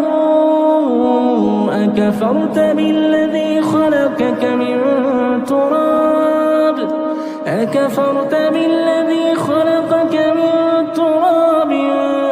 ثم من نطفة ثم سواك رجلا لكن هو الله ربي ولا أشرك بربي أحدا ولولا إذ دخلت جنتك قلت ما شاء الله لا قوة إلا بالله إن ترني أنا أقل منك مالا وولدا فعسى ربي أن يؤتيني خيرا من جنتك ويرسل عليها حسبانا من السماء فتصبح صعيدا زلقا أو يصبح ماؤها غورا فلن تستطيع له طلبا وأحيط بثمره فأصبح يقلب كفيه على ما أنفق فيها وهي خاوية على عروشها ويقول يا ليتني لم أشرك بربي أحدا ولم تكن له فئة ينصرونه من دون الله وما كان منتصرا هنالك الولاية لله الحق هو خير ثوابا وخير عقبا عقبا واضرب لهم مثل الحياة الدنيا كماء أنزلناه من السماء فاختلط به نبات الأرض فأصبح هشيما تذروه الرياح وكان الله على كل شيء مقتدرا المال والبنون زينة الحياة الدنيا والباقيات الصالحات خير عند ربك ثوابا وخير أملا ويوم نسير الجبال وترى الأرض بارزة وحشرناهم فلم نغادر منهم أحدا وعرضوا على ربك صفا لقد جئتمونا كما خلقناكم أول مرة بل زعمتم أن لن نجعل لكم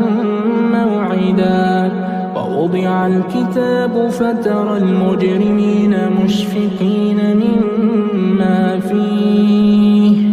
ويقولون يا ويلتنا ما لهذا الكتاب لا يغادر صغيرة ولا كبيرة إلا أحصاها ووجدوا ما عملوا حاضرا ولا يظلم ربك أحدا وإذ قلنا للملائكة اسجدوا لآدم فسجدوا إلا إبليس كان من الجن ففسق عن أمر ربه أفتتخذونه وذريته أولياء من دوني وهم لكم عدو بئس للظالمين بدلا ما أشهدتهم خلق السماوات والأرض ولا خلق أنفسهم وما كنت متخذ المضلين عضدا ويوم يقول نادوا شركائي الذين زعمتم فدعوهم فلم يستجيبوا لهم وجعلنا بينهم موبقا ورأى المجرمون النار فظنوا أنهم مواقعوها ولم يجدوا عنها مصرفا ولقد صرفنا في هذا القرآن للناس من كل مثل وكان الإنسان أكثر شيء جدلا وما منع الناس أن يؤمنوا إذ جاءهم الهدى ويستغفروا ربهم إلا أن تأتيهم سنة الأولين أو يأتيهم العذاب قبلا وما نرسل المرسلين إلا مبشرين ومنذرين ويجادل الذين كفروا بالباطل ليدحضوا به الحق واتخذوا آياتي وما أنذروا هزوا ومن أظلم ممن ذكر بآيات ربه فأعرض عنها ونسي ما قدمت يداه إنا جعلنا على قلوبهم أكنة أن يفقهوا وفي آذانهم وقرا وإن تدعهم إلى الهدى فلن يهتدوا إذا أبدا وربك الغفور ذو الرحمة لو يؤاخذهم بما كسبوا لعجل لهم العذاب بل لهم موعد لن يجدوا من دونه موئلا وتلك القرى أهلكناهم لما ظلموا وجعلنا لمهلكهم موعدا وإذ قال موسى لفتاه لا أبرح حتى أبلغ مجمع البحرين أو أمضي حقبا فلما بلغا مجمع بينهما نسيا حوتهما فاتخذ سبيله في البحر سربا فلما جاوزا قال لفتاه آتنا غداءنا لقد لقينا من سفرنا هذا نصبا قال أرأيت إذ أوينا إلى الصخرة فإني نسيت الحوت وما أنسانيه إلا الشيطان أن أذكره واتخذ سبيله في البحر عجبا قال ذلك ما كنا نبغي فارتدا على آثارهما قصصا فوجدا عبدا من عبادنا آتيناه رحمة من عندنا وعلمناه من لدنا علما قال له موسى هل أتبعك على أن تعلمني مما علمت رشدا قال إنك لن تستطيع معي صبرا وكيف تصبر على ما لم تحط به خبرا قال ستجدني إن شاء الله صابرا ولا أعصي لك أمرا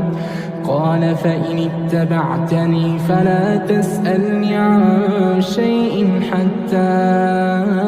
أحدث لك منه ذكرا فانطلقا حتى إذا ركبا في السفينة خرقها قال أخرقتها لتغرق أهلها لقد جئت شيئا إمرا قال ألم أقل إنك لن تستطيع معي صبرا قال لا تؤاخذني بما نسيت ولا ترهقني من أمري عسرا فانطلقا حتى إذا لقيا غلاما فقتله قال أقتلت نفسا زكية بغير نفس لقد جئت شيئا نكرا قال ألم أقل لك إنك لن تستطيع معي صبرا قال إن سألتك عن شيء بعدها فلا تصاحبني قد بلغت من لدني عذرا فانطلقا حتى إذا أتيا أهل قرية استطعما أهلها فأبوا أن يضيفوهما فوجدا فيها جدارا يريد أن ينقض فأقامه قال لو شئت لاتخذت عليه أجرا قال هذا فراق بيني وبينك سأنبئك بتأويل ما لم تستطع عليه صبرا أما السفينة فكانت لمساكين يعملون في البحر فأردت أن أعيبها وكان وراءهم ملك يأخذ كل سفينة غصبا وأما الغلام فكان أبواه مؤمنين فخشينا أن يرهقهما طغيانا وكفرا فأردنا أن يبدلهما ربهما خيرا منه زكاة وأقرب رحما وأما الجدار فكان لغلامين يتيمين في المدينة وكان تحته كنز لهما وكان أبوهما صالحا فأراد ربك أن يبلغا أشدهما ويستخرجا كنزهما رحمة من ربك وما فعلته عن أمري ذلك تأويل ما لم تسطع عليه صبرا ويسألونك عن ذي القرنين قل سأتلو عليكم منه ذكرا إنا مكنا له في الأرض وآتيناه من كل شيء سببا فأتبع سببا حتى إذا بلغ مغرب الشمس وجدها تغرب في عين حمئة ووجد عندها قوما قلنا يا ذا القرنين إما أن تعذب وإما أن تتخذ فيهم حسنا قال أما من ظلم فسوف نعذبه ثم يرد إلى ربه فيعذبه عذابا نكرا وأما من آمن وعمل صالحا فله جزاء الحسنى وسنقول له من أمرنا يسرا ثم أتبع سببا حتى إذا بلغ مطلع الشمس وجدها تطلع على قوم لم نجعل لهم من دونها سترا كذلك وقد أحطنا بما لديه خبرا ثم أتبع سببا حتى إذا بلغ بين السدين وجد من دونهما قوما لا يكادون يفقهون قولا قالوا يا ذا القرنين إن يأجوج ومأجوج مفسدون في الأرض فهل نجعل لك خرجا على أن تجعل بيننا وبينهم سدا قال ما مكني فيه ربي خير فأعينوني بقوة أجعل بينكم وبينهم ردما آتوني زبر الحديد حتى إذا ساوى بين الصدفين قال انفخوا حتى إذا جعله نارا قال آتوني أفرغ عليه قطرا فما استطاعوا أن يظهروه وما استطاعوا له نقبا قال هذا رحمة من ربي فإذا جاء وعد ربي جعله دكاء وكان وعد ربي حقا وتركنا بعضهم يومئذ يموج في بعض ونفخ في الصور فجمعناهم جمعا وعرضنا جهنم يومئذ للكافرين عرضا الذين كانت أعينهم في غطاء عن ذكري وكانوا لا يستطيعون سمعا أفحسب الذين كفروا أن يتخذوا عبادي من دونه أولياء إنا أعتدنا جهنم للكافرين نزلا قل هل ننبئكم بالأخسرين أعمالا الذين ضل سعيهم في الحياة الدنيا وهم يحسبون أنهم يحسنون صنعا أولئك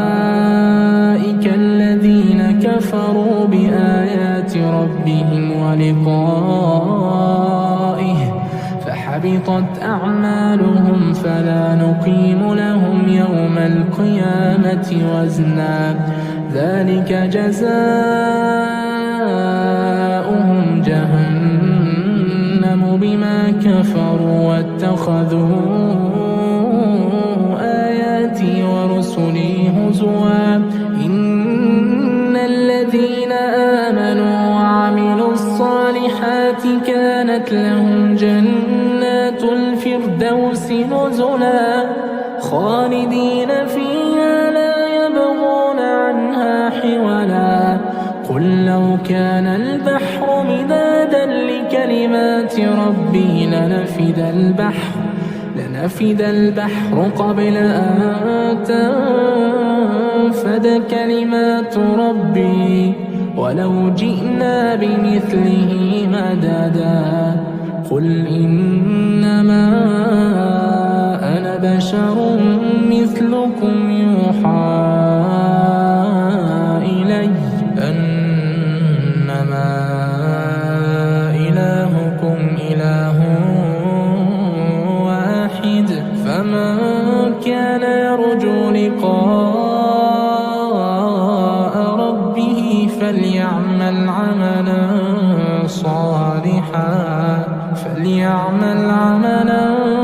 صالحا ولا يشرك بعبادة ربه أحدا. أعوذ بالله من الشيطان الرجيم. بسم الله الرحمن الرحيم. الحمد لله الذي أنزل على عبده الكتاب ولم يجعل له عوجا قيما لينذر بأسا شديدا من لدنه ويبشر المؤمنين الذين يعملون الصالحات أن لهم أجرا حسنا ماكثين فيه أبدا وينذر الذين قالوا اتخذ الله ولدا ما لهم به من علم ولا لآبائهم كبرت كلمة تخرج من أفواههم إن يقولون إلا كذبا فلعلك باخع نفسك على آثارهم إن لم يؤمنوا بهذا الحديث أسفا إنا جعلنا ما على الأرض زينة لها لنبلوهم أيهم أحسن عملا وإنا لجاعلون ما عليها صعيدا جرزا أم حسبت أن أصحاب الكهف والرقيم كانوا من آياتنا عجبا إذ أوى الفتية إلى الكهف فقالوا ربنا آتنا من لدنك رحمة وهيئ لنا من أمرنا رشدا فضربنا على آذانهم في الكهف سنين عددا ثم بعثناهم لنعلم أي الحزبين أحصى لما لبثوا أمدا نحن نقص عليك نبأهم بالحق إنهم فتية آمنوا بربهم وزدناهم هدى وربطنا على قلوبهم إذ قاموا فقالوا ربنا رب السماوات والأرض لن ندعو من دونه إلها لقد قلنا إذا شططا هؤلاء قوم اتخذوا من دونه آلهة لولا يأتون عليهم بسلطان بين فمن أظلم ممن افترى على الله كذبا وإذ اعتزلتموهم وما يعبدون إلا الله فأووا إلى الكهف ينشر لكم ربكم من رحمته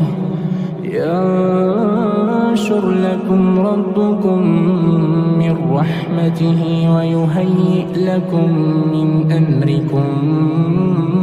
مرفقا وترى الشمس إذا طلعت تزاور عن كهفهم ذات اليمين وإذا غربت تقرضهم ذات الشمال وهم في فجوة منه ذلك من آيات الله من يهد الله فهو المهتد ومن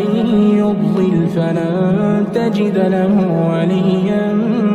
مرشدا وتحسبهم أيقاظا وهم رقود ونقلبهم ذات اليمين وذات الشمال وكلبهم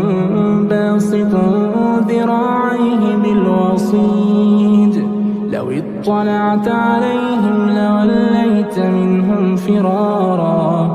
لو اطلعت عليهم لوليت منهم فرارا ولملئت منهم رعبا وكذلك بعثناهم ليتساءلوا بينهم قال قائل منهم كم لبثتم قالوا لبثنا يوما أو بعض يوم قالوا ربكم أعلم بما لبثتم فبعثوا أحدكم بورقكم هذه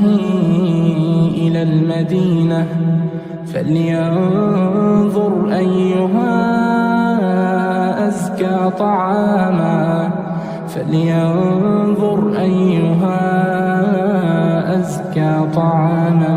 فليأتكم برزق منه وليتلطف ولا يشعرن بكم أحدا إنهم إن يظهروا عليكم يرجموكم أو يعيدوكم في ملتهم ولن تفلحوا إذا أبدا وكذلك أعثرنا عليهم ليعلموا أن وعد الله حق وأن الساعة لا ريب فيها إذ يتنازعون بينهم أمرهم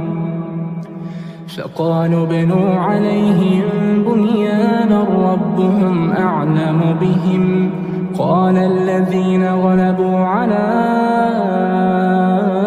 أمرهم لنتخذن عليهم مسجدا سيقولون ثلاثة رابعهم كلبهم ويقولون خمسة سادسهم كلبهم رجما بالغيب ويقولون سبعة وثامنهم كلبهم قل ربي أعلم بعدتهم ما يعلمهم إلا قليل فلا تمار فيهم إلا مراء ظاهرا ولا تستفت فيهم منهم أحدا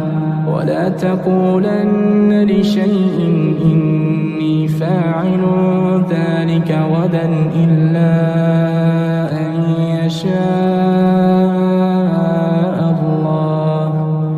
واذكر ربك إذا نسيت وقل عسى أن يهدي يهديني ربي لأقرب من هذا رشدا ولبثوا في كهفهم 300 سنين وازدادوا 9 قل الله أعلم بما لبثوا له غيب السماوات والأرض أبصر به وأسمع ما لهم من دونه من ولي ولا يشرك في حكمه أحدا واتل ما أوحي إليك من كتاب ربك لا مبدل لكلماته ولن تجد من دونه ملتحدا واصبر نفسك مع الذين يدعون ربهم بالغداة والعشي يريدون وجهه ولا تعد عيناك عنهم تريد زينة الحياة الدنيا ولا تطع من أغفلنا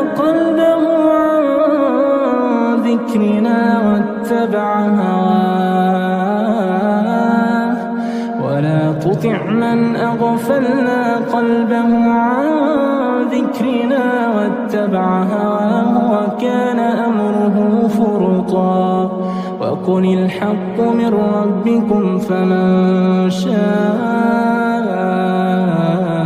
فليؤمن ومن شاء فليكفر إنا أعتدنا للظالمين نارا أحاط بهم سرادقها وإن يستغيثوا يغاثوا بماء كالمهل يشوي الوجوه بئس الشراب وساءت مرتفقا إن الذين آمنوا وعملوا الصالحات إنا لا نضيع أجر من أحسن عملا أولئك لهم جنات عدن تجري من تحتهم الأنهار أولئك لهم جنات عدن تجري من تحتهم الأنهار يحلون فيها من أساور من ذهب ويلبسون ثيابا خضرا من سندس وإستبرق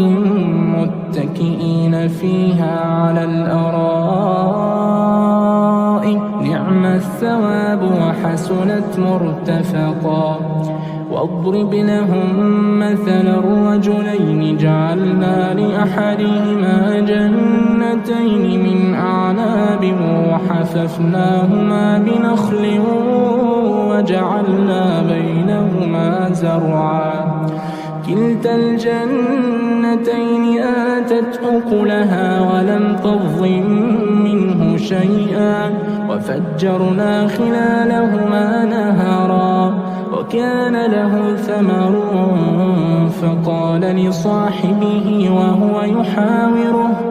فقال لصاحبه وهو يحاوره أنا أكثر منك مالا وأعز نفرا ودخل جنته وهو ظالم لنفسه قال ما أظن أن تبيد هذه أبدا وما أظن الساعة قائمة ولئن رددت إلى ربي لأجدن خيرا منها منقلبا قال له صاحبه وهو يحاوره أكفرت بالذي خلقك من تراب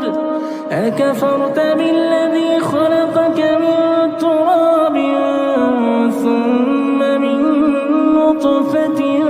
ثم سواك رجلا لكن هو الله ربي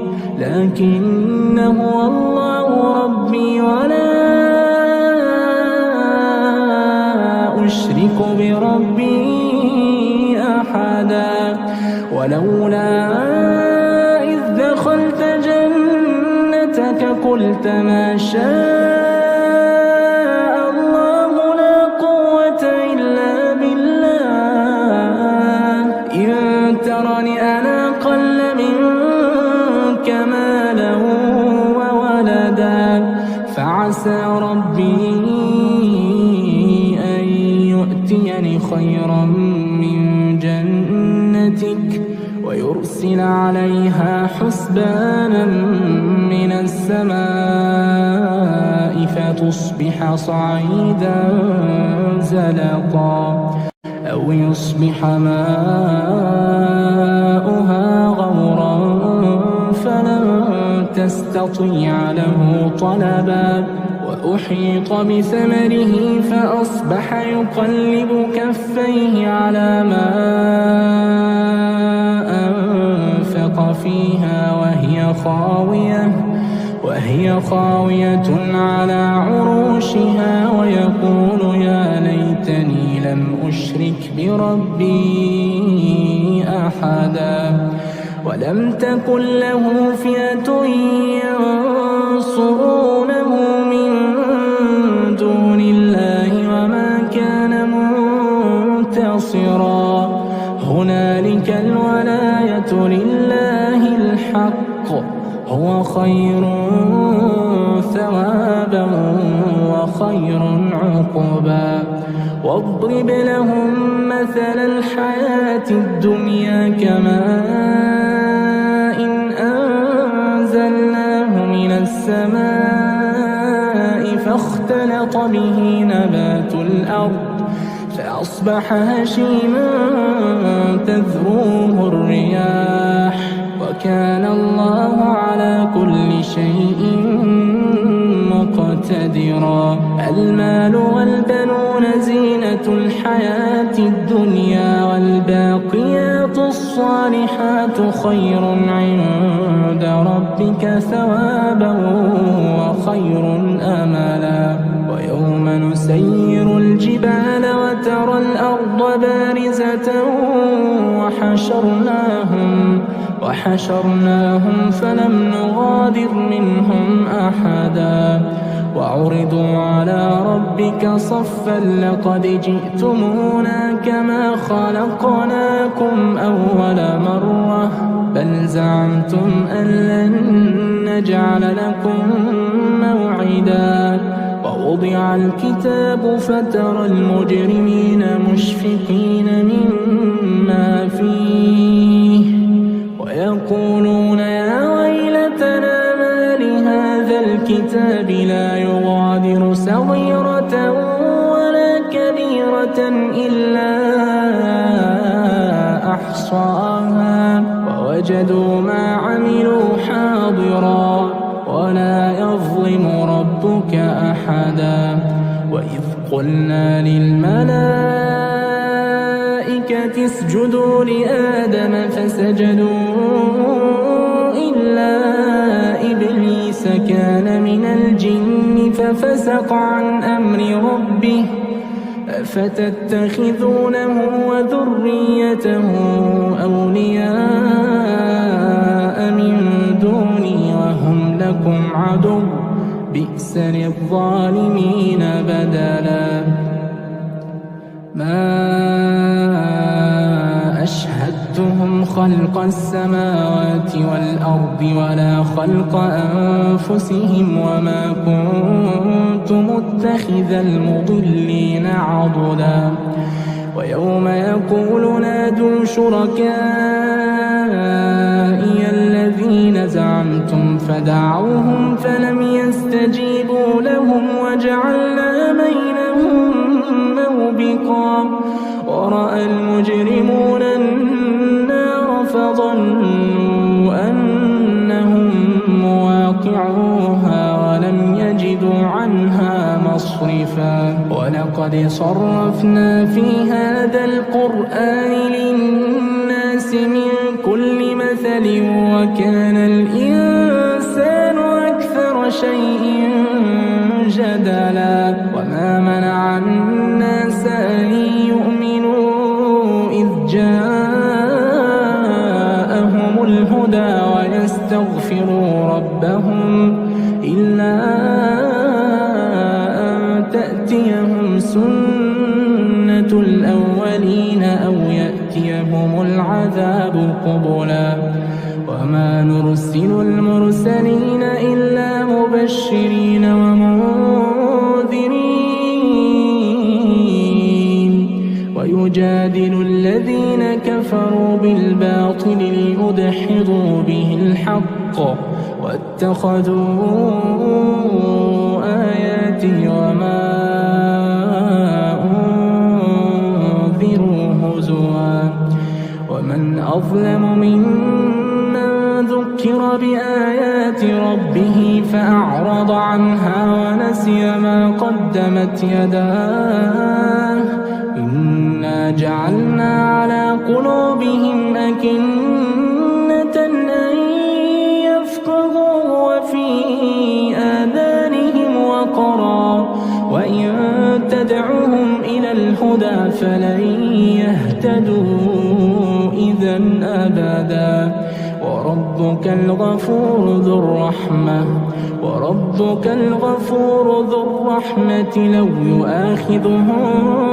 بما كسبوا لعجل لهم العذاب بل لهم موعد لن يجدوا من دونه موئلا وتلك القرى أهلكناهم لما ظلموا وجعلنا لمهلكهم موعدا وإذ قال موسى لفتاه لا أبرح حتى أبلغ مجمع البحرين أو أمضي حقبا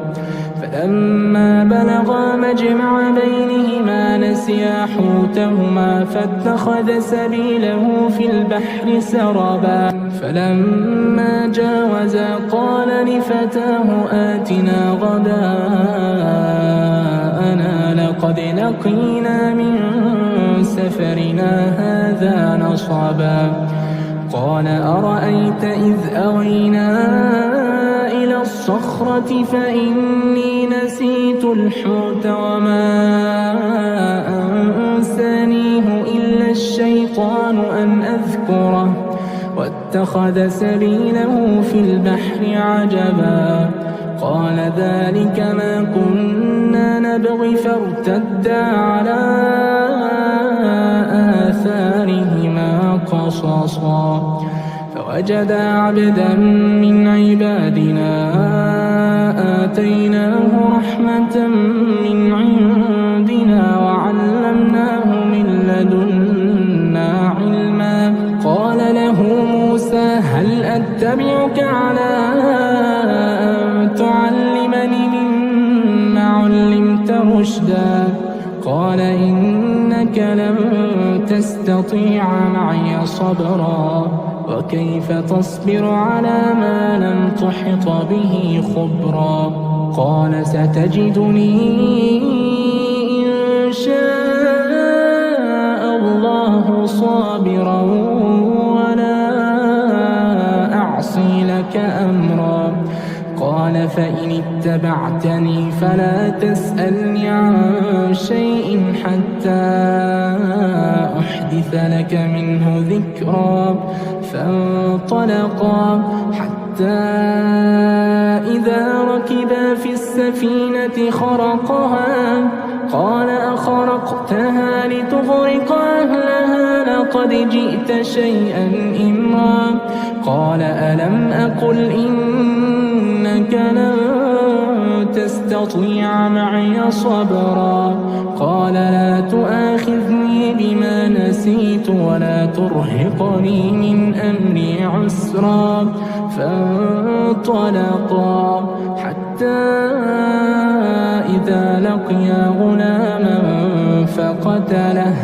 قال أقتلت نفسا زكية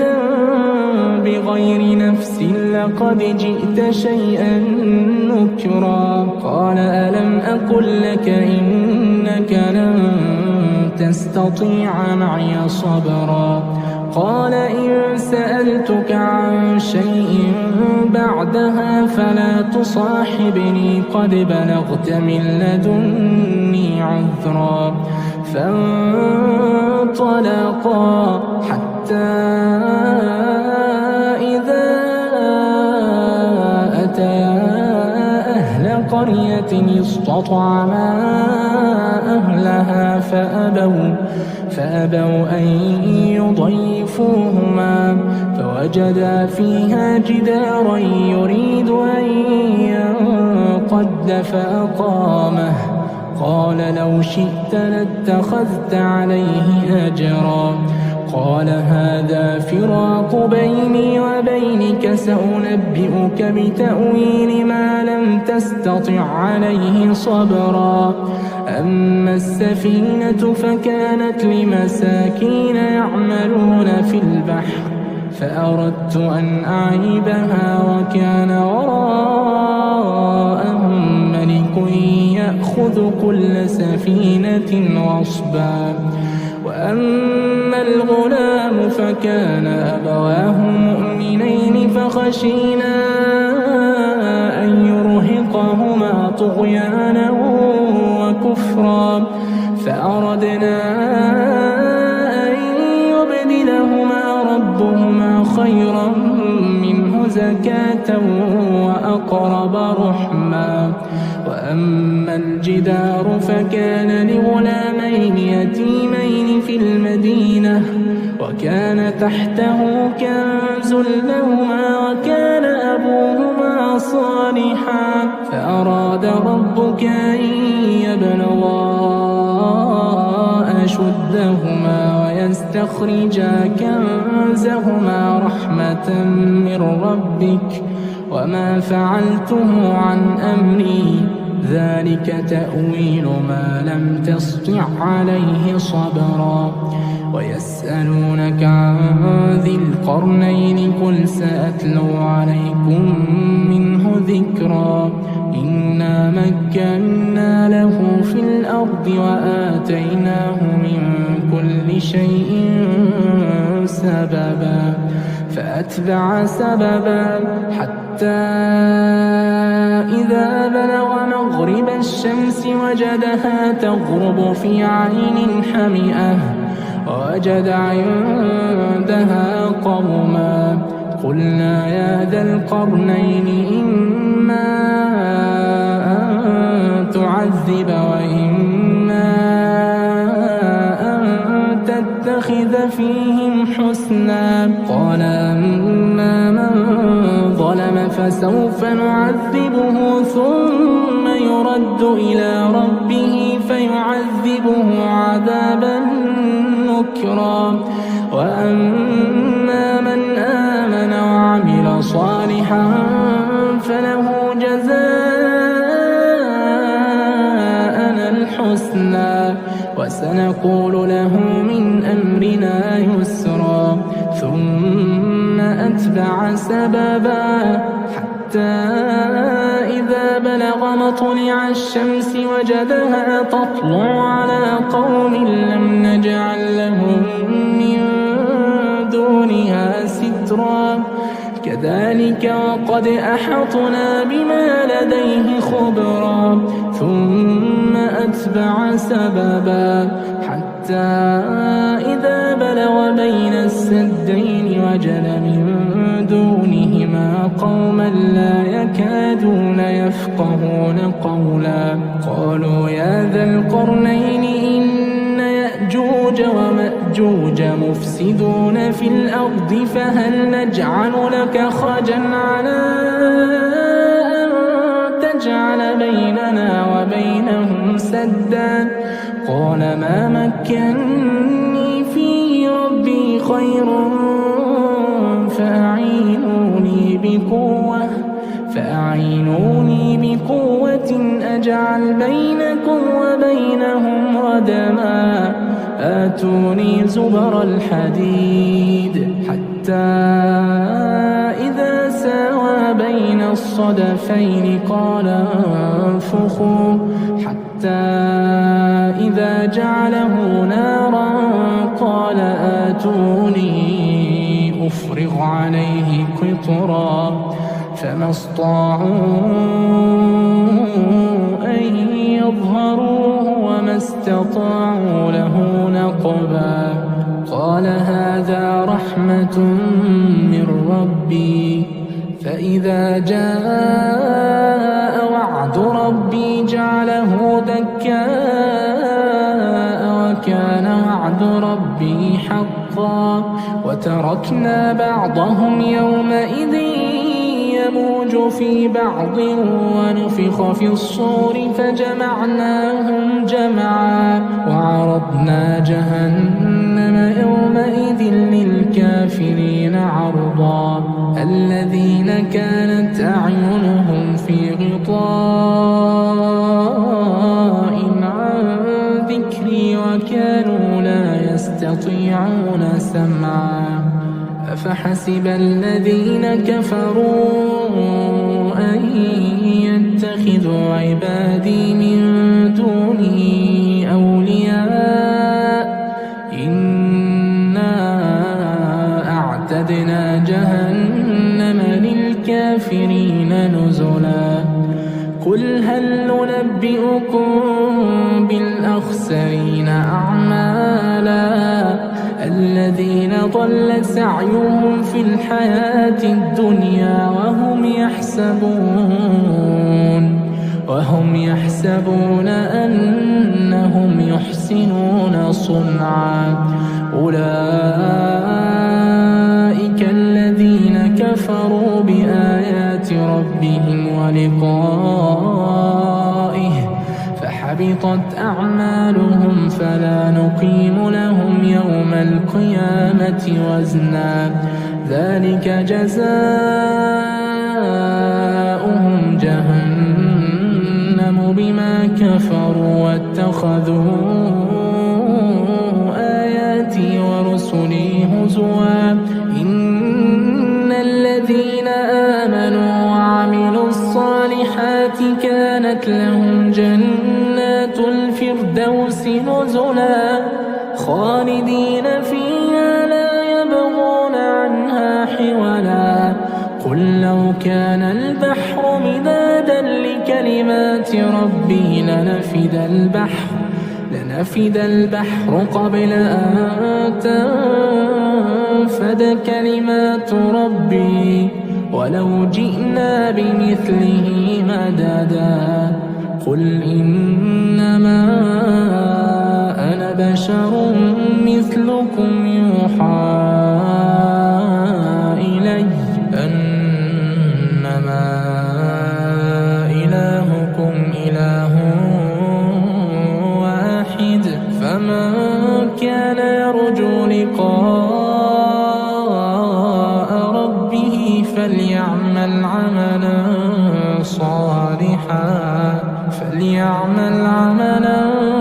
صالحا ولا يشرك بعبادة ربه أحدا. أعوذ بالله من الشيطان الرجيم. بسم الله الرحمن الرحيم. الحمد لله الذي أنزل على عبده الكتاب ولم يجعل له عوجا قيما لينذر بأسا شديدا من لدنه ويبشر المؤمنين الذين يعملون الصالحات أن لهم أجرا حسنا ماكثين فيه أبدا. وينذر الذين قالوا اتخذ الله ولدا ما لهم به من علم ولا لآبائهم كبرت كلمة تخرج من أفواههم إن يقولون إلا كذبا. فلعلك باخع نفسك على آثارهم إن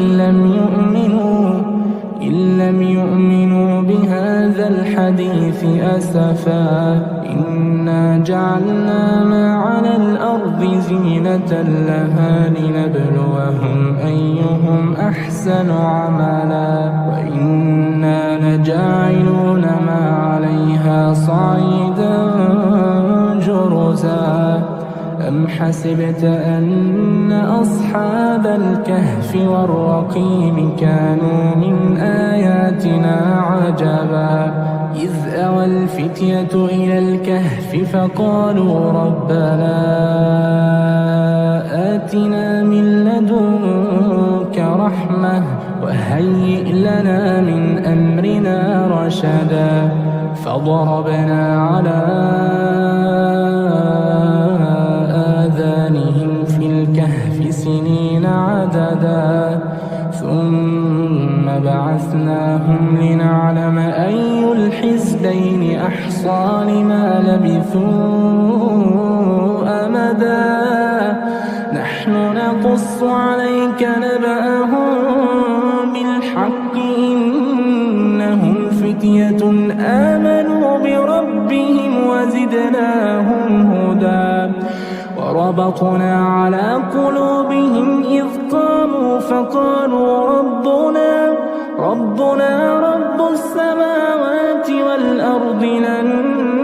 ندعو من دونه إلها لقد قلنا إذا شططا هؤلاء قومنا اتخذوا من دونه آلهة لولا يأتون عليهم بسلطان بين فمن أظلم ممن افترى على الله كذبا وإذ اعتزلتموهم وما يعبدون إلا الله فأووا إلى الكهف ينشر لكم ربكم من رحمته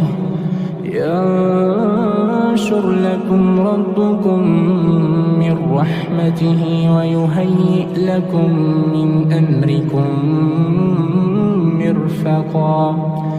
وترى الشمس إذا طلعت تزاور عن كهفهم ذات اليمين وإذا غربت تقرضهم ذات الشمال وهم في فجوة منه ذلك من آيات الله من يهد الله فهو المهتد ومن يضلل فلن تجد له وليا مرشدا وتحسبهم أيقاظا وهم رقود ونقلبهم ذات اليمين وذات الشمال وكلبهم باسط ذراعيه بالوصيد لو اطلعت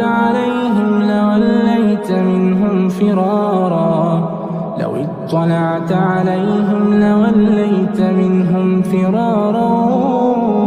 ولملئت منهم رعبا وكذلك بعثناهم ليتساءلوا بينهم قال قائل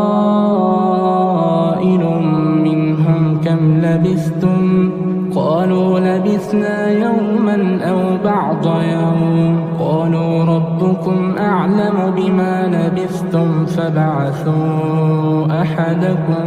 بورقكم هذه إلى المدينة فلينظر أيها أزكى طعاما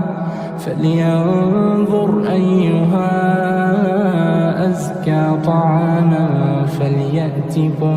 برزق منه وليتلطف ولا يشعرن بكم أحدا إنهم إن يظهروا عليكم يرجموكم أو يعيدوكم في ملتهم ولن تفلحوا إذا أبدا وكذلك أعثرنا عليهم ليعلموا أن وعد الله حق وأن الساعة لا ريب فيها إذ يتنازعون بينهم أمرهم فقالوا ابنوا عليهم بنيانا ربهم أعلم بهم قال الذين غلبوا على أمرهم لنتخذن عليهم مسجدا سيقولون ثلاثة رابعهم كلبهم ويقولون خمسة سادسهم كلبهم رجما بالغيب ويقولون سبعة وثامنهم كلبهم قل ربي أعلم بعدتهم ما يعلمهم إلا قليل فلا تمار فيهم إلا مراء ظاهرا ولا تستفت فيهم منهم أحدا ولا تقولن لشيء إني فاعل ذلك غدا إلا أن يشاء الله واذكر ربك إذا نسيت وقل عسى أن يهديني ربي لأقرب من هذا رشدا ولبثوا في كهفهم 300 سنين وازدادوا 9 قل الله أعلم بما لبثوا له غيب السماوات والأرض أبصر به وأسمع ما لهم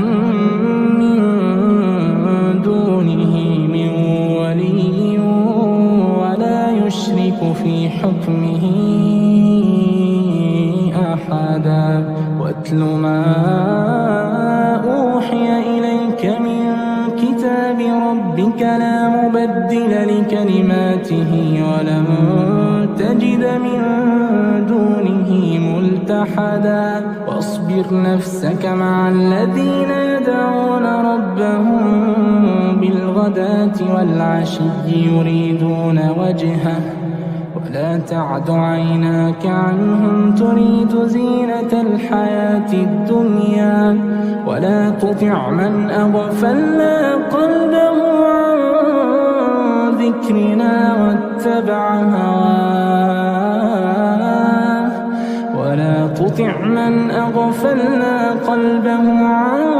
ذكرنا واتبع هواه وكان أمره فرطا وقل الحق من ربكم فمن شاء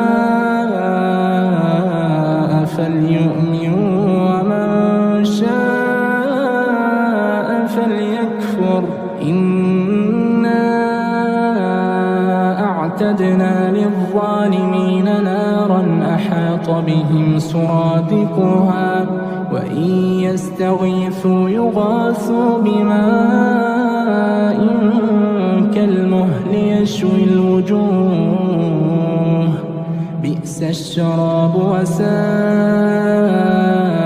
مرتفقا إن الذين آمنوا وعملوا الصالحات إنا لا نضيع أجر من أحسن عملا أولئك لهم جنات عدن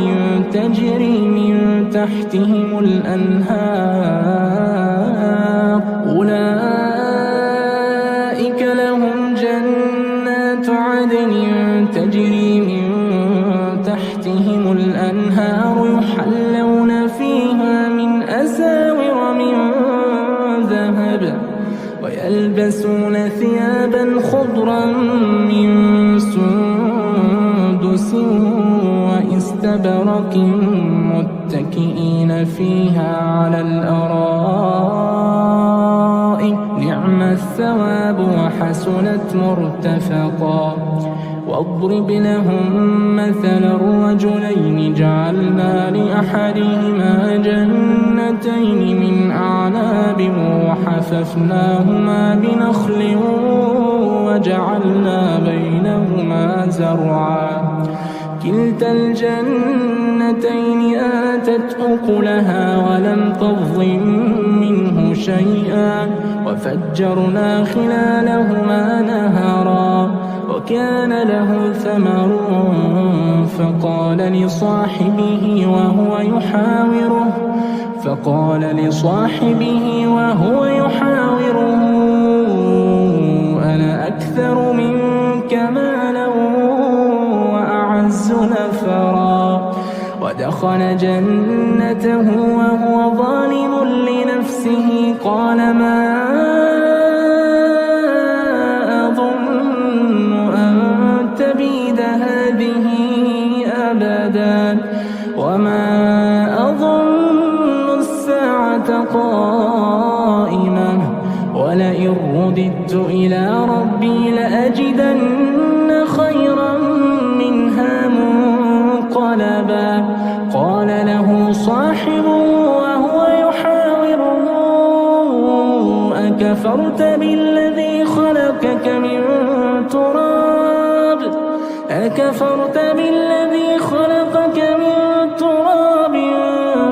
ثم من نطفة ثم سواك رجلا لكن هو الله ربي ولا أشرك بربي أحدا. ولولا إذ دخلت جنتك قلت ما شاء الله لا قوة إلا بالله إن ترني أنا أقل منك مالا وولدا فعسى ربي أن يؤتيني خيرا من جنتك ويرسل عليها حسبانا من السماء فتصبح صعيدا زلقا أو يصبح ماؤها غورا فلن تستطيع له طلبا. وأحيط بثمره فأصبح يقلب كفيه على ما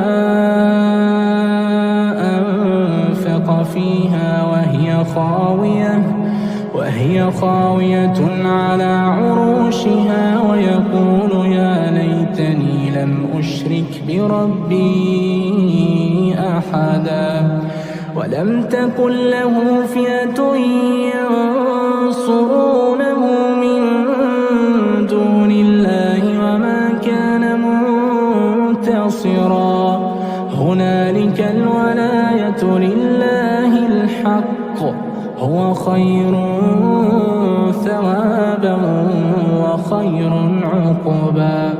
واضرب لهم مثل الحياة الدنيا كماء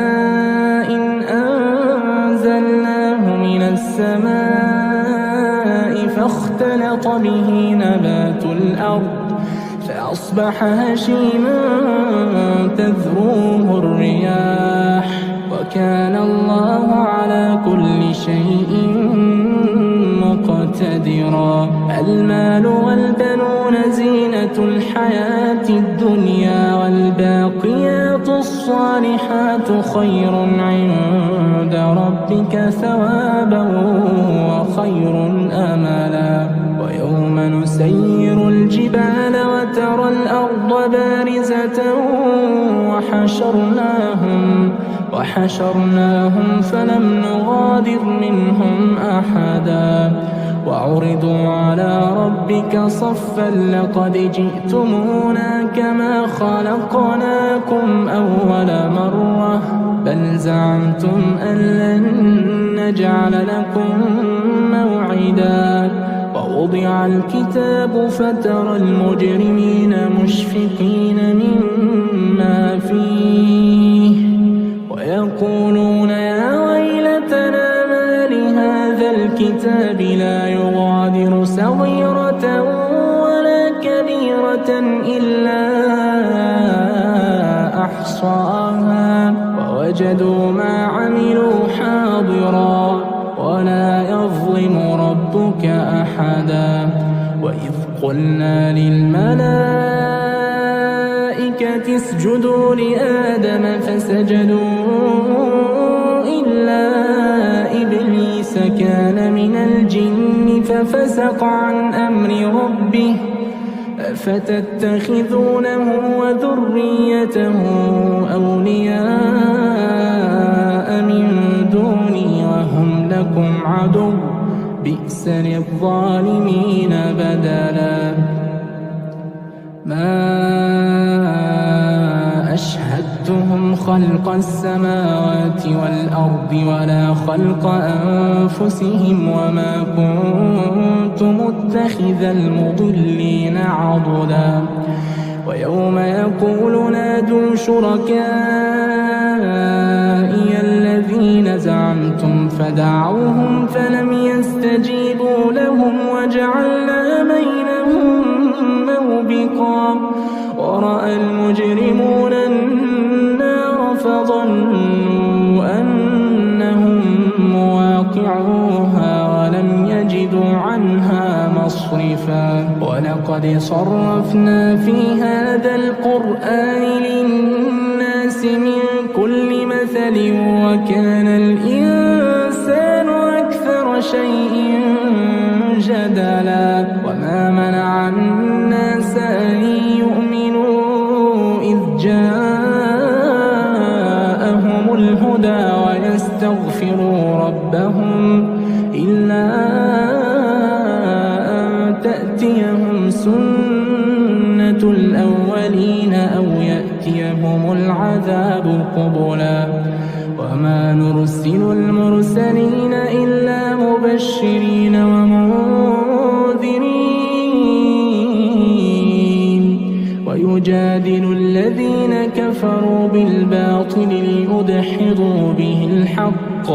واتخذوا آياتي وما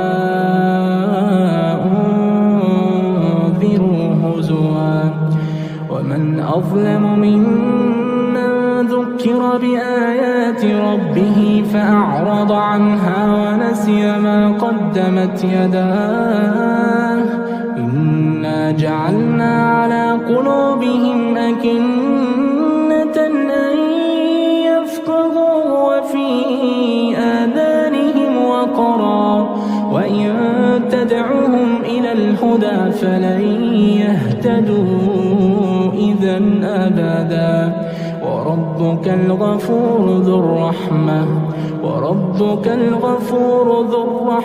لو يؤاخذهم بما كسبوا لعجل لهم العذاب بل لهم موعد لن يجدوا من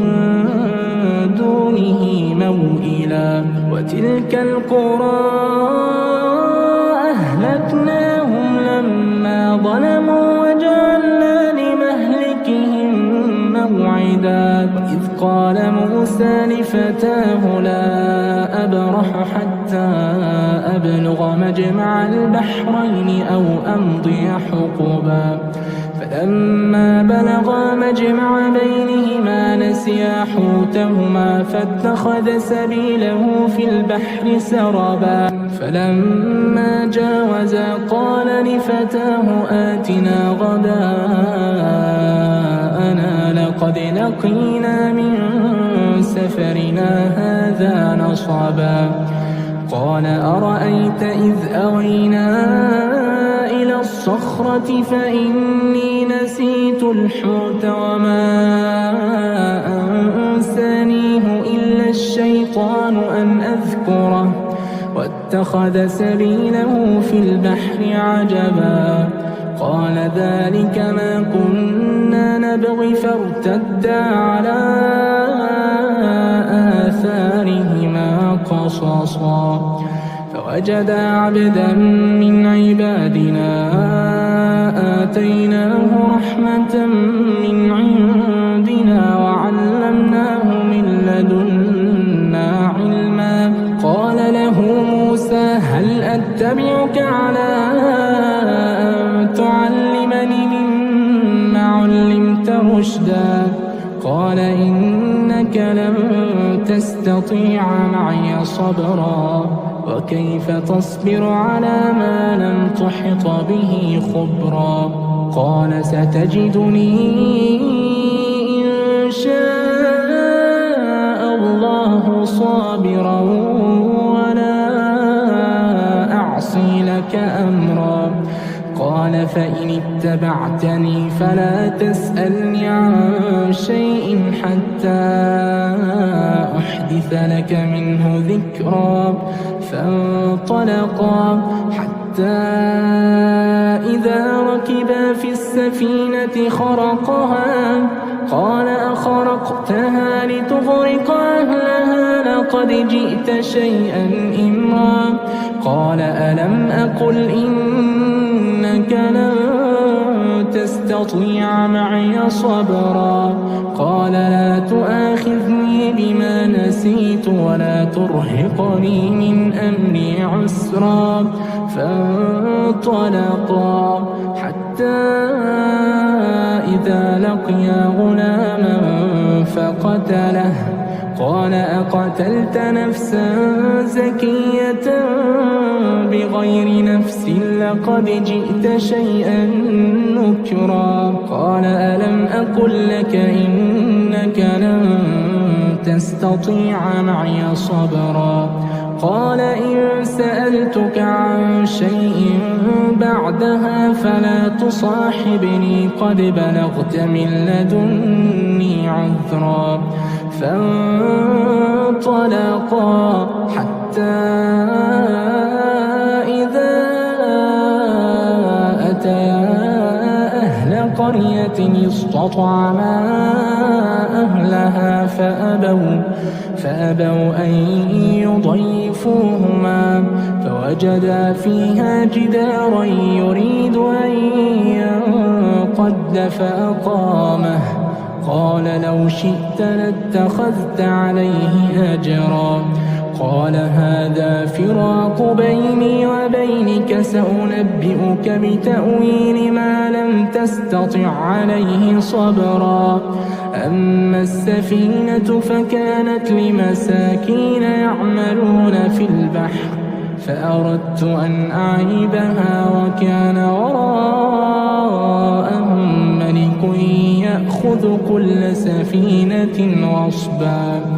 وأما الغلام فكان أبواه مؤمنين فخشينا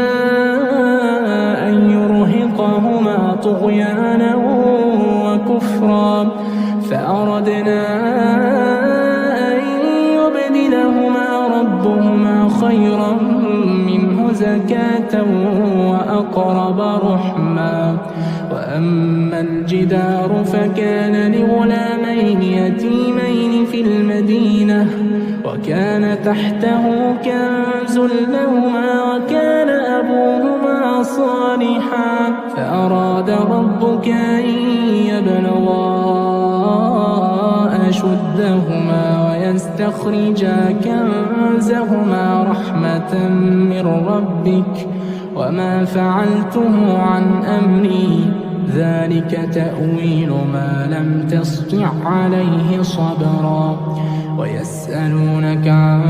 ذي القرنين قل سأتلو عليكم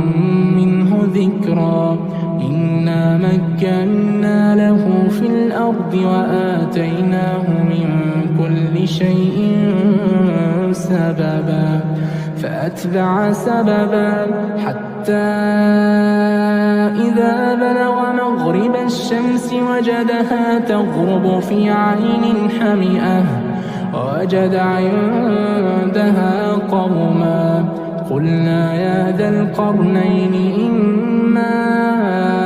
أن تعذب وإما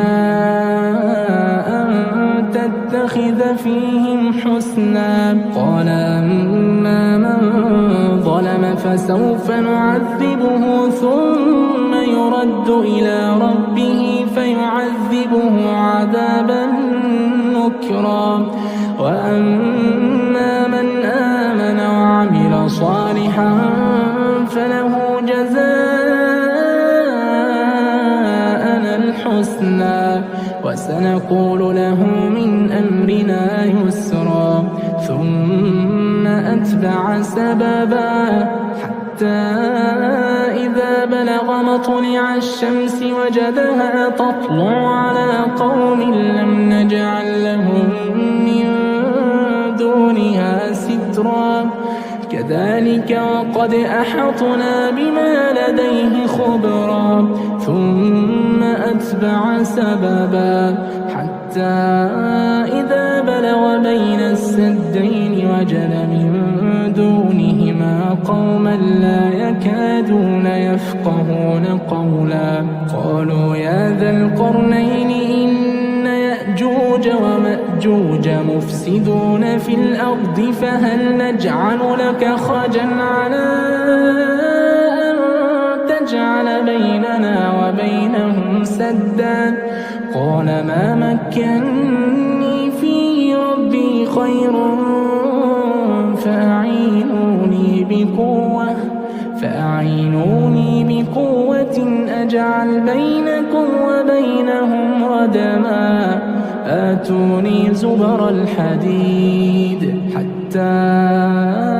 إذا ساوى بين الصدفين قال انفخوا حتى إذا جعله نارا قال آتوني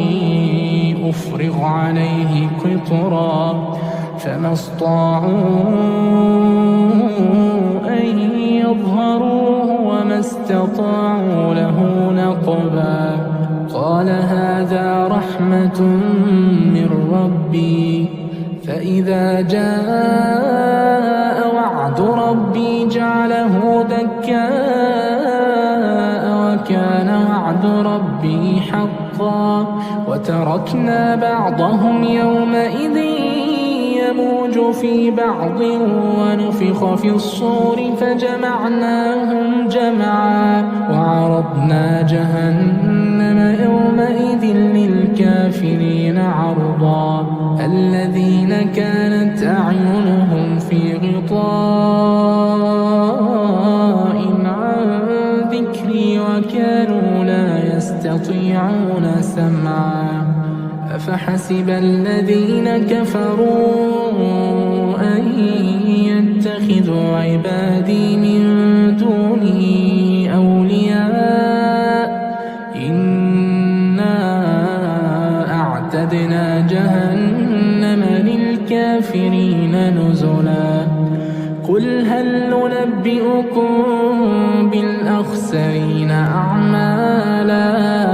الذين ضل سعيهم في الحياة الدنيا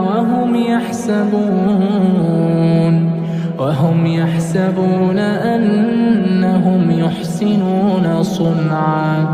أولئك الذين كفروا بآيات ربهم ولقائه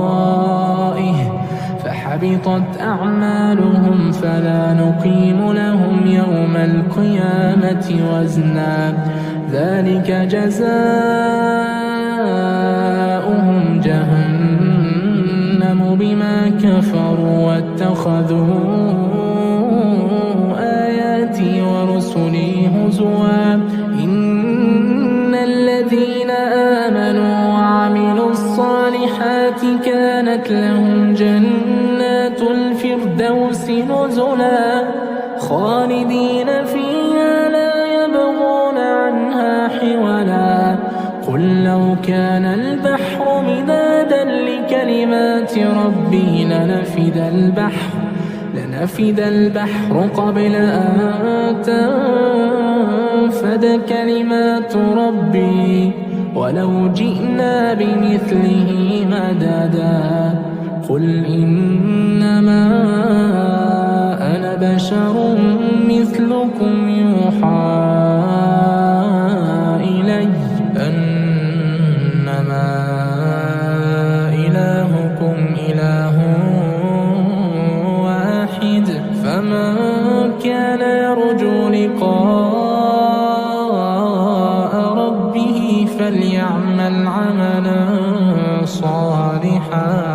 فليعمل عملا صالحا ولا يشرك بعبادة ربه أحدا. أعوذ بالله من الشيطان الرجيم. بسم الله الرحمن الرحيم. الحمد لله الذي أنزل على عبده الكتاب ولم يجعل له عوجا قيما لينذر بأسا شديدا من لدنه ويبشر المؤمنين الذين يعملون الصالحات أن لهم أجرا حسنا ماكثين فيه أبدا وينذر الذين قالوا اتخذ الله ولدا ما لهم به من علم ولا لآبائهم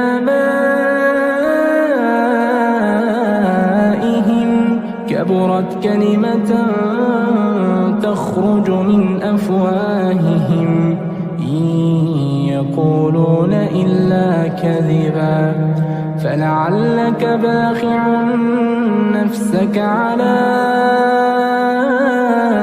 آثارهم إن لم يؤمنوا بهذا الحديث أسفا إنا جعلنا ما على الأرض زينة لها لنبلوهم أيهم أحسن عملا وإنا لجاعلون ما عليها صعيدا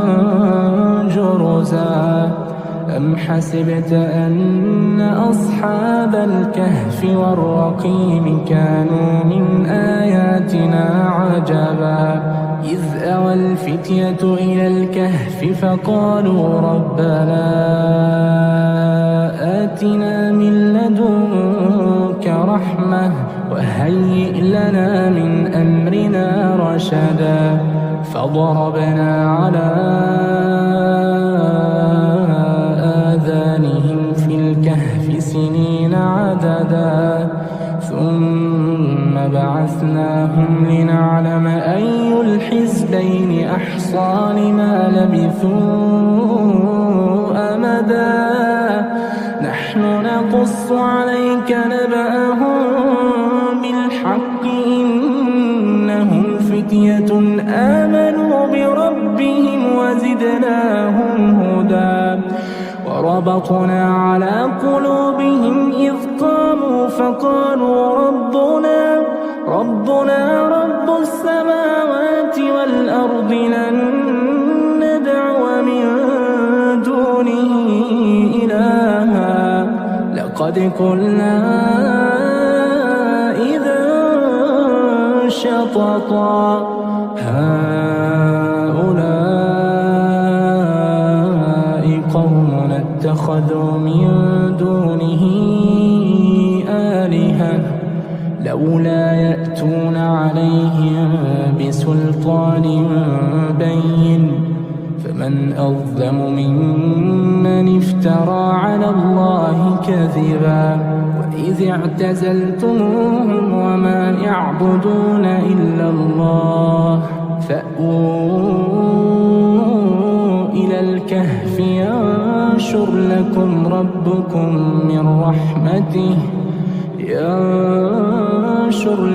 ربكم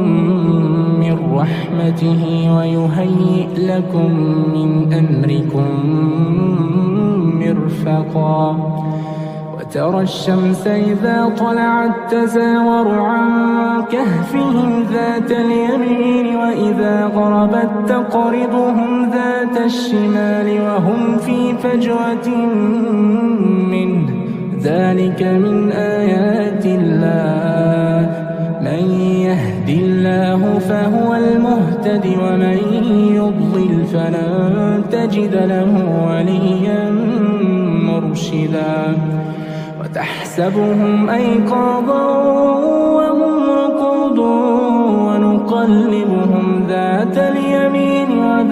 الشمال وكلبهم باسط ذراعيه بالوصيد لو اطلعت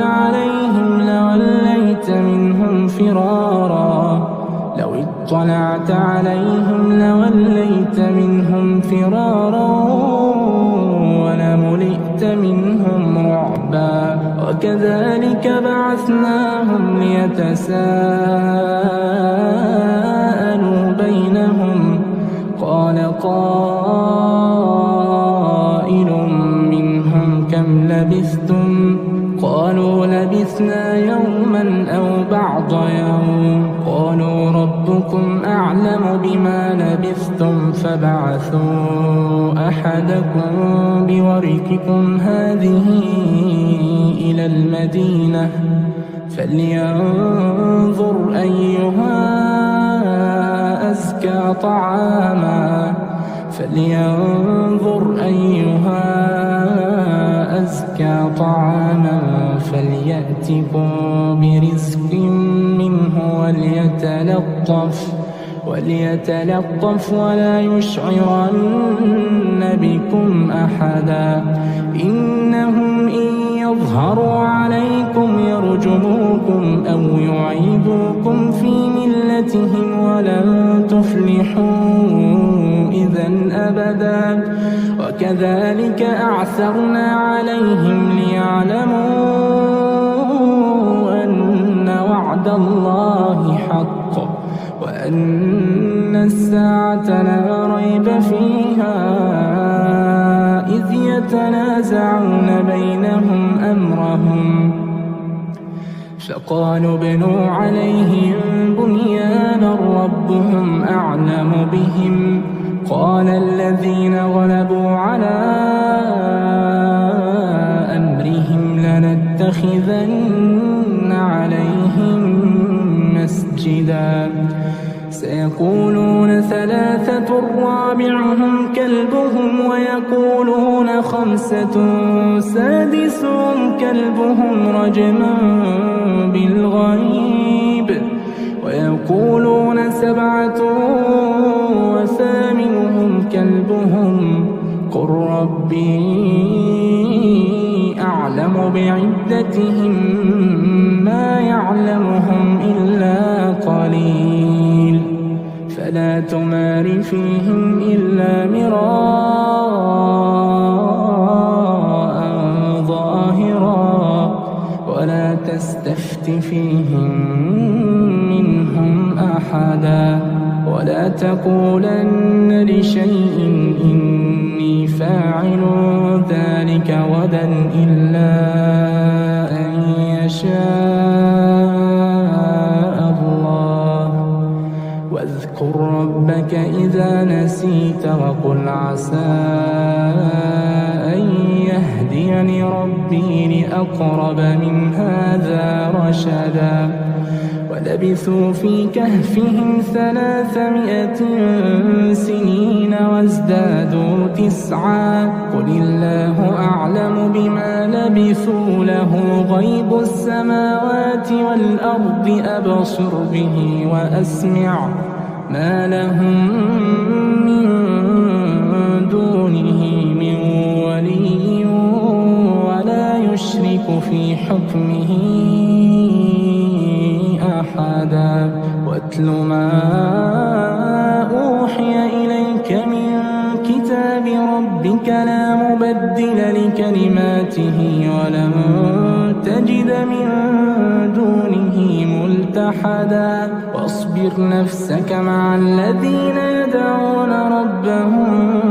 بالغداة والعشي يريدون وجهه ولا تعد عيناك عنهم تريد زينة الحياة الدنيا ولا تطع من أغفلنا قلبه عن ذكرنا واتبع هواه ولا تطع من أغفلنا قلبه عن ذكرنا واتبع هواه وكان أمره فرطا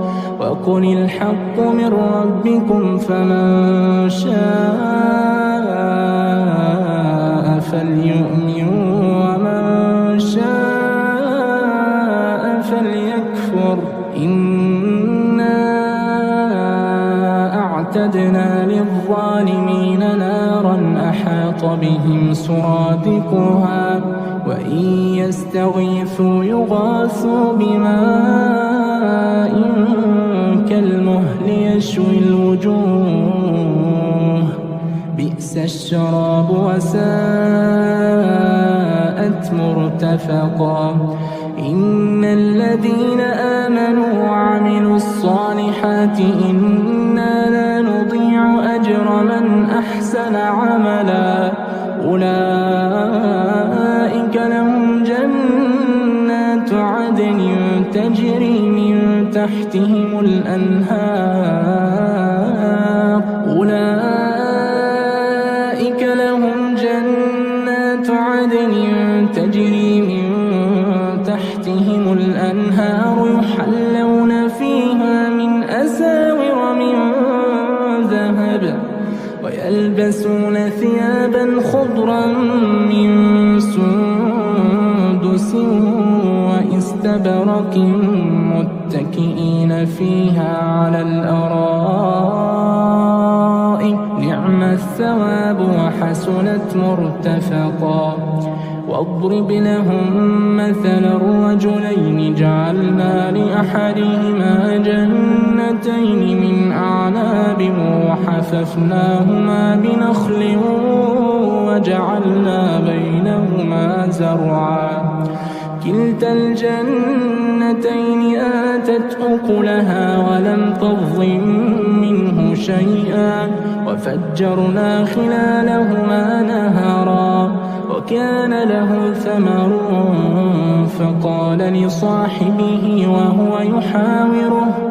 فقال لصاحبه وهو يحاوره أنا أكثر منك مالا وأعز نفرا ودخل جنته وهو ظالم لنفسه قال ما أظن أن تبيد هذه أبدا وما أظن الساعة قائمة ولئن رددت إلى ربي لأجدن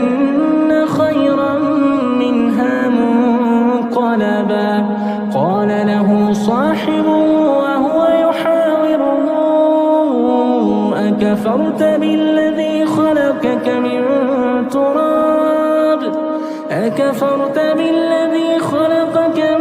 تراب ثم من نطفة ثم سواك رجلا لكن هو الله ربي ولا أشرك بربي أحدا ولولا إذ دخلت جنتك قلت ما شاء الله لا قوة إلا بالله إن ترني أنا أقل منك مالا وولدا فعسى ربي أن يؤتيني خيرا من جنتك ويرسل عليها حسبانا من السماء فتصبح صعيدا زلقا أو يصبح ماؤها غورا فلن تستطيع له طلبا وأحيط بثمره فأصبح يقلب كفيه على ما أنفق فيها وهي خاوية على عروشها ويقول يا ليتني لم أشرك بربي أحدا ولم تكن له فئة ينصرونه من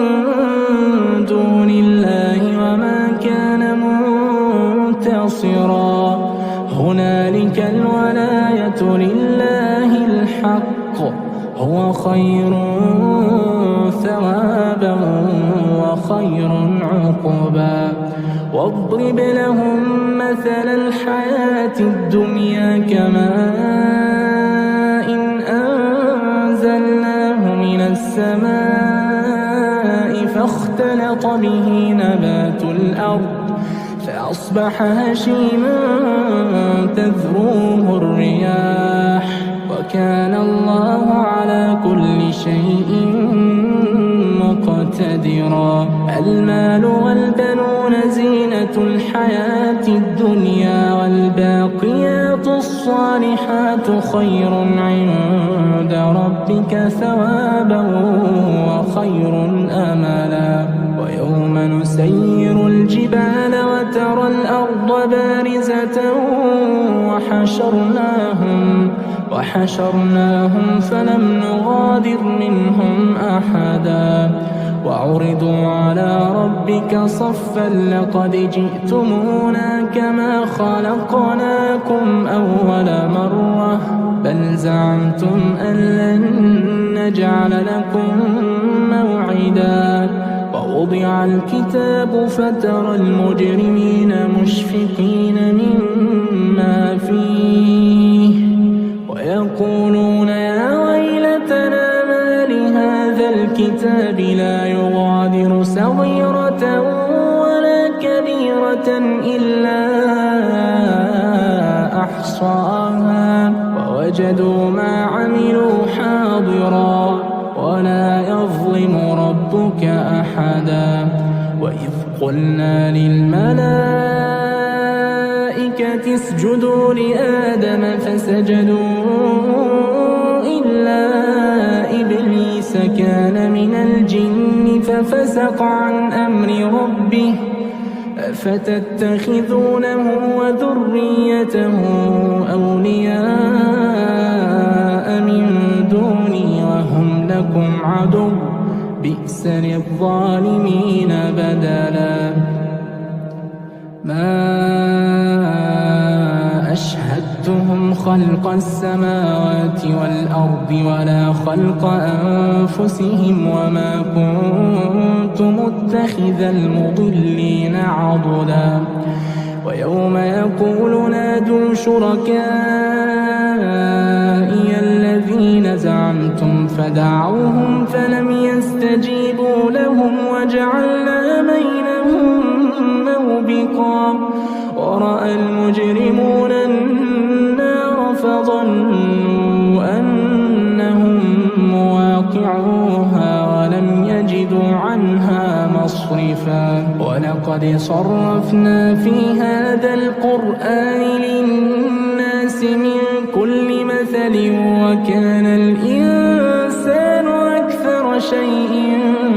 جدلا. وما منع الناس أن يؤمنوا إذ جاءهم الهدى ويستغفروا ربهم إلا أن تأتيهم سنة الأولين أو يأتيهم العذاب قبلا. وما نرسل المرسلين إلا مبشرين ومنذرين ويجادل الذين كفروا بالباطل ليدحضوا به الحق واتخذوا آياتي وما أنذروا هزوا. ومن أظلم ممن ذكر بآيات ربه فأعرض عنها ونسي ما قدمت يداه إنا جعلنا على قلوبهم أكنة أن يفقهوا وفي آذانهم وقرا وإن تدعهم إلى الهدى فلن يهتدوا إذا أبدا. وربك الغفور ذو الرحمة لو يؤاخذهم بما كسبوا لعجل لهم العذاب بل لهم موعد لن يجدوا من دونه موئلا. تلك القرى أهلكناهم لما ظلموا وجعلنا لمهلكهم موعدا وإذ قال موسى لفتاه لا أبرح حتى أبلغ مجمع البحرين أو أمضي حقبا فلما بلغا مجمع بينهما نسيا حوتهما فاتخذ سبيله في البحر سربا فلما جاوزا قال لفتاه آتنا غداءنا لقد لقينا من سفرنا هذا نصبا قال أرأيت إذ أوينا إلى الصخرة فإني نسيت الحوت وما أنسانيه إلا الشيطان أن أذكره واتخذ سبيله في البحر عجبا قال ذلك ما كنا نبغي فارتدا على آثارهما قصصا فوجدا عبدا من عبادنا آتيناه رحمة من عندنا وعلمناه من لدنا علما قال له موسى هل أتبعك على أن تعلمني مما علمت رشدا قال إنك لن تستطيع معي صبرا وكيف تصبر على ما لم تحط به خبرا قال ستجدني إن شاء الله صابرا ولا أعصي لك أمرا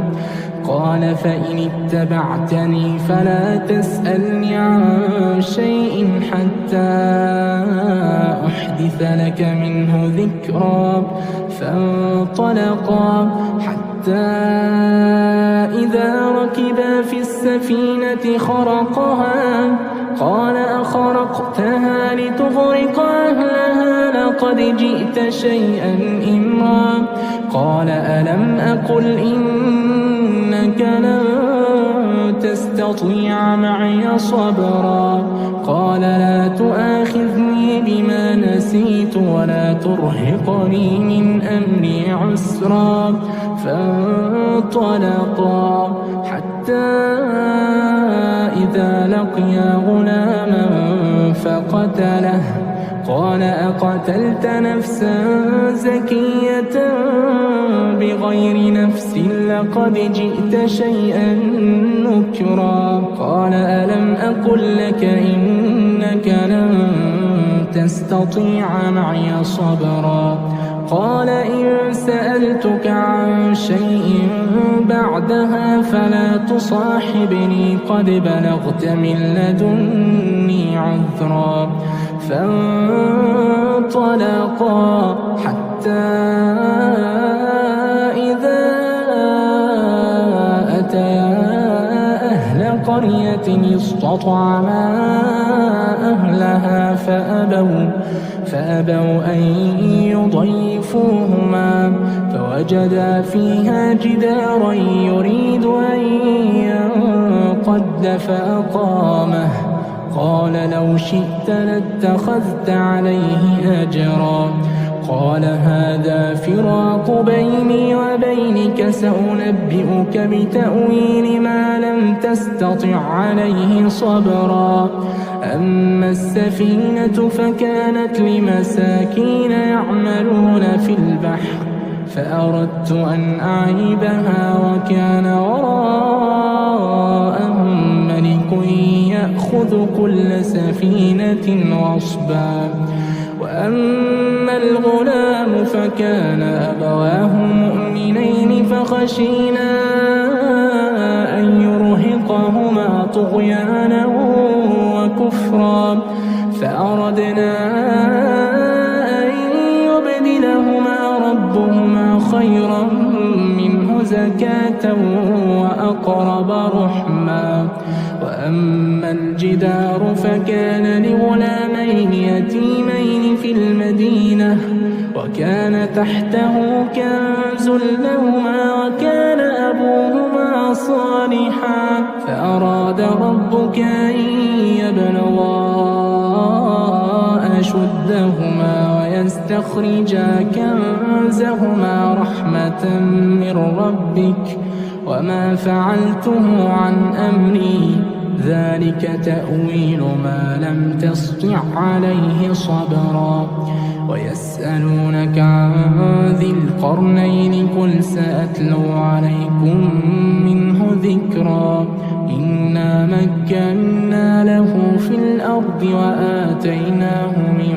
كل شيء سببا فأتبع سببا حتى إذا بلغ مغرب الشمس وجدها تغرب في عين حمئة ووجد عندها قوما قلنا يا ذا القرنين إما أن تعذب وإما أن تتخذ فيهم حسنا قال أما من ظلم فسوف نعذبه ثم يرد إلى ربه فيعذبه عذابا نكرا وأما من آمن وعمل صالحا فله جزاء الحسنى وسنقول له من أمرنا يسرا ثم أتبع سببا حتى إذا بلغ مطلع الشمس وجدها تطلع على قوم لم نجعل لهم من دونها سترا كذلك وقد أحطنا بما لديه خبرا ثم أتبع سببا حتى إذا بلغ بين السدين وجد من دونهما قوما لا يكادون يفقهون قولا قالوا يا ذا القرنين إن يأجوج ومأجوج مفسدون في الأرض فهل نجعل لك خرجا على أن تجعل بيننا وبينهم سدا قال ما مكنني فيه ربي خير فأعينوني بقوة أجعل بينكم وبينهم ردما آتوني زبر الحديد حتى إذا ساوى بين الصدفين قال انفخوا حتى إذا جعله نارا قال آتوني أفرغ عليه قطرا فما استطاعوا أن يظهروه وما استطاعوا له نقبا قال هذا رحمة من ربي فإذا جاء وعد ربي جعله دكاء وكان وعد ربي حقا وتركنا بعضهم يومئذ يموج في بعض ونفخ في الصور فجمعناهم جمعا وعرضنا جهنم يومئذ للكافرين عرضا الذين كانت أعينهم في غطاء عن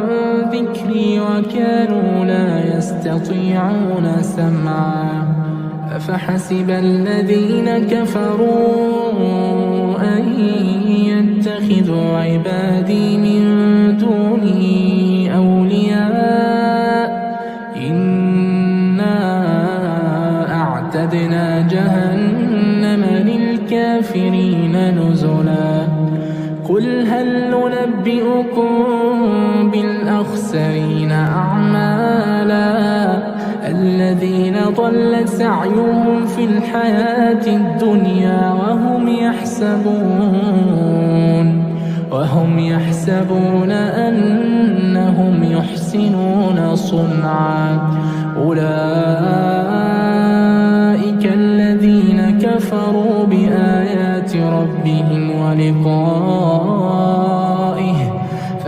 فحبطت أعمالهم فلا نقيم لهم يوم القيامة وزنا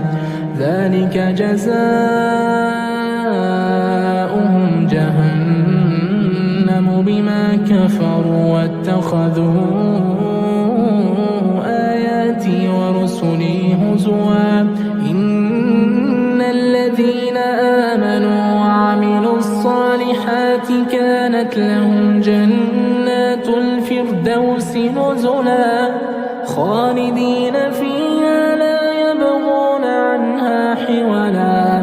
قل لو كان البحر مدادا لكلمات ربي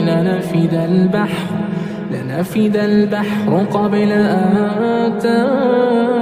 تنفد كلمات ربي ولو جئنا بمثله مددا قل إنما أنا بشر مثلكم يوحى إلي أنما إلهكم إله واحد فمن كان يرجو لقاء ربه فليعمل عملا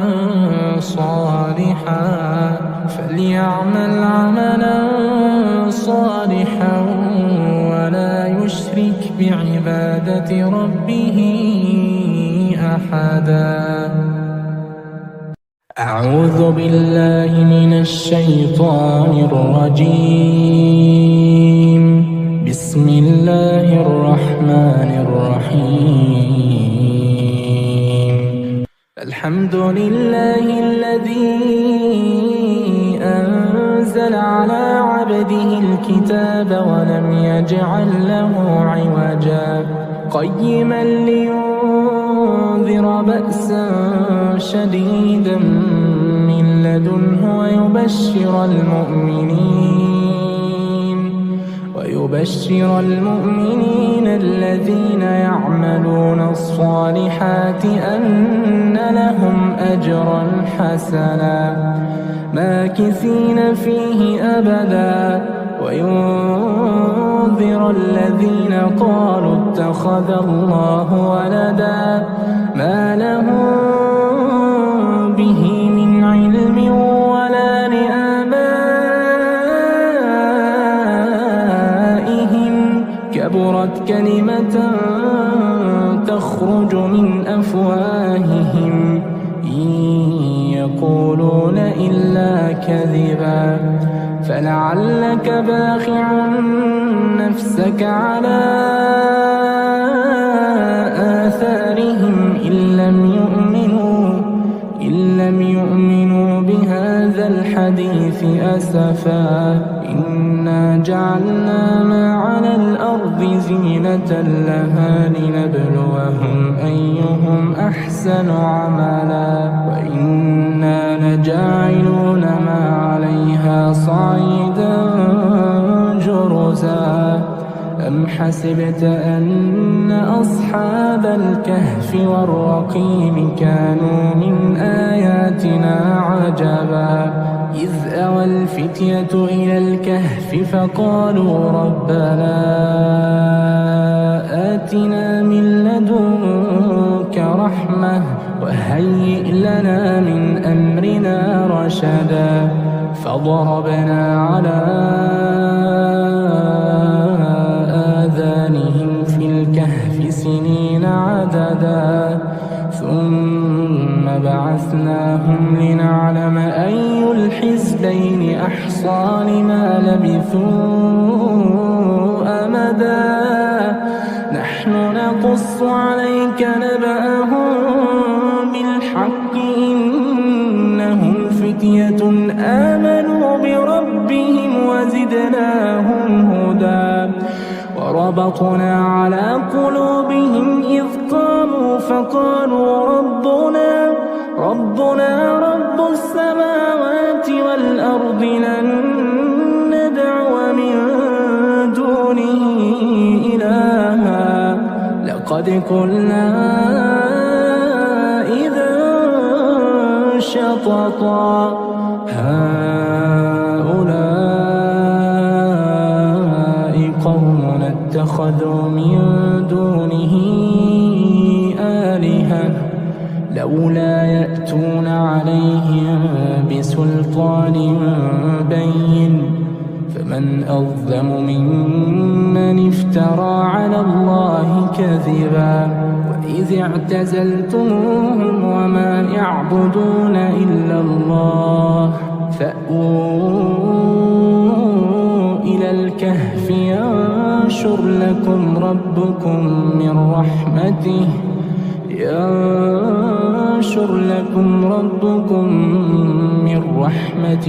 ويهيئ لكم من أمركم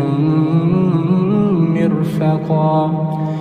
وترى الشمس إذا طلعت تزاور عن كهفهم ذات اليمين وإذا غربت تقرضهم ذات الشمال وهم في فجوة منه ذلك من آيات الله من يهد الله فهو المهتد ومن يضلل فلن تجد له وليا مرشدا وتحسبهم أيقاظا وهم رقود ونقلبهم ذات اليمين وذات الشمال وكلبهم باسط ذراعيه بالوصيد لو اطلعت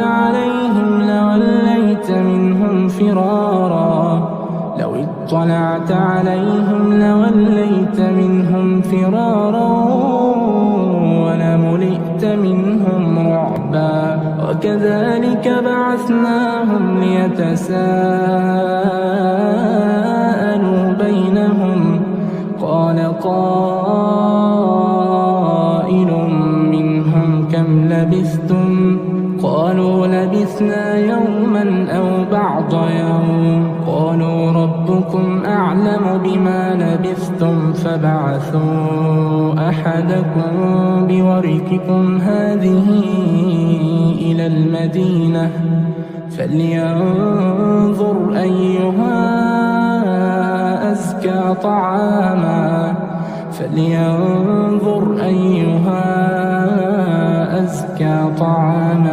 فليأتكم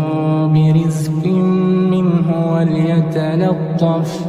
وليتلطف ولا يشعرن بكم أحدا إنهم إن يظهروا عليكم يرجموكم أو يعيدوكم في ملتهم ولن تفلحوا إذا أبدا وكذلك أعثرنا عليهم ليعلموا أن وعد الله حق وأن الساعة لا ريب فيها إذ يتنازعون بينهم أمرهم فقالوا ابنوا عليهم بنيانا ربهم أعلم بهم قال الذين غلبوا على أمرهم لنتخذن عليهم مسجدا سيقولون ثلاثة رابعهم كلبهم ويقولون خمسة سادسهم كلبهم رجما بالغيب ويقولون سبعة وثامنهم كلبهم قل ربي أعلم بعدتهم ما يعلمهم إلا قليل فلا تمار فيهم إلا مراء ظاهرا ولا تستفت فيهم منهم أحدا ولا تقولن لشيء إني فاعل ذلك غدا إلا أن يشاء الله واذكر ربك إذا نسيت وقل عسى أن يهديني ربي لأقرب من هذا رشدا ولبثوا في كهفهم 300 سنين وازدادوا 9. قل الله أعلم بما لبثوا له غيب السماوات والأرض أبصر به وأسمع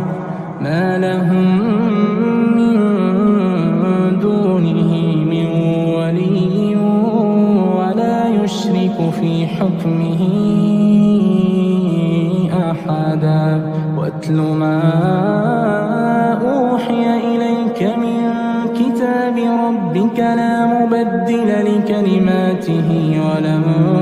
تجد من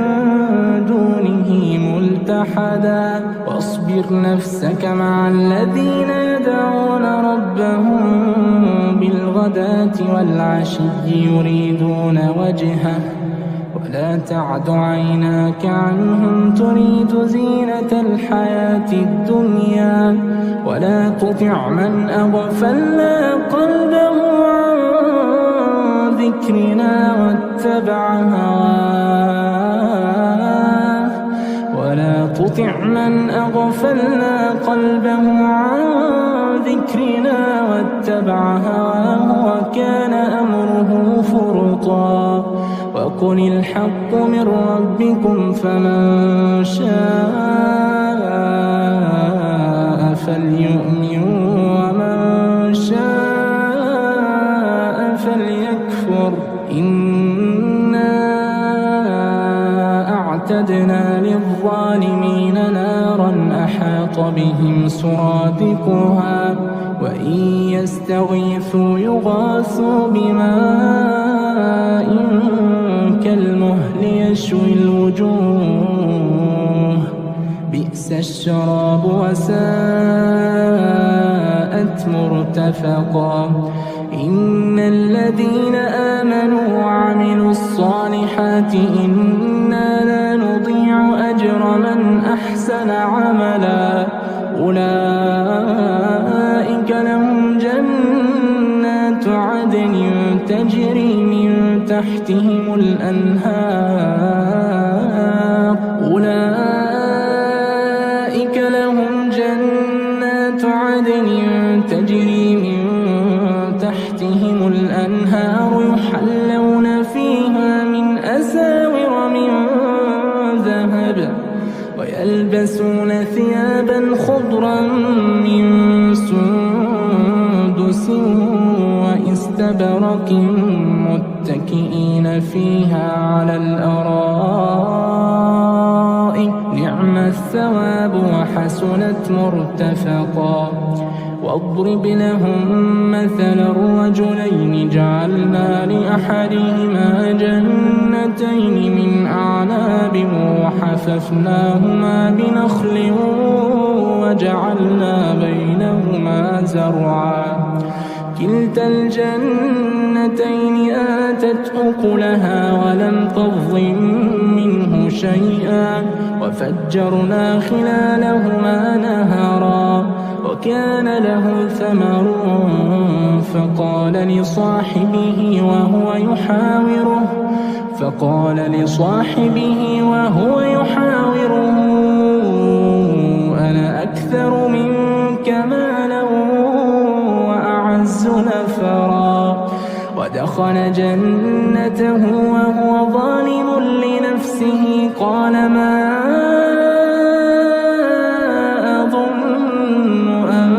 تبيد هذه أبدا وما أظن الساعة قائمة ولئن رددت إلى ربي لأجدن خيرا منها منقلبا. قال له صاحبه وهو يحاوره أكفرت بالذي خلقك من تراب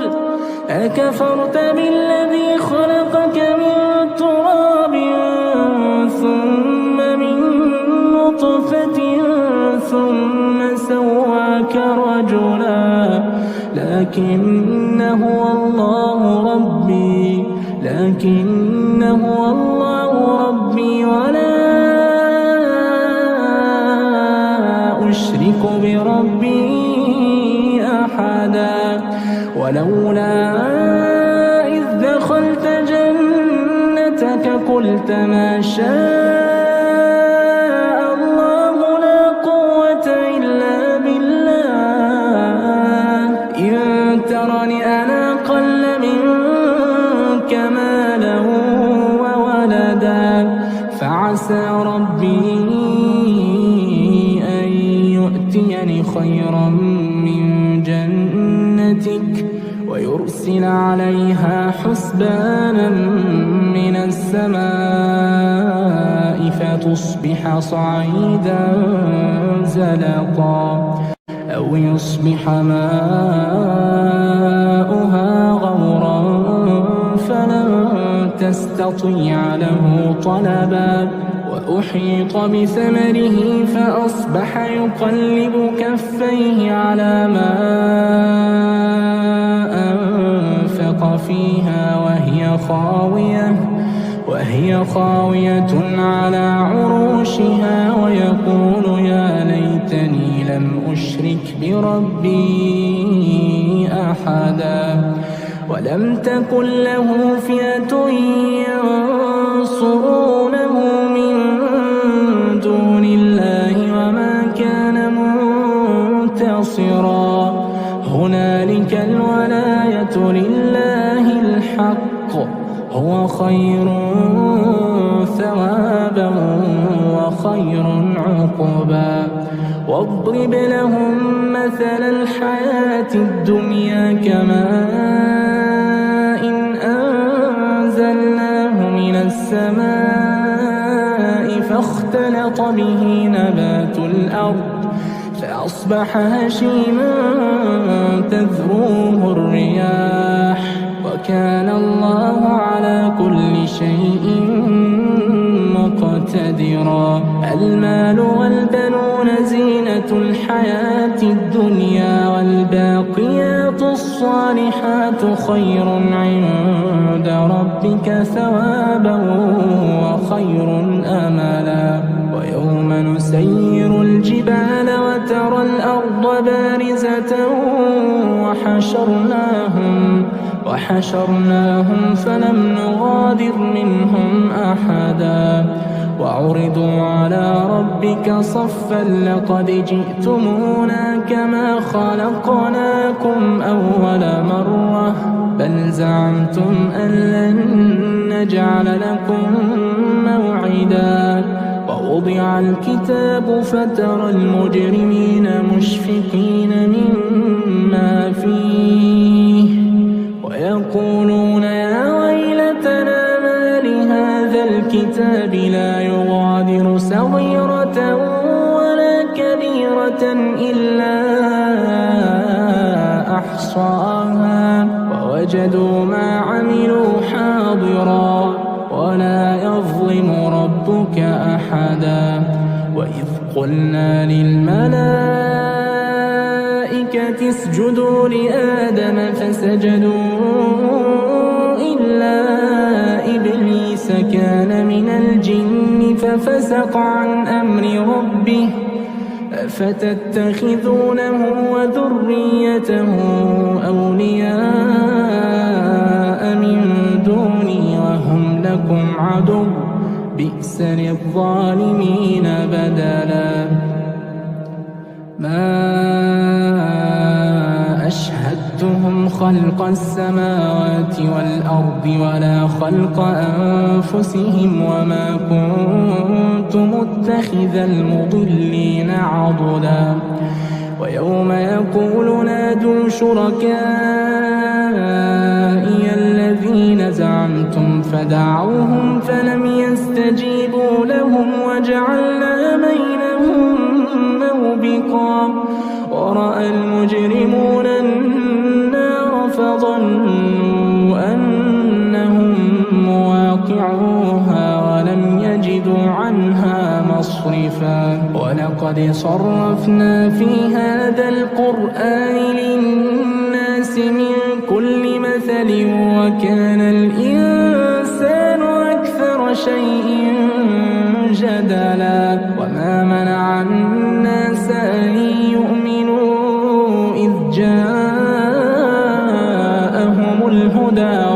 واستغفروا ربهم إلا أن تأتيهم سنة الأولين أو يأتيهم العذاب قبلا وما نرسل المرسلين إلا مبشرين ومنذرين ويجادل الذين كفروا بالباطل ليدحضوا به الحق واتخذوا آياتي وما أنذروا هزوا ومن أظلم ممن ذكر بآيات ربه فأعرض عنها ونسي ما قدمت يداه إنا جعلنا على قلوبهم أكنة أن يفقهوا وفي آذانهم وقرا وإن تدعوهم إلى الهدى فلن يهتدوا إذا أبدا وربك الغفور ذو الرحمة لو يؤاخذهم بما كسبوا لعجل لهم العذاب بل لهم موعد لن يجدوا من دونه موئلا وتلك القرى أهلكناهم لما ظلموا وجعلنا لمهلكهم موعدا وإذ قال موسى لفتاه لا أبرح حتى أبلغ مجمع البحرين أو أمضي حقبا فلما بلغا مجمع بينهما نسيا حوتهما فاتخذ سبيله في البحر سربا فلما جاوزا قال لفتاه آتنا غداءنا لقد لقينا من سفرنا هذا نصبا قال أرأيت إذ أوينا إلى الصخرة فإني نسيت الحوت وما أنسانيه إلا الشيطان أن أذكره واتخذ سبيله في البحر عجبا قال ذلك ما كنا نبغي فارتدا على آثارهما قصصا فوجدا عبدا من عبادنا آتيناه رحمة من عندنا وعلمناه من لدنا علما قال له موسى هل أتبعك على أن تعلمني مما علمت رشدا قال إنك لن تستطيع معي صبرا وكيف تصبر على ما لم تحط به خبرا قال ستجدني إن شاء الله صابرا ولا أعصي لك أمرا قال فإن اتبعتني فلا تسألني عن شيء حتى أحدث لك منه ذكرا فانطلقا حتى إذا ركبا في السفينة خرقها قال أخرقتها لتغرق أهلها لقد جئت شيئا إمرا قال ألم أقل إنك لن تستطيع معي صبرا قال لا تؤاخذني بما نسيت ولا ترهقني من أمري عسرا فانطلقا حتى إذا لقيا غلاما فقتله قال أقتلت نفسا زكية بغير نفس لقد جئت شيئا نكرا قال ألم أقل لك إنك لن تستطيع معي صبرا قال إن سألتك عن شيء بعدها فلا تصاحبني قد بلغت من لدني عذرا فانطلقا حتى إذا أتيا أهل قرية استطعما أهلها فأبوا أن يضيفوهما فوجدا فيها جدارا يريد أن ينقض فأقامه قال لو شئت لاتخذت عليه أجرا قال هذا فراق بيني وبينك سأنبئك بتأويل ما لم تستطع عليه صبرا أما السفينة فكانت لمساكين يعملون في البحر فأردت أن أعيبها وكان وراءهم ملك يأخذ كل سفينة غصبا وأما الغلام فكان أبواه مؤمنين فخشينا أن يرهقهما طغيانا وكفرا فأردنا أن يبدلهما ربهما خيرا منه زكاة وأقرب رحما وأما الجدار فكان لغلامين يتيمين في المدينة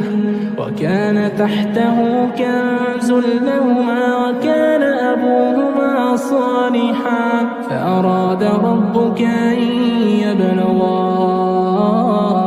أشدهما ويستخرجا كنزهما رحمة من ربك وما فعلته عن أمري ذلك تأويل ما لم تسطع عليه صبرا ويسألونك عن ذي القرنين قل سأتلو عليكم منه ذكرا إنا مكنا له في الأرض وآتيناه من كل شيء سببا فأتبع سببا حتى إذا بلغ مغرب الشمس وجدها تغرب في عين حمئة ووجد عندها قوما قلنا يا ذا القرنين إما أن تعذب وإما أن تتخذ فيهم حسنا قال أما من ظلم فسوف نعذبه ثم يرد إلى ربه فيعذبه عذابا نكرا وأما من آمن وعمل صالحا فله جزاءنا الحسنى وسنقول له من أمرنا يسرا ثم أتبع سببا حتى إذا بلغ مطلع الشمس وجدها تطلع على قوم لم نجعل لهم من دونها سترا كذلك وقد أحطنا بما لديه خبرا ثم أتبع سببا حتى إذا بلغ بين السدين وجد من دونهما قوما لا يكادون يفقهون قولا قالوا يا ذا القرنين إن يأجوج ومأجوج مفسدون في الأرض فهل نجعل لك خرجا على أن تجعل بيننا وبينهم سدا قال ما مكنني فيه ربي خير فأعينوني بقوة أجعل بينكم وبينهم ردما آتوني زبر الحديد حتى إذا ساوى بين الصدفين قال انفخوا حتى إذا جعله نارا قال آتوني لنفرغ عليه قطرا فما استطاعوا أن يظهروه وما استطاعوا له نقبا قال هذا رحمة من ربي فإذا جاء وعد ربي جعله دكاء وكان وعد ربي حقا وتركنا بعضهم يومئذ يموج في بعض ونفخ في الصور فجمعناهم جمعا وعرضنا جهنم يومئذ للكافرين عرضا الذين كانت أعينهم في غطاء عن ذكري وكانوا لا يستطيعون سمعا أفحسب الذين كفروا أن يتخذوا عبادي من دونه أولياء إنا أعتدنا جهنم للكافرين نزلا قل هل ننبئكم بالأخسرين أعمالا الذين ضل سعيهم في الحياة الدنيا وهم يحسبون أنهم يحسنون صنعا أولئك الذين كفروا بآيات ربهم ولقائه فحبطت أعمالهم فلا نقيم لهم يوم القيامة وزنا ذلك جزاؤهم جهنم بما كفروا واتخذوا آياتي ورسلي هزوا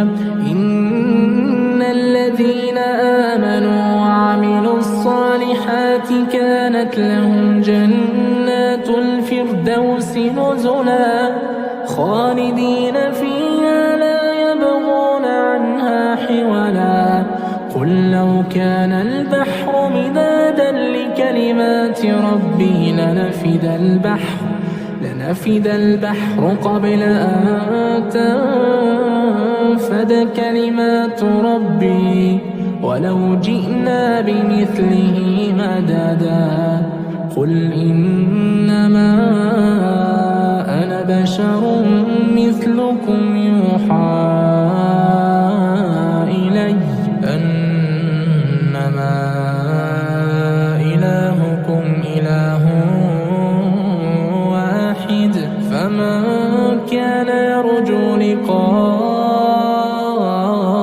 ربه فليعمل عملا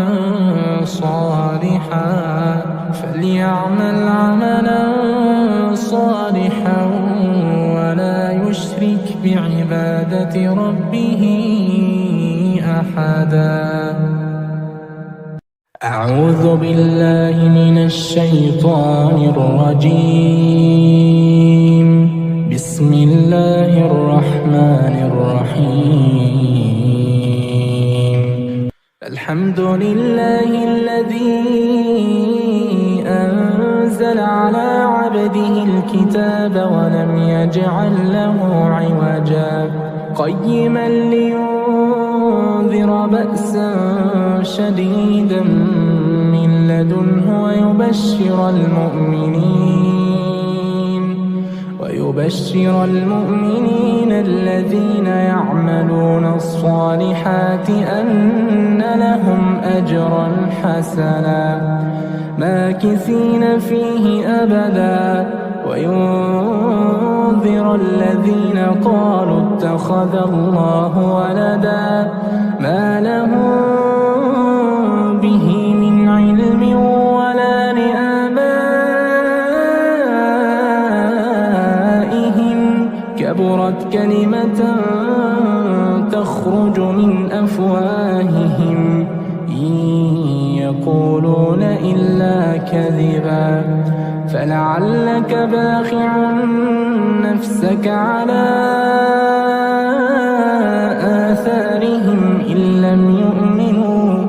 إن لم يؤمنوا بهذا الحديث أسفا إنا جعلنا ما على الأرض زينة لها لنبلوهم أيهم أحسن عملا وإنا لجاعلون ما عليها صعيدا جرزا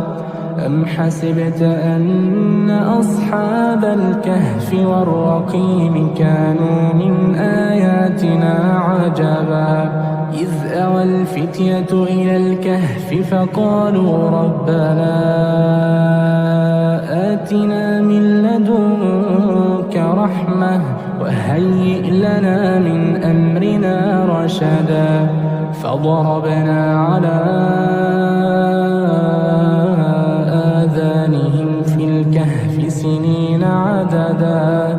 ثم بعثناهم لنعلم أي الحزبين أحصى لما لبثوا أمدا نحن نقص عليك نبأهم بالحق إنهم فتية آمنوا بربهم وزدناهم هدى وربطنا على قلوبهم إذ قاموا فقالوا ربنا رب السماوات والأرض لن ندعو من دونه إلها لقد قلنا إذا شططا هؤلاء قومنا اتخذوا من دونه آلهة لولا يأتون عليهم بسلطان بين فمن أظلم ممن افترى على الله كذبا وإذ اعتزلتموهم وما يعبدون إلا الله فأووا إلى الكهف ينشر لكم ربكم من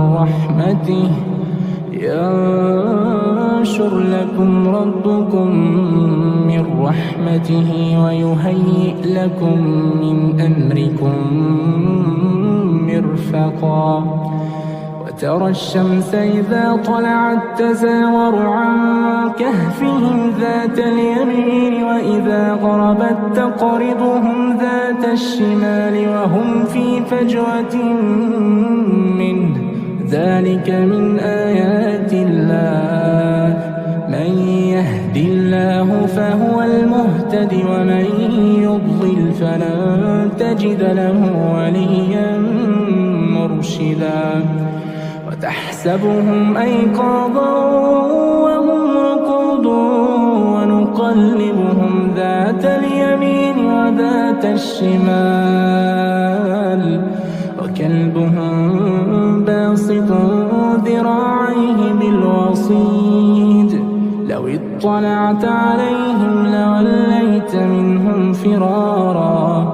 لو اطلعت عليهم لوليت منهم فرارا ولملئت منهم رعبا وكذلك بعثناهم ليتساءلوا بينهم قال قائل منهم كم لبثتم قالوا لبثنا يوما أو بعض يوم قالوا ربكم أعلم بما لبثتم فبعثوا أحدكم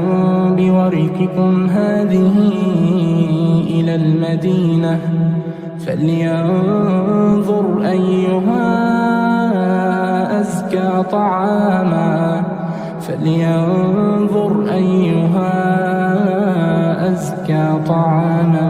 فليأتكم برزق منه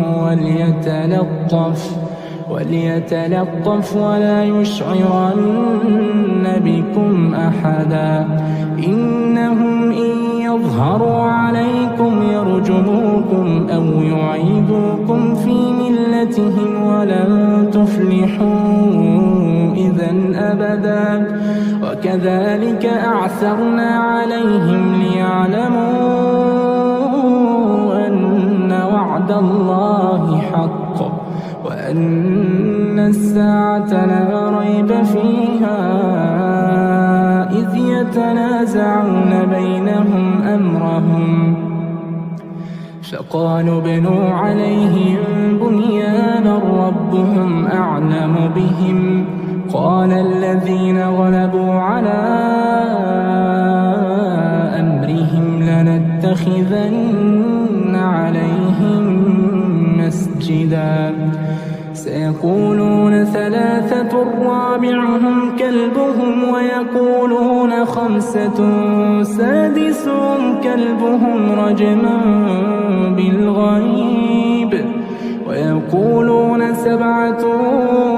وثامنهم كلبهم قل ربي أعلم بعدتهم ما يعلمهم إلا قليل فلا تمار فيهم إلا مراء ظاهرا ولا تستفت فيهم منهم أحدا ولا تقولن لشيء إني فاعل ذلك غدا إلا أن يشاء الله واذكر ربك إذا نسيت وقل عسى أن يهديني ربي لأقرب من هذا رشدا ولبثوا في كهفهم 300 سنين وازدادوا 9 قل الله أعلم بما لبثوا له غيب السماوات والأرض أبصر به وأسمع ما لهم من دونه من ولي ولا يشرك في حكمه أحدا واتل ما أوحي إليك من كتاب ربك لا مبدل لكلماته ولن تجد من دونه ملتحدا واصبر نفسك مع الذين يدعون ربهم بالغداة والعشي يريدون وجهه ولا تعد عيناك عنهم تريد زينة الحياة الدنيا ولا تطع من أغفلنا قلبه عن ذكرنا واتبع هواه ولا تطع من أغفلنا قلبه عن ذكرنا واتبع هواه وكان أمره فرطا وقل الحق من ربكم فمن شاء فليؤمن ومن شاء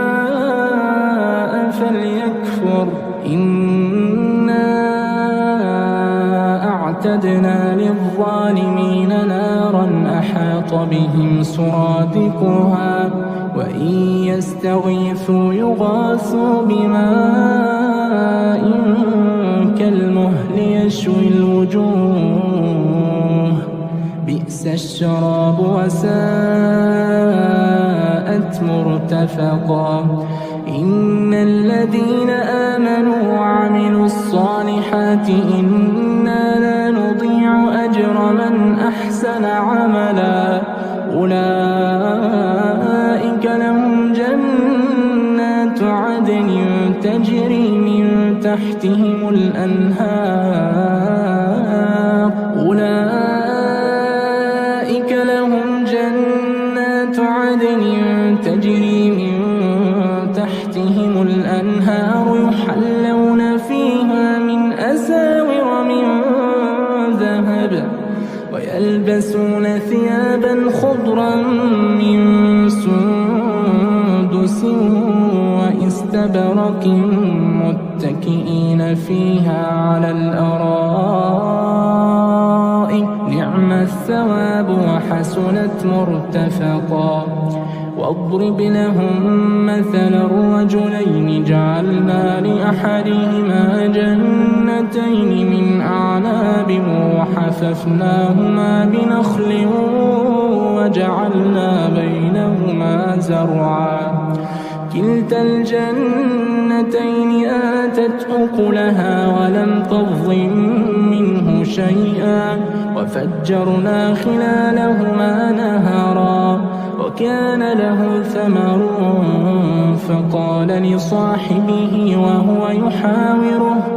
فقال لصاحبه وهو يحاوره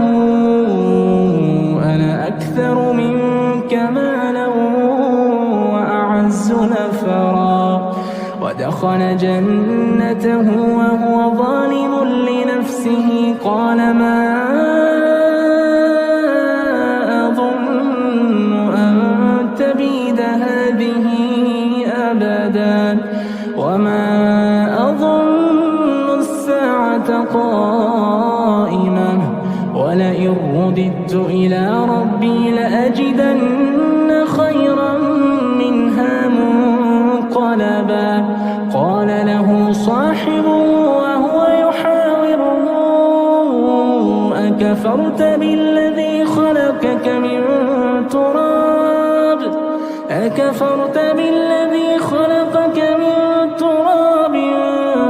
ثم من نطفة ثم سواك رجلا لكن هو الله ربي ولا أشرك بربي أحدا ولولا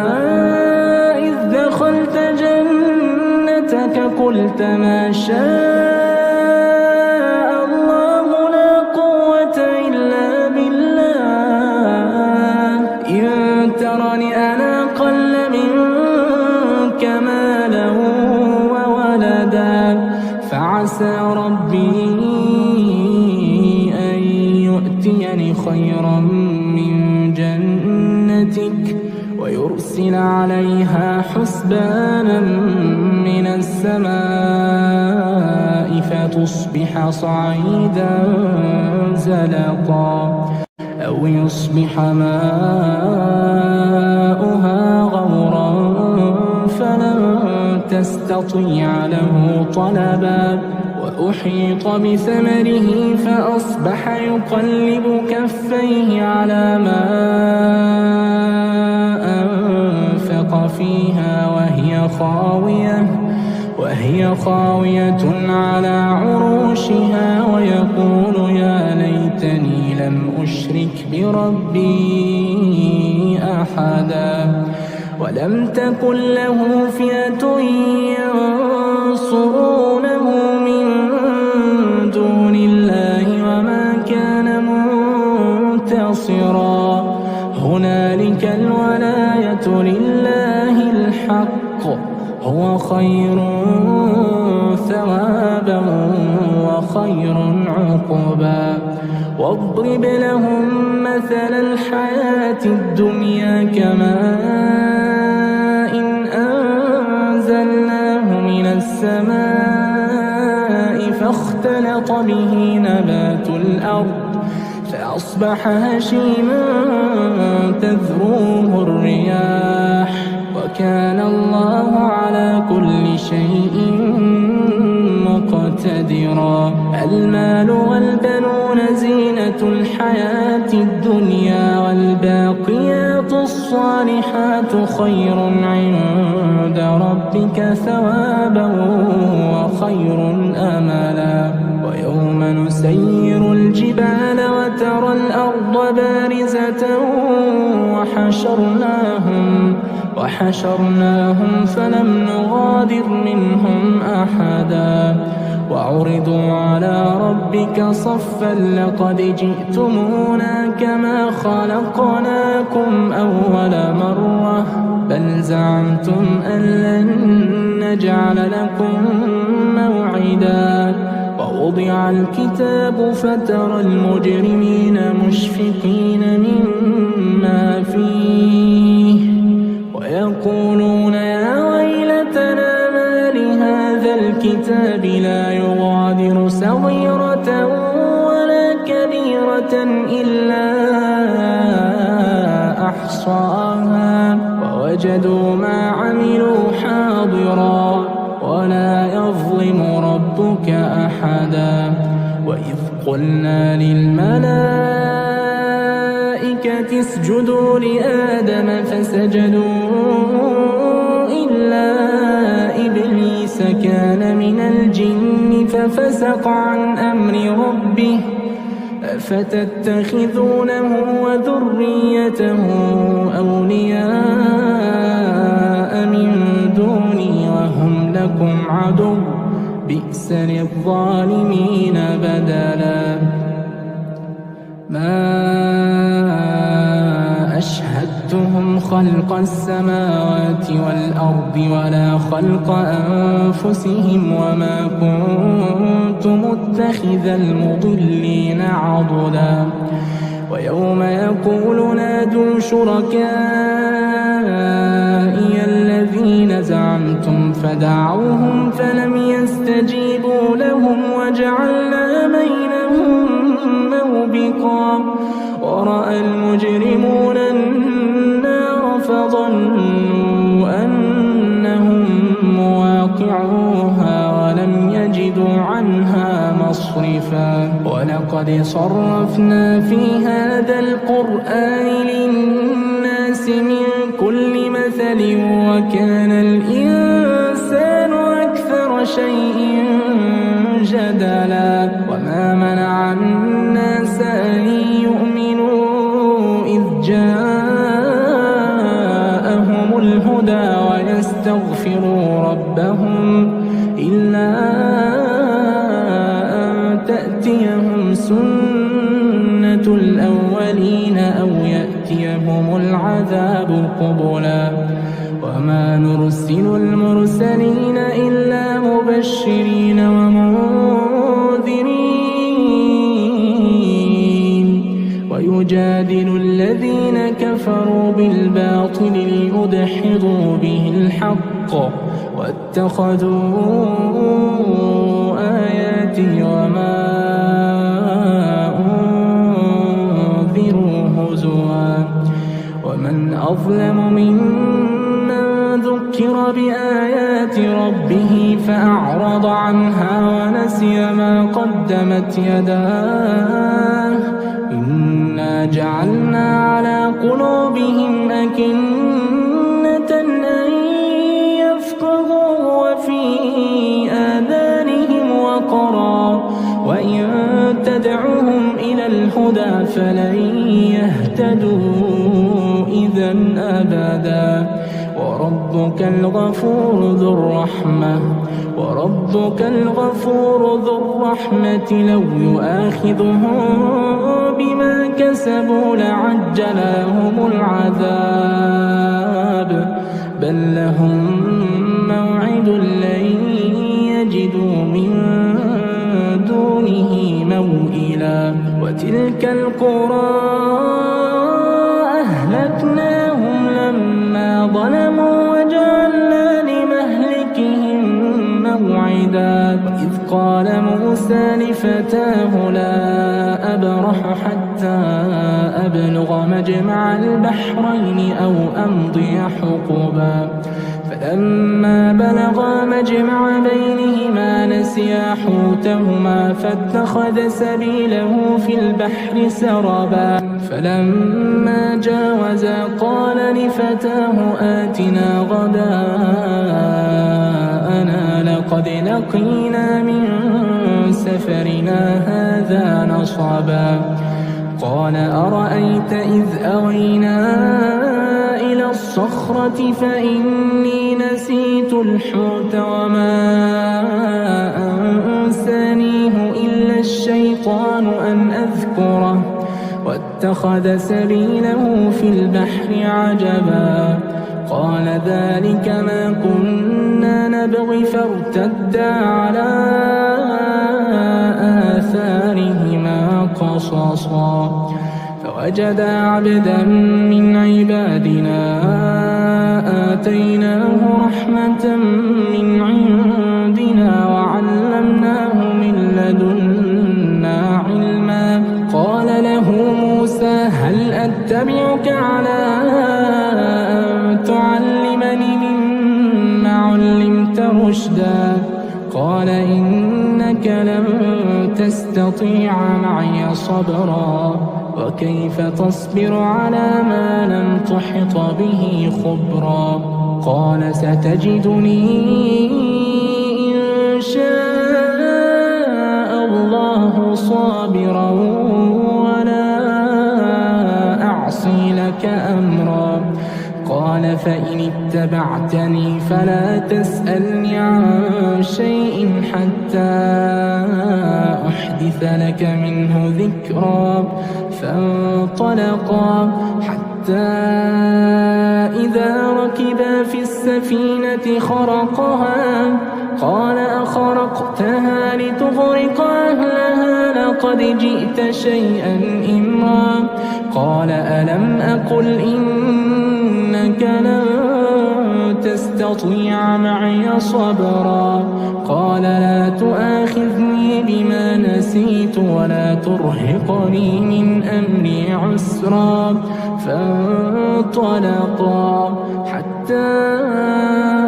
إذا لقيا غلاما فقتله. قال أقتلت نفسا زكية بغير نفس لقد جئت شيئا نكرا. قال ألم أقل لك إنك لن تستطيع معي صبرا. قال إن سألتك عن شيء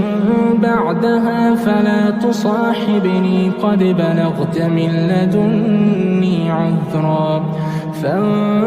فانطلقا حتى إذا أتيا أهل قرية استطعما أهلها فأبوا أن يضيفوهما فوجدا فيها جدارا يريد أن ينقض فأقامه. قال لو شئت لاتخذت عليه أجرا. قال هذا فراق بيني وبينك سأنبئك بتأويل ما لم تستطع عليه صبرا. أما السفينة فكانت لمساكين يعملون في البحر فأردت أن أعيبها وكان وراءهم ملك يأخذ كل سفينة غصبا. وأما الغلام فكان أبواه مؤمنين فخشينا أن يرهقهما طغيانا وكفرا فأردنا أن يبدلهما ربهما خيرا منه زكاة وأقرب رحما. وأما الجدار فكان لغلامين يتيمين في المدينة وكان تحته كنز لهما وكان أبوهما صالحا فأراد ربك أن يبلغا أشدهما ويستخرجا كنزهما رحمة من ربك وما فعلته عن أمري ذلك تأويل ما لم تسطع عليه صبرا. ويسألونك عن ذي القرنين قل سأتلو عليكم منه ذكرا. إنا مكنا له في الأرض وآتيناه من كل شيء سببا فأتبع سببا حتى إذا بلغ مغرب الشمس وجدها تغرب في عين حمئة ووجد عندها قوما قلنا يا ذا القرنين إما أن تعذب وإما أن تتخذ نتخذ فيهم حسنا. قال أما من ظلم فسوف نعذبه ثم يرد إلى ربه فيعذبه عذابا نكرا.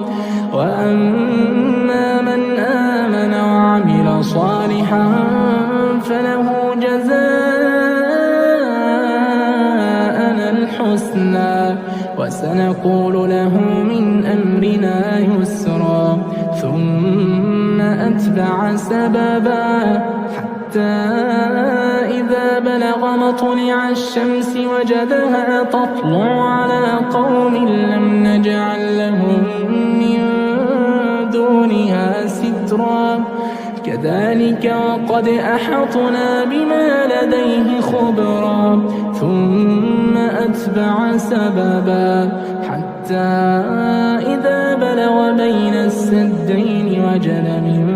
دونهما قوما لا يكادون يفقهون قولا. قالوا يا ذا القرنين إن يأجوج ومأجوج مفسدون في الأرض فهل نجعل لك خرجا على أن تجعل بيننا وبينهم سدا. قال ما مكنني فيه ربي خير فأعينوني بقوة أجعل بينكم وبينهم ردما. آتوني زبر الحديد حتى إذا ساوى بين الصدفين قال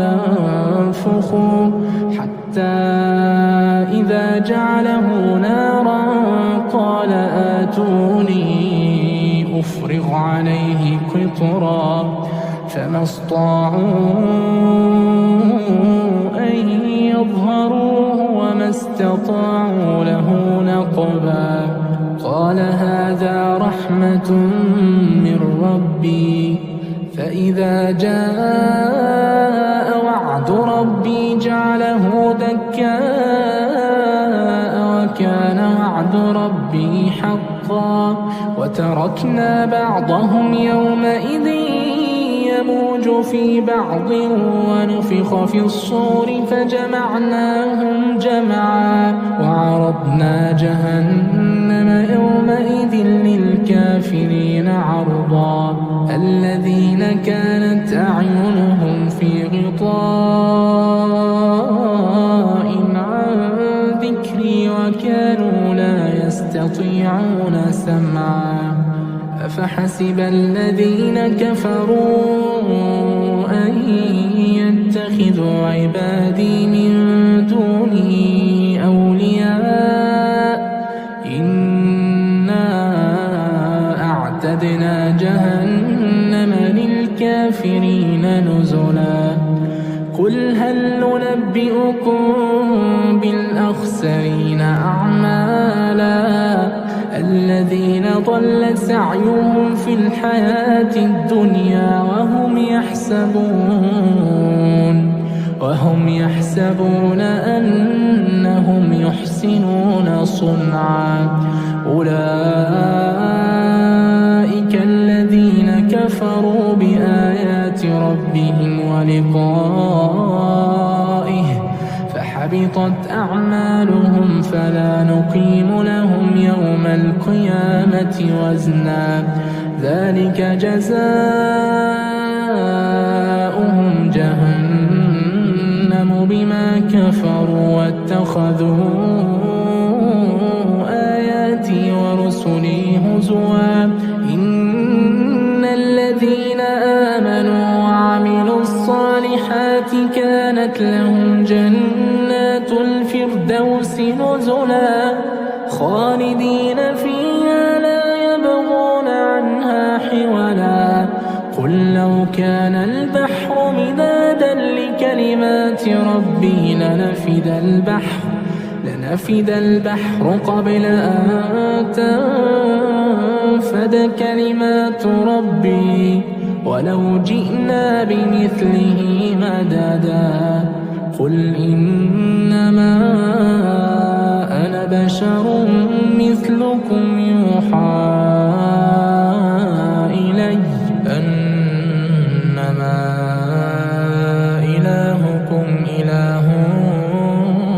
واحد فمن كان يرجو لقاء ربه فليعمل عملا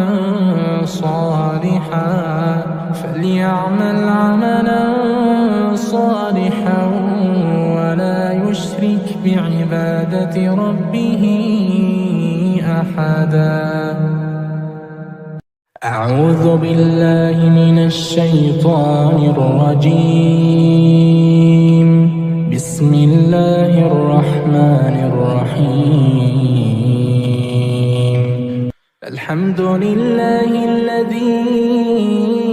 أنزل على عبده الكتاب ولم يجعل له عوجا قيما لينذر بأسا شديدا من لدنه ويبشر المؤمنين الذين يعملون الصالحات أن لهم أجرا حسنا ماكثين فيه أبدا وينذر الذين قالوا اتخذ الله ولدا ما لهم به من علم ولا لآبائهم كبرت كلمة تخرج من أفواههم إن يقولون إلا كذبا فلعلك باخع نفسك على آثارهم إن لم يؤمنوا بهذا الحديث أسفا إنا جعلنا ما على الأرض زينة لها لنبلوهم أيهم أحسن عملا وإنا لجاعلون ما عليها صعيدا جرزا أم حسبت أن أصحاب الكهف والرقيم كانوا من آياتنا عجبا إذ أوى الفتية إلى الكهف فقالوا ربنا آتنا من لدنك رحمة وهيئ لنا من أمرنا رشدا فضربنا على آذانهم في الكهف سنين عددا ثم بعثناهم لنعلم أي الحزبين أحصى لما لبثوا أمدا نحن نقص عليك نبأهم بالحق إنهم فتية آمنوا بربهم وزدناهم هدى وربطنا على قلوبهم إذ قاموا فقالوا ربنا رب السماوات والأرض لن ندعو من دونه إلها لقد قلنا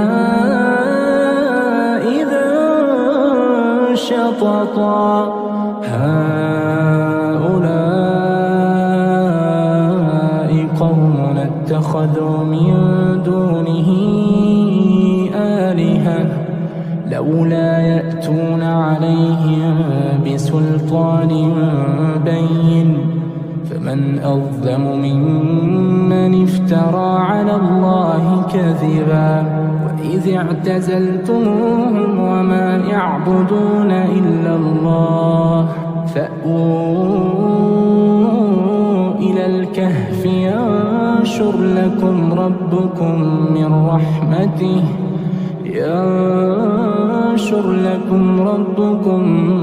من رحمته ويهيئ لكم من أمركم مرفقا وترى الشمس إذا طلعت تزاور عن كهفهم ذات اليمين وإذا غربت تقرضهم ذات الشمال وهم في فجوة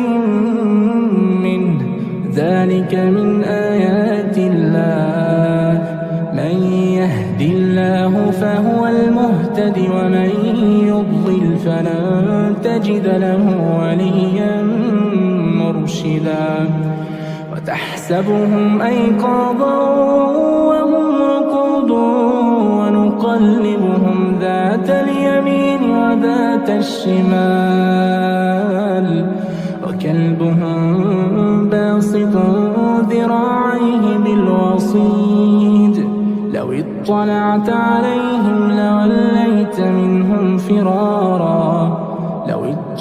عليهم لوليت منهم فرارا ولملئت منهم رعبا وكذلك بعثناهم ليتساءلوا بينهم قال قائل منهم كم لبثتم قالوا لبثنا يوما أو بعض يوم قالوا ربكم أعلم بما لبثتم فابعثوا أحدكم بورقكم هذه إلى المدينة فلينظر أيها أزكى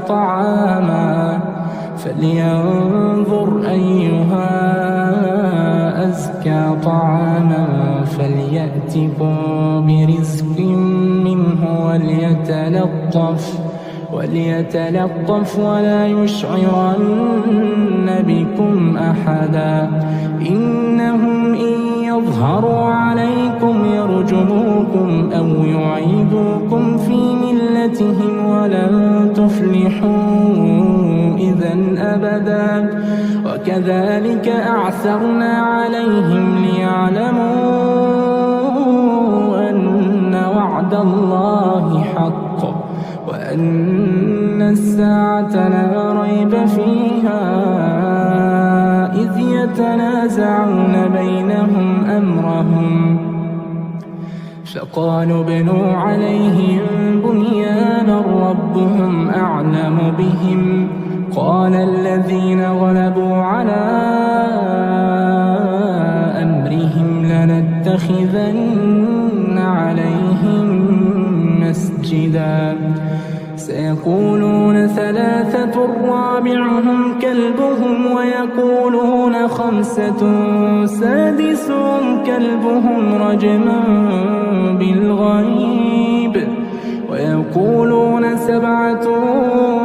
وثامنهم كلبهم قل ربي أعلم بعدتهم ما يعلمهم إلا قليل فلا تمار فيهم إلا مراء ظاهرا ولا تستفت فيهم منهم أحدا ولا تقولن لشيء إني فاعل ذلك غدا إلا أن يشاء الله واذكر ربك إذا نسيت وقل عسى أن يهديني ربي لأقرب من هذا رشدا ولبثوا في كهفهم 300 سنين وازدادوا 9 قل الله أعلم بما لبثوا له غيب السماوات والأرض أبصر به وأسمع ما لهم من دونه من ولي ولا يشرك في حكمه أحدا واتل ما أوحي إليك من كتاب ربك لا مبدل لكلماته ولن تجد من دونه ملتحدا واصبر نفسك مع الذين يدعون ربهم بالغداة والعشي يريدون وجهه ولا تعد عيناك عنهم تريد زينة الحياة الدنيا ولا تطع من أغفلنا قلبه ذكرنا واتبع هواه ولا تطع من أغفلنا قلبه عن ذكرنا واتبع هواه وكان أمره فرطا وقل الحق من ربكم فمن شاء فليؤمن ومن شاء فليكفر إنا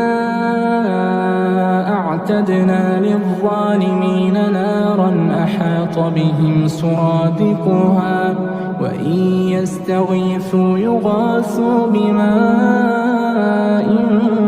كالمهل يشوي الوجوه بئس الشراب وساءت مرتفقا إن الذين آمنوا وعملوا الصالحات إنا لا نضيع أجر من أحسن عملا أولئك لهم جنات عدن تجري من تحتهم الأنهار أولئك لهم جنات عدن تجري من تحتهم الأنهار يحلون فيها من أساور من ذهب ويلبسون ثيابا خضرا من سندس واستبرق متكئين فيها على الأرائك نعم الثواب وحسنت مرتفقا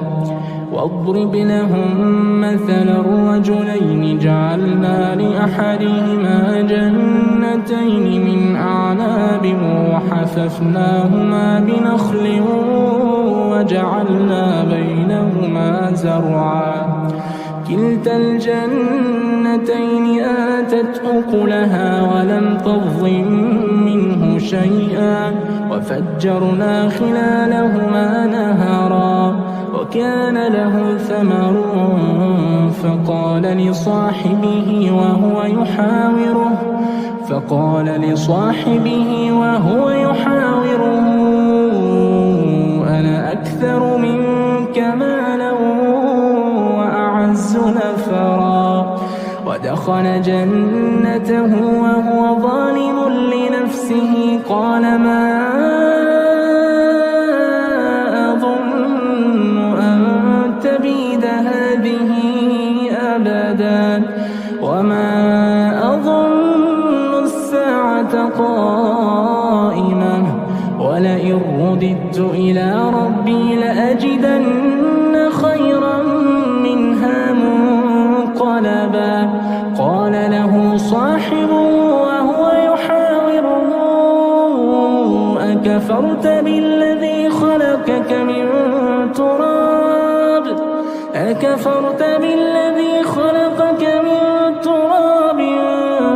ثم من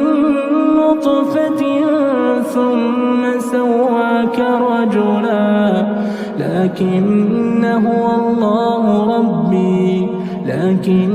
هو الله ربي ولا أشرك بربي أحدا ولولا إذ دخلت جنتك قلت ما شاء الله لا قوة إلا بالله إن ترني أنا أقل منك مالا وولدا فعسى ربي أن يؤتيني خيرا من جنتك ويرسل عليها حسبانا من السماء فتصبح صعيدا زلقا أو يصبح ماؤها غورا فلن تستطيع له طلبا وأحيط بثمره فأصبح يقلب كفيه على ما أنفق فيها وهي وهي خاوية على عروشها ويقول يا ليتني لم أشرك بربي أحدا ولم تكن له فئة ينصرونه من دون الله وما كان منتصرا هنالك الولاية لله الحق هو خير ثوابا وخير عقبا واضرب لهم مثل الحياة الدنيا كماء أنزلناه من السماء فاختلط به نبات الأرض فأصبح هشيما تذروه الرياح وكان الله على كل شيء مقتدرا المال والبنون زينة الحياة الدنيا والباقيات الصالحات خير عند ربك ثوابا وخير أملا ويوم نسير الجبال وترى الأرض بارزة وحشرناهم فلم نغادر منهم أحدا وعرضوا على ربك صفا لقد جئتمونا كما خلقناكم أول مرة بل زعمتم أن لن نجعل لكم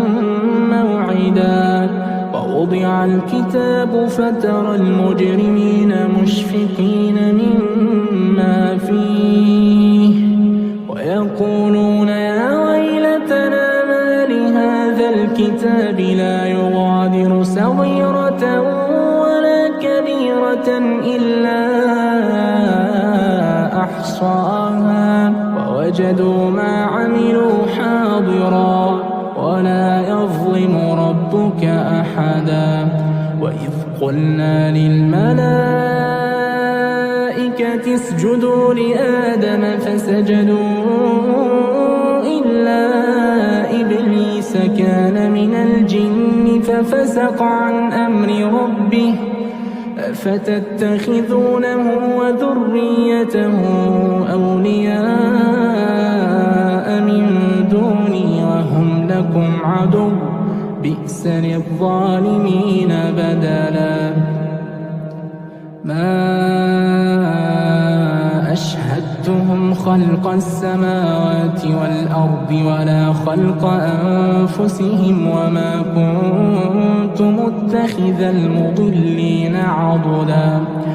ويوم يقول نادوا شركائي الذين زعمتم فدعوهم فلم يستجيبوا لهم وجعلنا بينهم موبقا ورأى المجرمون النار فظنوا أنهم مواقعوها ولم يجدوا عنها مصرفا ولقد صرفنا في هذا القرآن للناس من كل مثل وكان الإنسان أكثر شيء جدلا وما منع الناس أن يؤمنوا إذ جاءهم الهدى ويستغفروا ربهم إلا أن تأتيهم سنة الأولين أو يأتيهم العذاب قبلا وما نرسل المرسلين إلا مبشرين ومنذرين ويجادل الذين كفروا بالباطل ليدحضوا به الحق واتخذوا آياتي وما أنذروا هزوا ومن أظلم ممن ذكر بآيات ربه فأعرض عنها ونسي ما قدمت يداه إنا جعلنا على قلوبهم أكنة أن يفقهوا وفي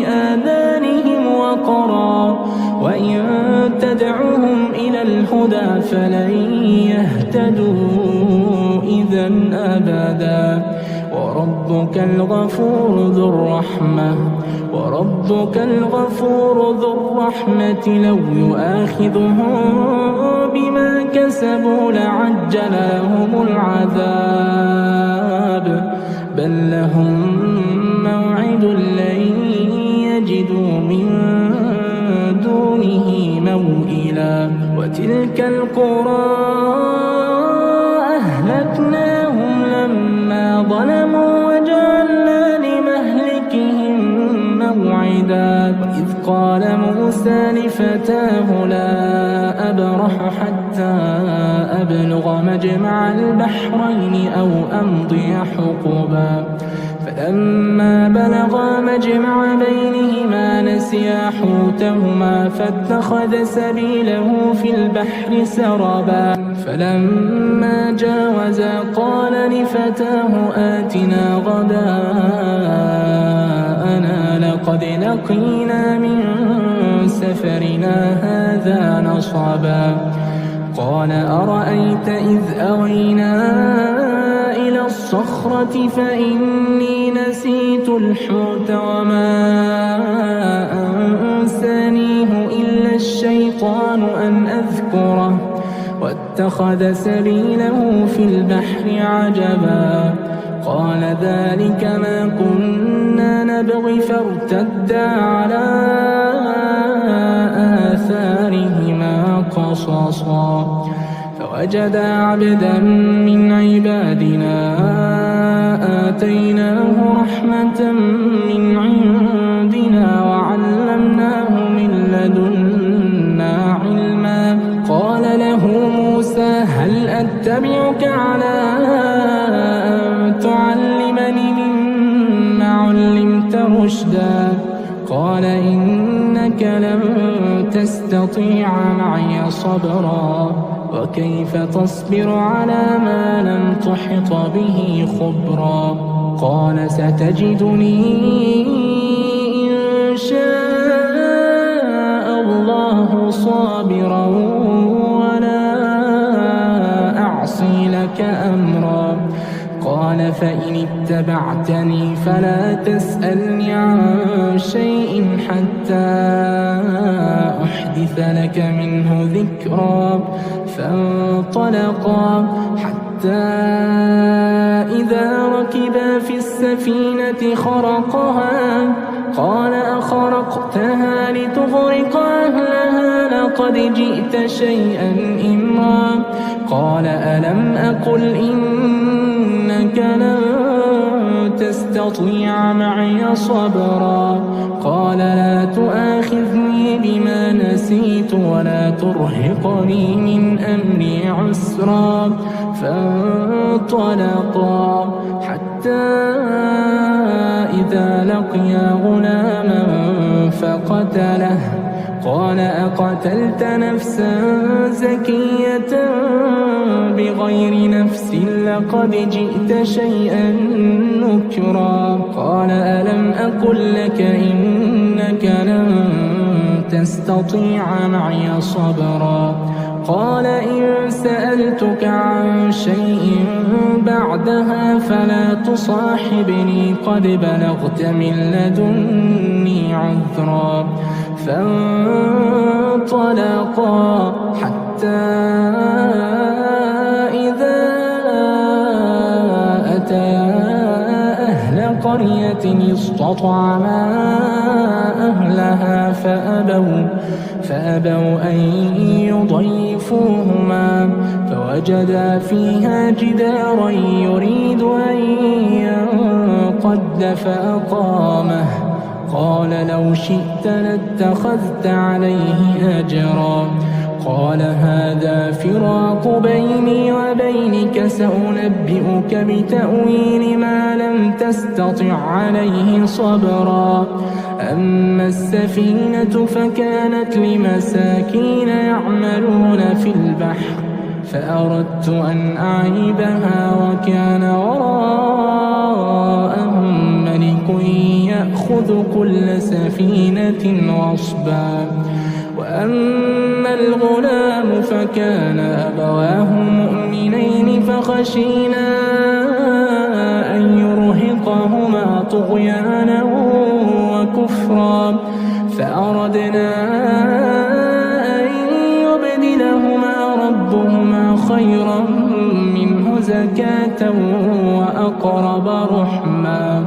وأما الجدار فكان لغلامين يتيمين في المدينة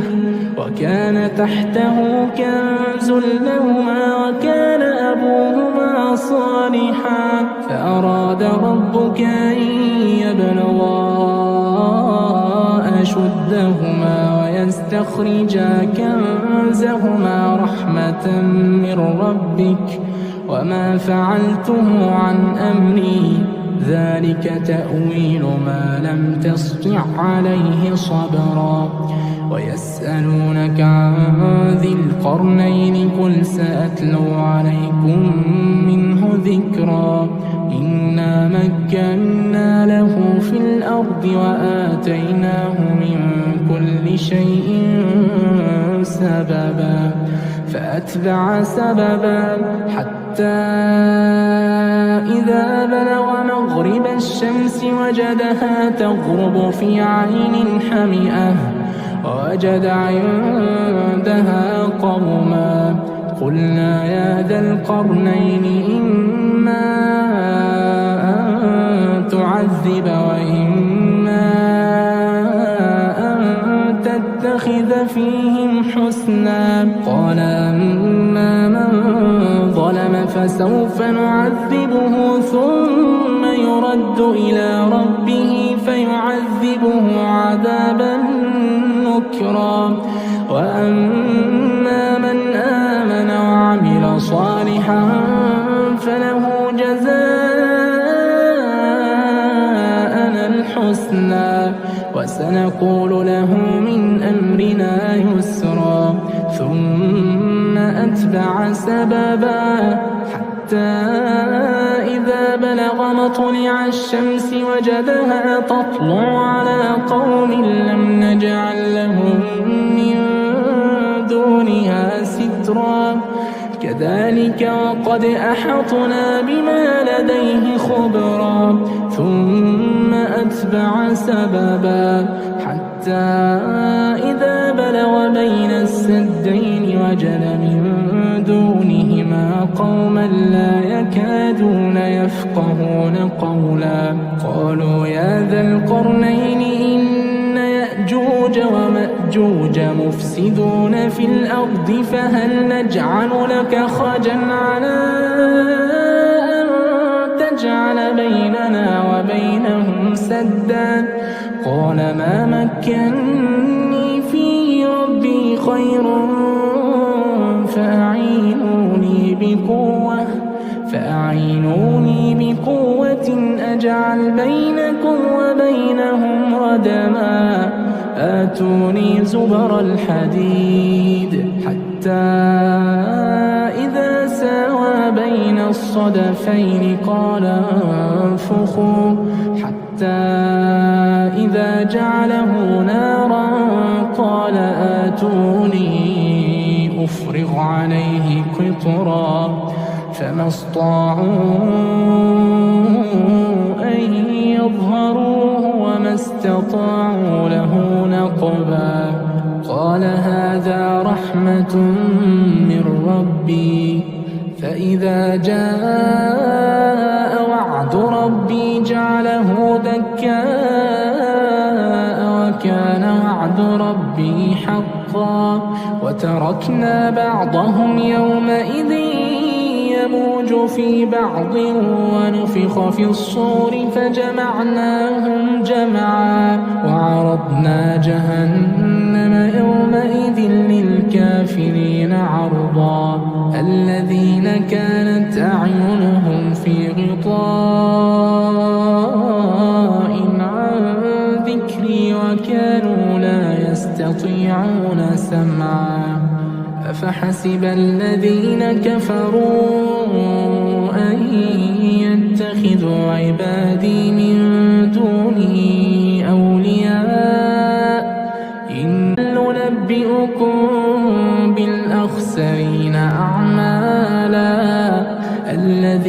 ضل سعيهم في الحياة الدنيا وهم يحسبون أنهم يحسنون صنعا أولئك الذين كفروا بآيات ربهم ولقائه فحبطت أعمالهم فلا نقيم لهم يوم القيامة وزنا ذلك جزاؤهم جهنم بما كفروا واتخذوا آياتي ورسلي هزوا إن الذين آمنوا وعملوا الصالحات كانت لهم جنات الفردوس نزلا خالدين فيها لا يبغون عنها حولا قل لو كان البحر مدادا لكلمات ربي لنفد البحر قبل أن تنفد كلمات ربي ولو جئنا بمثله مددا قل إنما أنا بشر مثلكم يوحى إلي أنما إلهكم إله واحد فمن كان يرجو لقاء ربه فليعمل عملا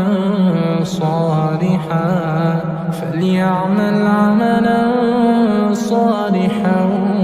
ولا يشرك بعبادة